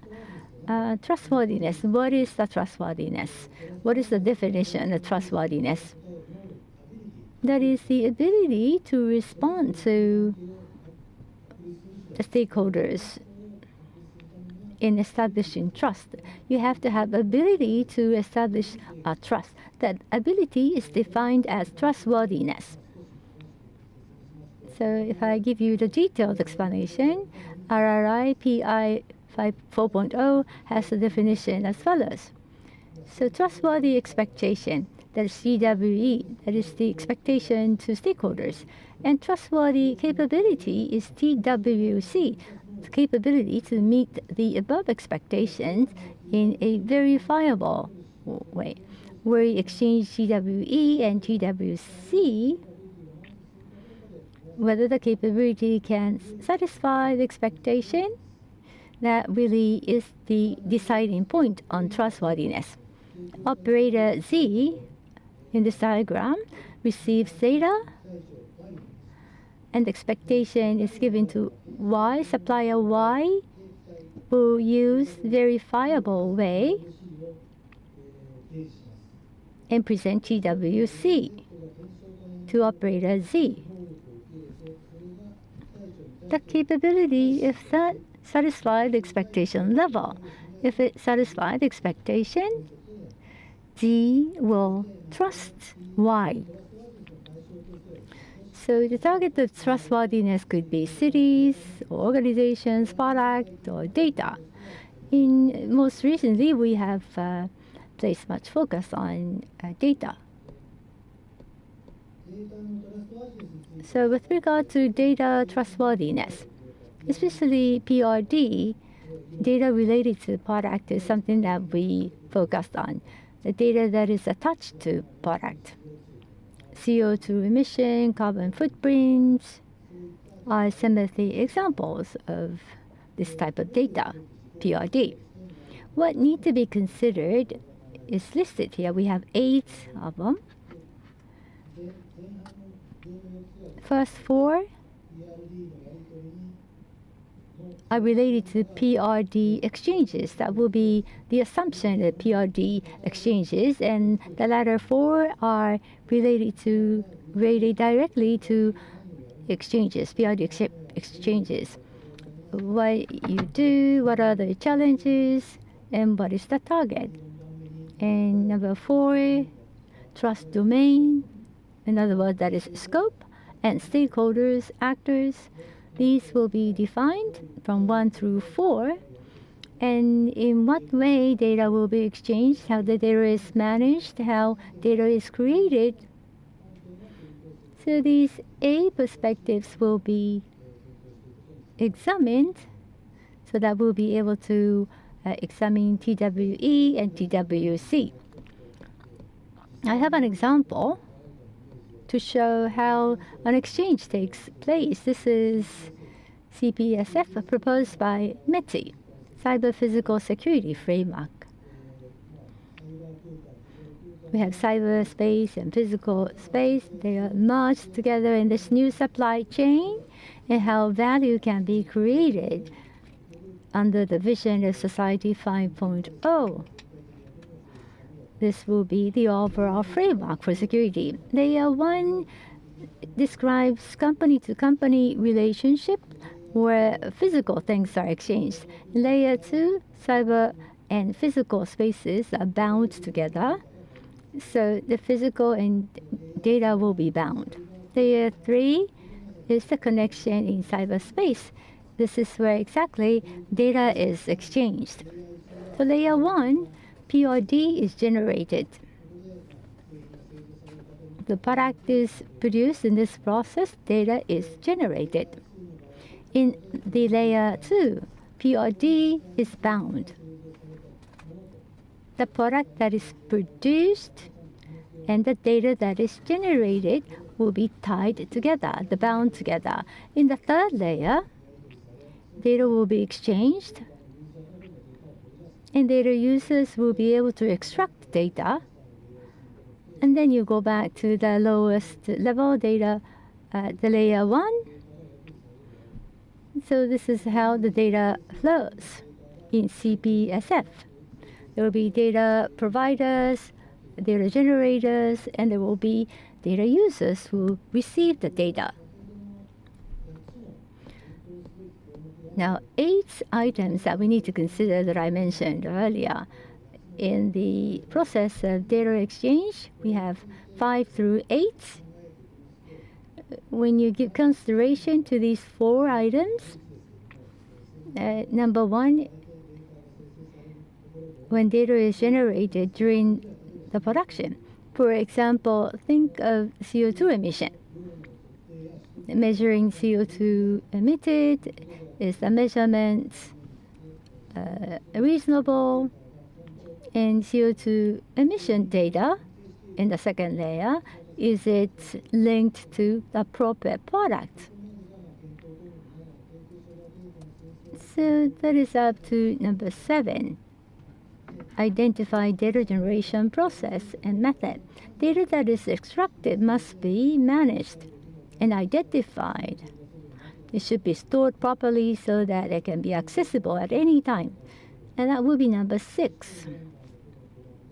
So 4, 5, 6, through network, data will be transferred and received via network. So this will be data distribution. So that is number 5, identifying sharing method. And data usage. Data usage should not violate the rules.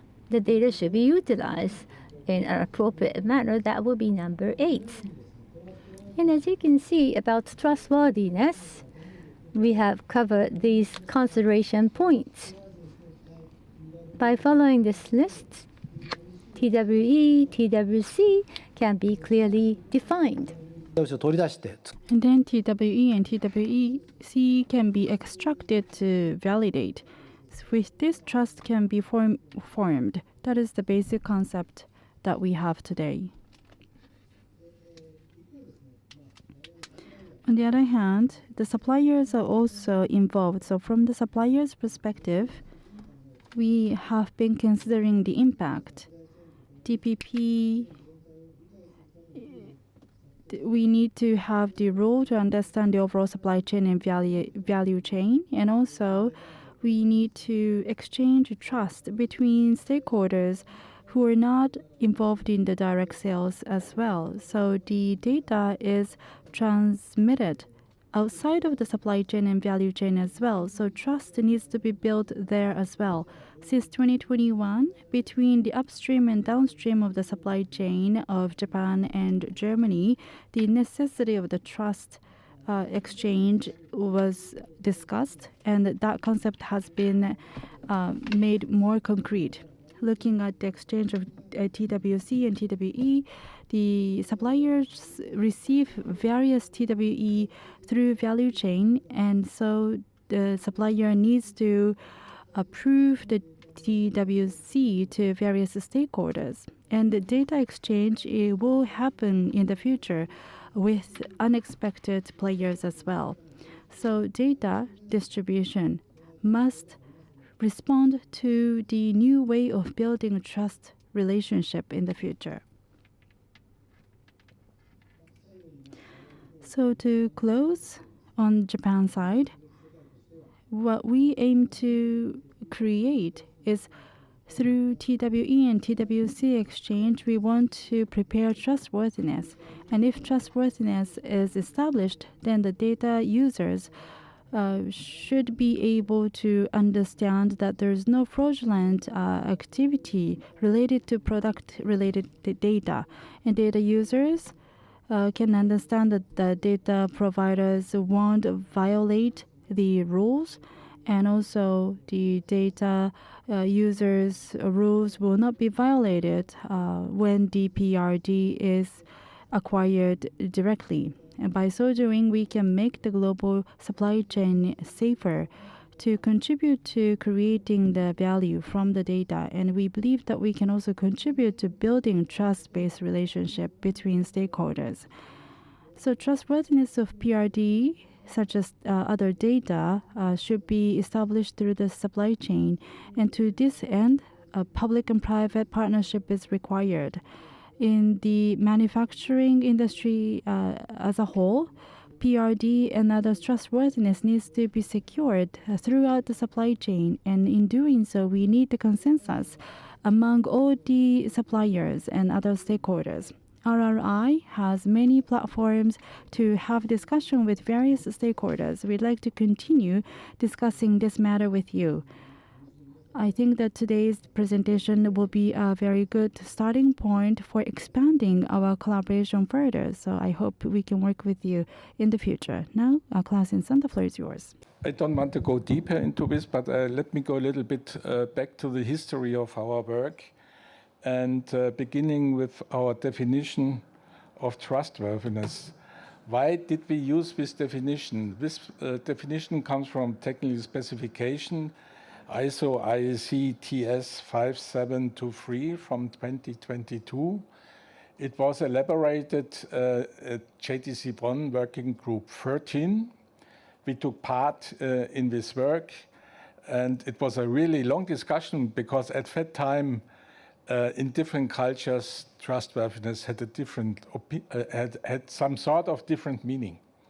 I remember talking to Chinese experts a couple of years ago. They simply said trustworthiness is the same as security, no difference. So we first had to clarify which definition we should use to make exact technical work with that. Yeah, to be at the end established with results which can be reproduced in different use cases. So that was the reason we take trustworthiness corresponds to the ability to meet stakeholders' expectations in a verifiable way. And verifiable is very important in this sense. It has to be verifiable along multiple entities in a supply chain or value chain. Our goal is to establish a chain of trust with some value for every participant in the value chain and the supply chain before. And this trustworthiness definition is targeted to special attributes. Attributes can be authenticity, it can be accountability, it can be security as such, it can be confidentiality in special thing. And we put this definition in the area of organizational trustworthiness. That's where we started out. How can we trust partners when we make contracts with them? Yeah, what's behind the partner? What is his security and compliance processes the partner is dealing with when we want to make a contract without knowing the partner before? Yeah, it should be able to make this very fast without long negotiations in the beginning. Then we also, of course, went to our to the point of product trustworthiness. Here, trustworthiness denotes some quality parameters of a product or a product genuity, for instance. And now, at the end, we went to data trustworthiness, data which came from the product itself. What we did with our results, yeah, it ended up at the moment to 7. There's something missing, to 7 papers produced by our two groups together. We put our results into standardization, and now we have established a standard ISO 22373 framework for establishing trustworthy supply and value chain. And this standard is available now since October 15 this year from ISA and ISO, and it can serve as a framework and as a toolbook to establish trustworthiness concepts in the supply chain, which end up with provable results. So we are quite happy to have this established, and now maybe some words on our future plans, what we were thinking about, what we are thinking about doing in the future. We want to put our results to trustworthiness architectures for data spaces, using use cases from other working groups or from Manufacturing X projects.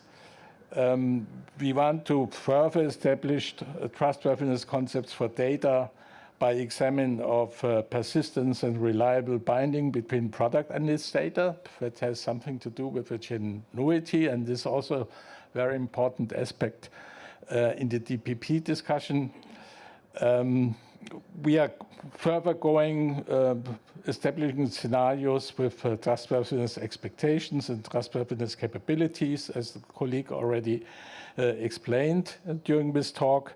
And we are intending to go in the problem to apply the trustworthiness definition and concepts to artificial intelligence products and applications, and use our method to with the result of trustworthy concepts in such use cases.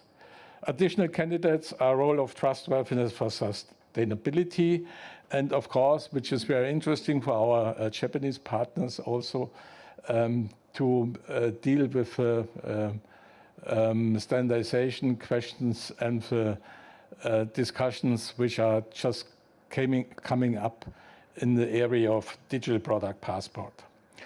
Last not least, we are working on a project idea for a common project where we are looking for funding right now. which is will work on a governance concept, overarching governance concept for trusted areas, and also looking into the wallet problem, because if you want to apply at the end your results, the results of such a trustworthiness concepts, you also need to implement trustworthy software or hardware components, which are called so-called wallets, which are being discussed in Europe very heavily in the EIDAS environment, but not so far in the general environment with a global perspective for value chains. So thank you very much. And we're finished.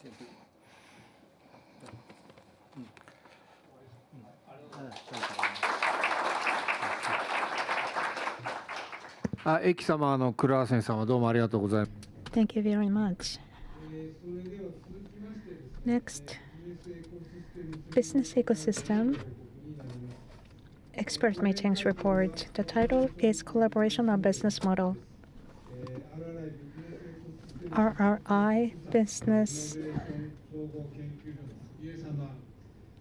System Task Force, Mr. Dr. Sugie and AG6 from Germany. Professor Madia, please. Professor Madia will be here online. So, Dr. Sugie and Professor Maria Madela, please. Yes, thank you very much. My name is Sugie, and Professor Madera is going to join us, well, last year as well. Well, I was here alone, but I'd like to talk about what we have been doing during this year and what we'd like to do.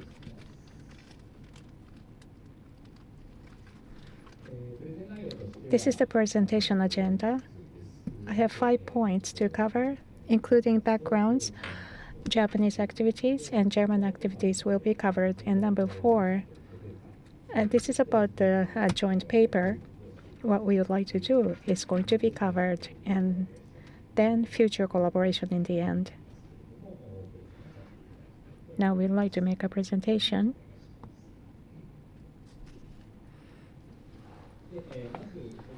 First, business models in the digital era. Why we are covering this in our expert meeting is here.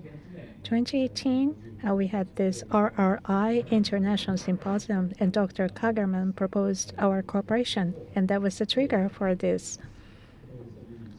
2021, we issued a report, and after that, we had a break, but since last year, we started again to talk about the business model.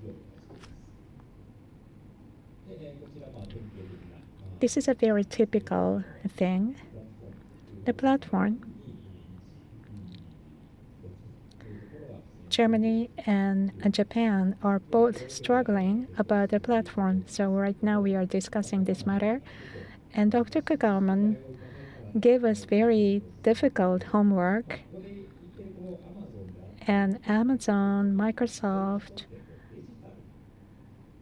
for those companies, when it comes to digital business model and ecosystem, well, people are talking about the same things in this B2C world. When we say business model, a digital ecosystem or business model, maybe they are talking about the same things, but in the manufacturing industry, digital business model or digital platform, ecosystem. So what they are referring to and what are we discussing? That is a problem as well. And in Japan, we had discussions internally, and also with Germany, we repeated discussions. And now, at last, now we are saying what we have to discuss. That is something I'd like to talk about today. So what we were discussing is here. The first one, business ecosystem and digital platform. the relationship between them was something we wanted to explore. We have enterprises and SMEs in the manufacturing industry. So what are the business models? What are the differences and how are they going to evolve? And we have digital ecosystem and digital platform. How are they used in this industry? When we think about this, for example, we have 4,000 large manufacturers in Japan, and I think all of them are using digital platform. However, 400,000 SMEs in Japan, they might deepen their understandings and discussions. Otherwise, well, Japan and Germany, both countries are struggling in this sense. And how to approach to these 400,000 SMEs is important. So SMEs, small and medium-sized companies, how in this digital era are forming digital ecosystem and how are they going to use the digital platforms? That was the focus of the discussion during this year. And what you are looking at is the table, less than 50 people who are very much interested in DX. We had discussions with SME owners, and we had interviews as well of what kind of problems they have. We have identified them, and main issues, you can see this main issues part, the central part. The first four are about data and connection with the enterprises as they collaborate. で、4、5、6の And number 4, 5, 6 are about their own internal issues. Well, even if they say DX is important, they are still having paper and they are based on traditional ways of doing business. And number 7 is about what is lacking to promote digital transformation. So those are based on the interviews with the 4 companies. And we would like to share with the top enterprises about these problems that the SMEs have right now. And this is still ongoing in the digital ecosystem, how SMEs can use digital ecosystems and what kind of challenges they have right now.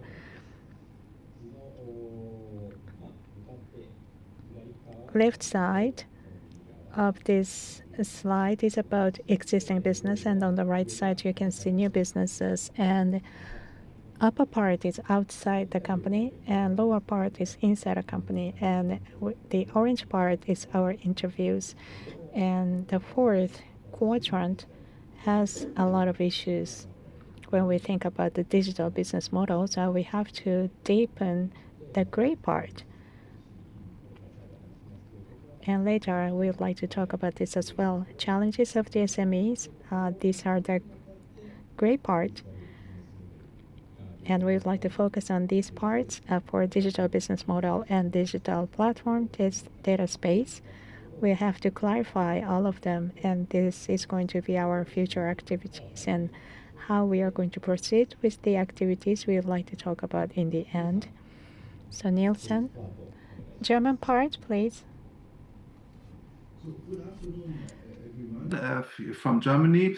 My name is Nils Madeja. I am a professor for business administration with a special emphasis on digital business at the Technical University of Central Hesse, and I have been serving as the spokesman, so to speak, on the side of the German working group number 6 of the national platform.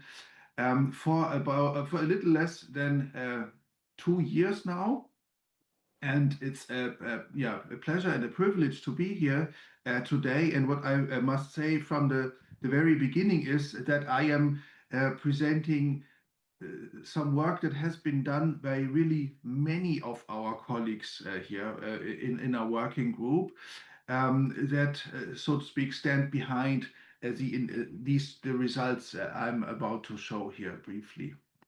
So traditionally, our platform and as a whole, and our working group in particular, has been had focused on larger companies, large corporations, based in Germany in the manufacturing sector. And recently, over the recent years, we have also begun shifting our focus from those larger organizations towards smaller ones, SMEs, recognizing their importance for the economy as a whole or overall.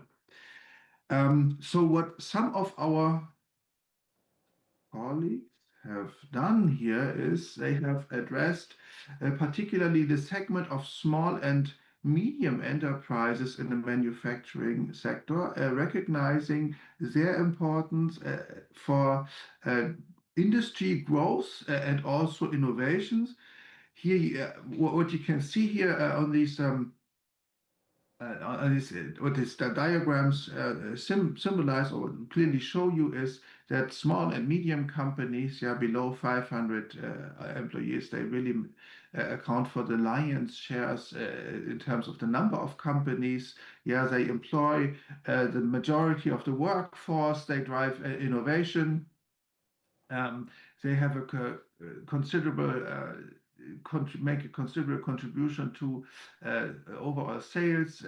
Many of those so-called hidden champions are among them. So they really are an important factor here. Whereas, well, obviously there seems to be some room for improvement in terms of digitalization. So what a couple of colleagues of mine here from the working group, what they did is they particularly targeted this segment of companies in the manufacturing sector, conducted a survey, and in order to explore well, the readiness for and attitudes towards the adoption of data spaces, as data spaces are obviously the a very important part of the infrastructure for a data-driven economy. And the quotes here and also some of the figures here show you what they came back with. And obviously, if you go through these quotes here, what you can see is, well, there is still some work to be done. For example, what is keeping SMEs from engaging in data spaces? If you look at the statement like here is, well, I'm a product-oriented company. What would I have to do in the data space? I don't see the importance yet. Similarly, looking at the statement here referring to the business model, well, the model works as it is. Similarly, lack of trust in data sharing has been quoted as a barrier, and I believe that connects nicely to what we have heard earlier in this session. Another statement like, well, the added value is not clear. So that also links to the issue of the business model. So what is in for me, really? What is in for me versus, well, I don't really have the resources to engage in this. I can't manage this, and this is complicated. So this is a snapshot on a number of companies that our colleagues took. Here you can see, well, 24 companies overall. And well, that reveals that that particularly in this segment of small and medium companies, where there is work left to be done in order to, well, bring them into the digital space, in order to get them to engage in data spaces and to engage in the data-driven economy, or create a data-driven economy. And so starting from this survey, this single point of the survey, what is our working group how is our working group evolving and how are we directing our activities? And I do realize that this is quite a busy slide, but I still believe it shows you a nice overview. Yeah, if you look at this drive belt type depiction here on the top left, it kind of shows where we come from and how the different types of activities, how they are interlinked. So this platform started out as I would say, influencer type organization, with influence in politics, large organizations on an international scale, moving on towards building the blocks that are necessary for a data-driven economy, tying the blocks together, these building blocks together to services such as to enable companies to move to the digital space. And now the fourth element, which is quite important and which is key for driving this into practice, is the aspect of scaling and transferring. And this is the stage that we have reached now, and where we increasingly put our emphasis on. And in terms of transfer, so what do we do? Among other things, there are certain transfer projects. For example, bottom left, if you look at the Scale MX, which is about driving or developing data spaces for various industries around manufacturing, that would be one activity to quote. On a broader level, bottom right, transfer alliances, the broader transfer network. We have a huge network of, or quite a considerable network, I should say, of various stakeholders from industry, from academia, from society, from associations, so we can pursue multiple avenues in driving this into practice. And there's another activity I would like to direct your attention to, the top right depiction here, which is a nice, I would say, bottom-up initiative from some of our members who represent family-owned, typical mid-sized companies who have come together as practitioners for doing work on data spaces, digital readiness, for driving driving methods out into the companies, to the shop floor. And if you go and visit their website, what you can see, what they offer to members or to interested parties is a best practice sharing, and literally the way they label it is they say, okay, we have cooking recipes for you, proven methods that particularly mid-sized and companies with little experience and maybe also little resources that they can adhere to in order to benefit from the concepts that have been developed. So a whole lot of transfer is going on here on various levels. So what are the questions that drive our work, our continuing work, particularly with SMEs as the backbone of our economy or economies in mind? And here, very obviously, this is only a slight overview, an incomplete list of the various issues that are on our mind, starting with, I would say, that the group number one here, or paragraph number one, it is about the why. Why should companies do that? And what do they get out of that?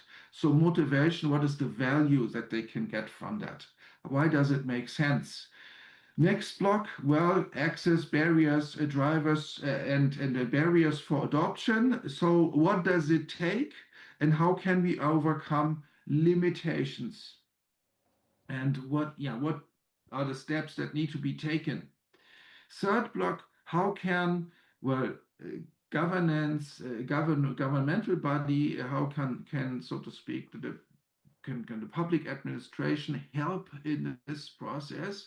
Maybe is incentive setting necessary or helpful?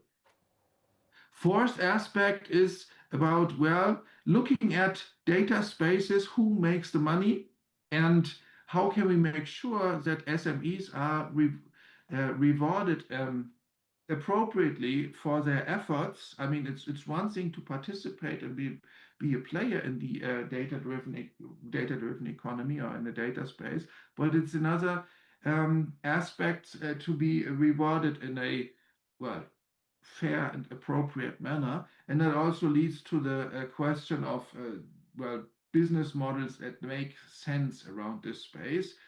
We saw earlier, well, I'm a product-driven company, was one statement, and now we expect these players to become data-driven companies, increasingly data-driven companies, and that inevitably raises the question of the change in the business model, or at least augmentation of the model. And finally, we also have questions regarding the measurement of the impact, in terms of KPI, and in order to also provide feedback to various parties.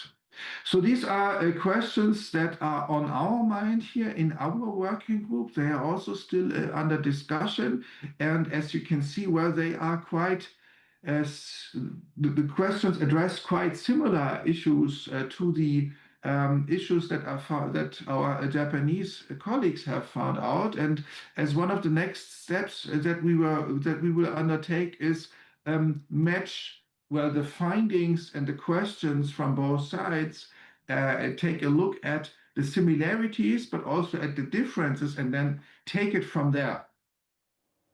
Speaking of taking it from there, let's take a look at our contribution, the contribution of the cooperation on this level here. So what can we contribute to the overall collaboration here between RRI and our platform? And here what we have done is we have pulled out those 4 areas from the umbrella paper that we have also seen a couple of times earlier on. And the bottom line is, well, what we do with our activities here is we support the activities in all quadrants. So looking at the first one here, well, our activities address the aspect of new business models for driving a transformation, making a societal impact. As a keyword, we have in mind Society 5.0, which, by the way, receiving increasing interest over here too. We contribute to the issue of skills and competencies, particularly to the issue of developing them in companies with less resources than larger corporations. Thirdly, we also contribute to, well, data-driven service models, the infrastructure, so to speak, that is necessary for a global data-driven, or data-driven global economy, if you will, interoperability. And we certainly intend to contribute to building and fostering the overall ecosystem, with various stakeholders involved. So that's what we intend to achieve, and where we intend to serve the common purpose of the overarching collaboration between our platforms. By looking at particularly or at specific use cases from the B2C space, with an increasing focus on SMEs, in order to contribute to ecosystem building and data sharing as the underlying enabler. And this is where I would like to hand back to Sugi-san. Thank you, Mr. Maria. Lastly, I want to talk about a future plan. Nielsen already talked about umbrella paper, what are the focus areas, we would be looking at SME to be able to utilize digital platform. And we want to first recognize the differences and similarities to identify exactly what we do together, what we do individually. And this diagram is, we talked about digital platform business models, and all of these issues are now illustrated here on this slide. This structure is something that we use for comparison between Japan and Germany. So this is the overall picture for comparison. And unlike other working groups, we want to focus on business. The smallest unit of business will be what is the business model of future SMEs. We want to identify types of business models, and we would like to carry out case studies. Mr. Hahn talked about next level SMEs. In Germany, they have very high level of recognition of next level SMEs. So in Japan, next level SMEs that are ready to use data, we want to understand who they are so that we can make comparison. And the next level would be, it's not just the SMEs that are providing products and services to wider society in the manufacturing sector. So the value providers will be members of a wider business ecosystem. This whole ecosystem provides value to society. So we want to understand what are the different types of business ecosystems that are in place. And in order to create a business ecosystem, as we talked about the survey on SME, we need to understand how data collaboration and connections done between individual companies. In order to create one single business ecosystem, what type of data exchange is necessary? So that's something that we want to understand next. And then lastly, digital platform. So the data space that we've been discussing is exactly that. That includes physical aspect as well. 400,000 SMEs that exist in our country, will they all use technologies, digital technologies? What are the SMEs that are ready to create new business models? What ecosystem do they build? What is the percentage out of 400,000 SMEs in Japan? What is the data space some of these leading SMEs need? What do we have to provide to this data space? So these are the questions that we'll be asking ourselves as we explore collaboration. G6 in Germany have many members, but in Japan we decided to focus on SMEs in the latter half of last year. We do not have as high resolution as German team. So we are still trying to increase the number of members in our group on Japan side. We're welcoming more members. That's all from our group. Thank you very much to both of you. Next year, please come to Japan. Thank you. Now let's move on to the last working group on the industrial data linkage expert group. How to measure user readiness for manufacturing data space is the title of their presentation. Mr. Savira and Mr. Oda from Yokogawa Electric Corporation will be making a presentation jointly. The floor is yours. It's running, yes. Thank you for the introduction. We have the pleasure to give you a little bit of insight in our collaboration expert group about manufacturing data spaces. What we talk about a little bit, so we give an insight about the expert group, what has happened in the manufacturing data space. I will give you a little example what's happened in our company, and it's a pleasure with Oda-san to talk about the readiness and how to measure it, and also about the related data flow, what's needed for the industry, and the next steps I will talk about. So what we are see, or what we are positions in the collaborated expert group.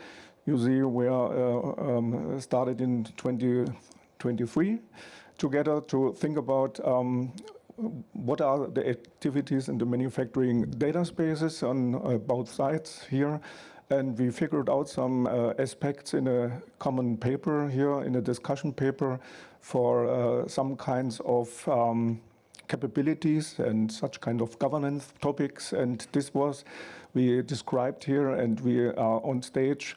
And in our discussion, we find out, how can we measure all these aspects in the companies to find out, are we ready for data manufacturing data spaces? And we talk also in the Hanover Fair about the readiness level of the users in the companies, in an example of the digital product passport.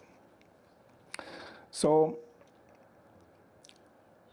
I make some experiment, and if you ask the AI today about the challenges from manufacturing data spaces, I get an interesting picture here.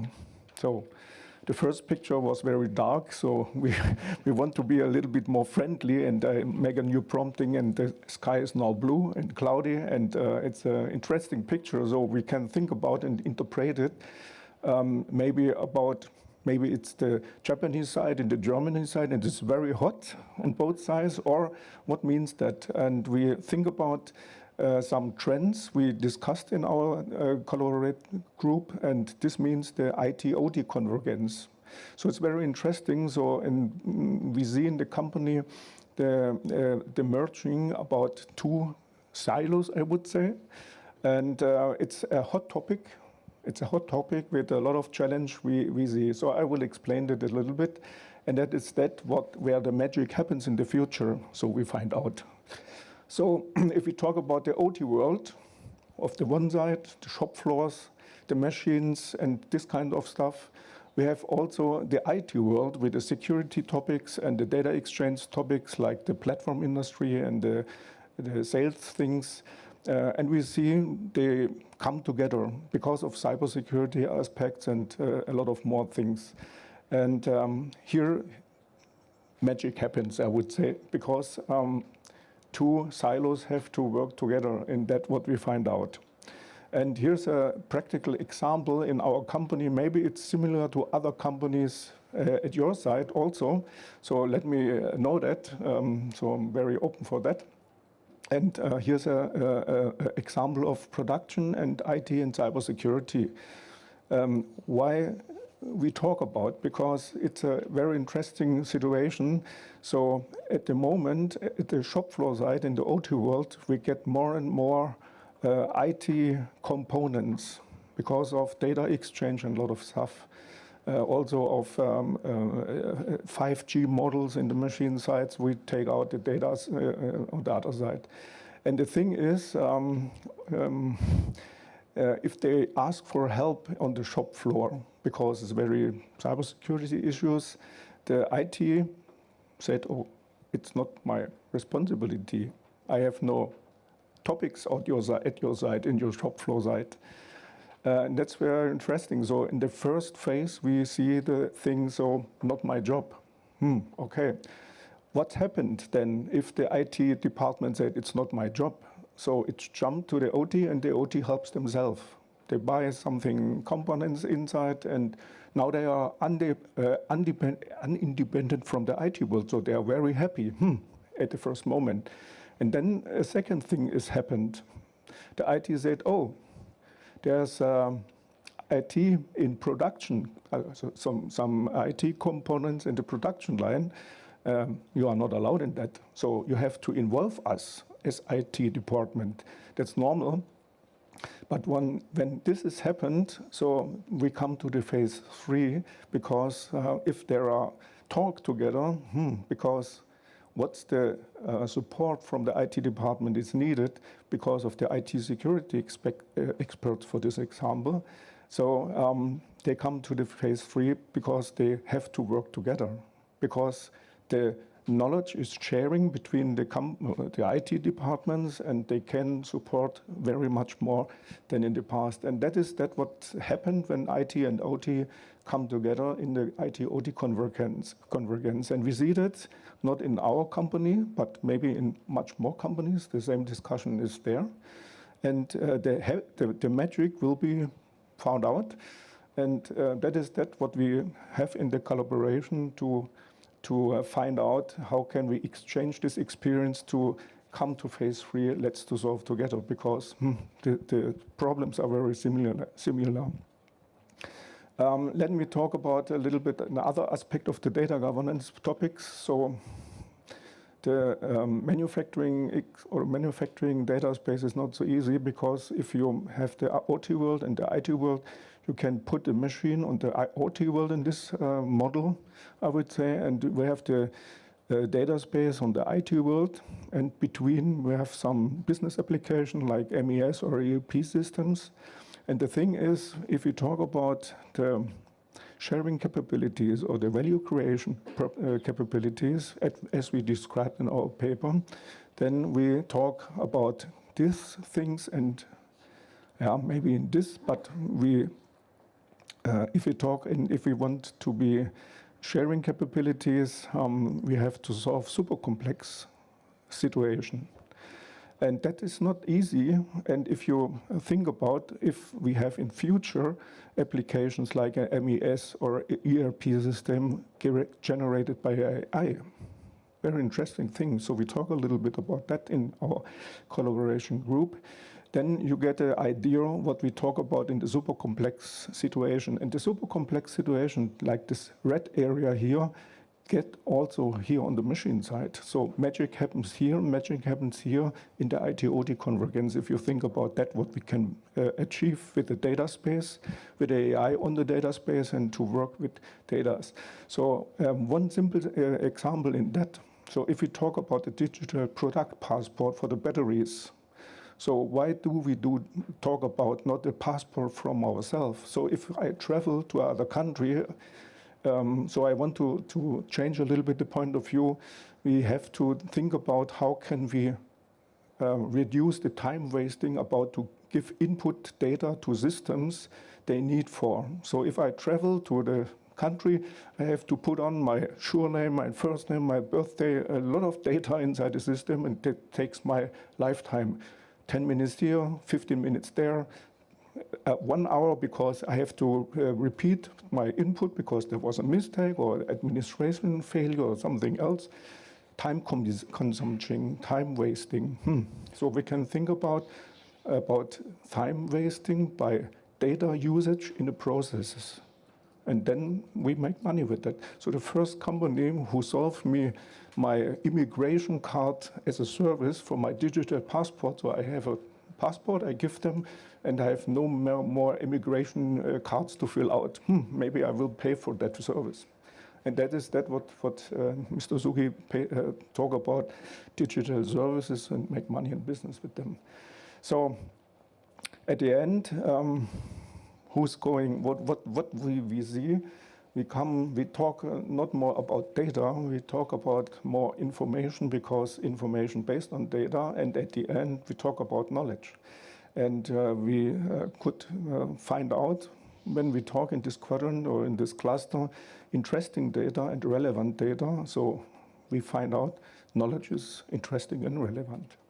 And we can't stop this anymore, because we come from the process-driven industry and we see the AI-driven companies, but tomorrow we will decision-driven companies and with this business intelligence.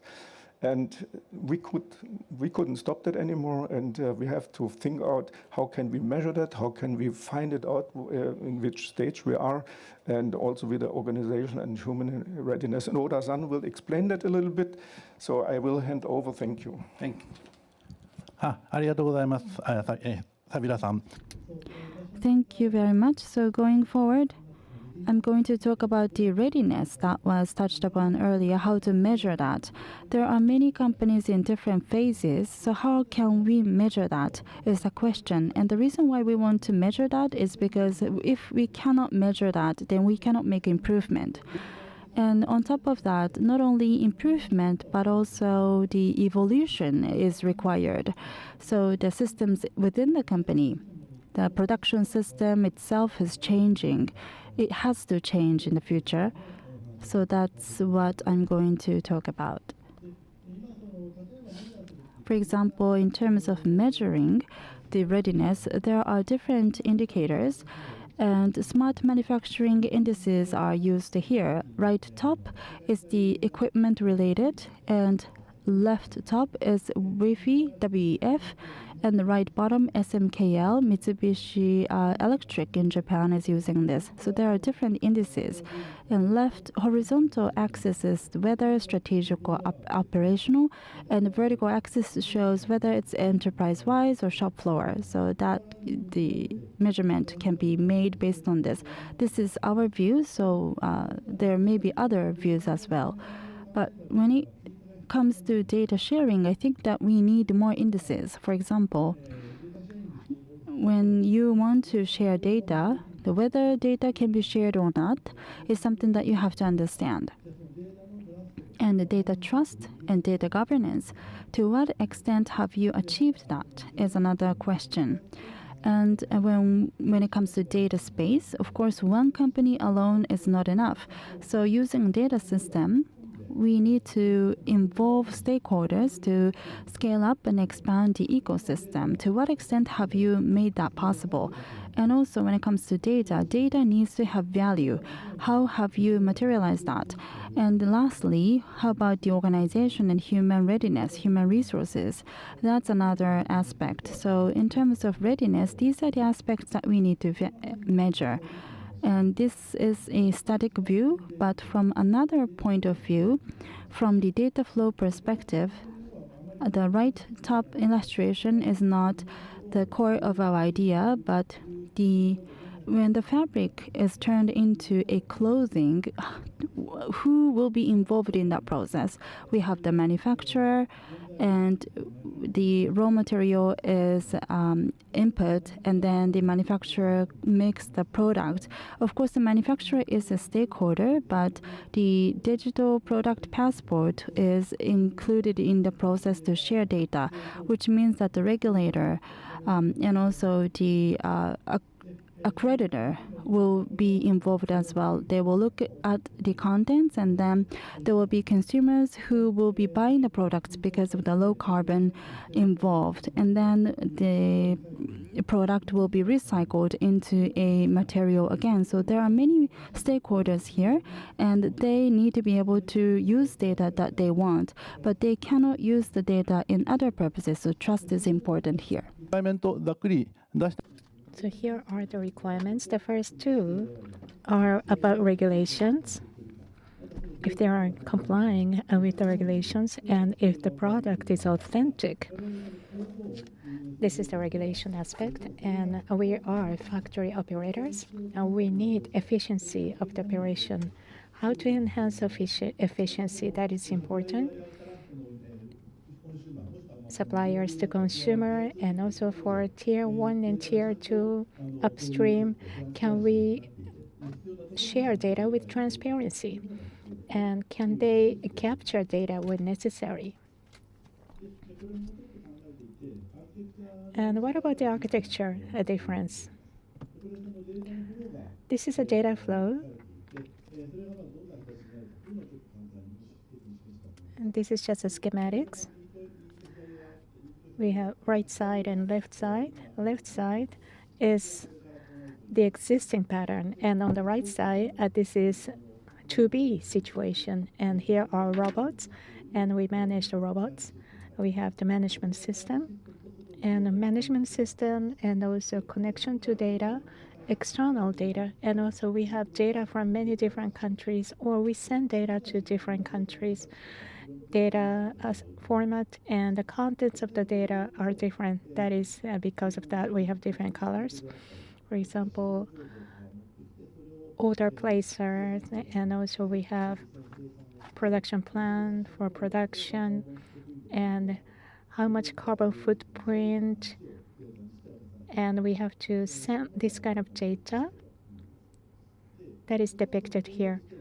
And as a factory, they have to manufacture, of course, after purchasing raw materials. It's very important, but we are talking about data distribution that is necessary for factories as well. And for example, for traditional ways, we had a lot of information, and each company has different format. Maybe they are using fax or Excel sheets. And so it's different depending on the company. So the same information, but you have to use different formats. And here are human beings.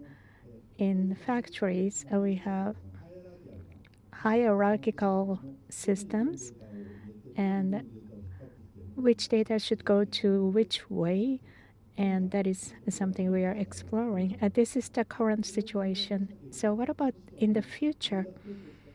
Using data space for efficiency, what's going to happen is here we have external data coming in. We have a lot of different data space for market, and data space for materials. So we have data coming from those data spaces, but here we have the same format. You can see this red. So the same semantics can be used as well, and automatically they are mapped. And also the factory system is split per service. We have microservices at factory level. We have a lot of functionalities. We have MES and ERP, and they are connected. And this data goes to this part, and this data goes to that part for production plan. Very organized, and this is our future perspective. They are very different from each other. This is the current status. One-to-one data sources, and the format is different. Mappings are manually done. System has hierarchy. But in the future, this is what we are aiming at. Data comes from different data space, and the format semantics are the same, and automatic mapping, and we have the network. This is the future state. So when we think about the readiness, we are just between those two. So from these aspects, we have to think about the readiness of the users. And then, depending on the readiness of the users, we have to think about what kind of data spaces. So far, this is a discussion. So lastly, please. So at the end, we could invite you to come to the collaboration group to find out, because it's not about a technical thing.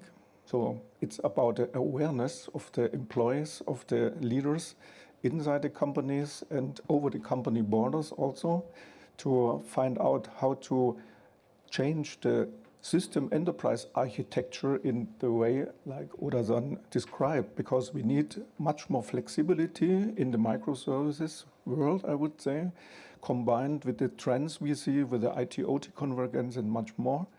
And let me say a big thank to Nakashima-san also, because he lead and drive and organized our team. And we have, and we have very, very good discussions with great efforts and inspiration. So that's fantastic. And what I can say from the German side, we learn a lot from the Japanese side. We talk about Society 5.0 and a lot of other aspects we try to describe there. And it's a really important thing to measure it, because if you measure, you see and you can control, or you can have an impact on your company side, and that's very interesting. But all the KPIs cost money, and we have to find out to find the right KPIs who are to control, and to find out how are the companies ready for take join and to be a champion in the ecosystems, and then at the end, and we heard before, to make money with them. So thank you very much to talk. It's a pleasure here to be on stage, and we invite you to come in the collaboration to talk and to learn and to find out and to describe. Thank you very much.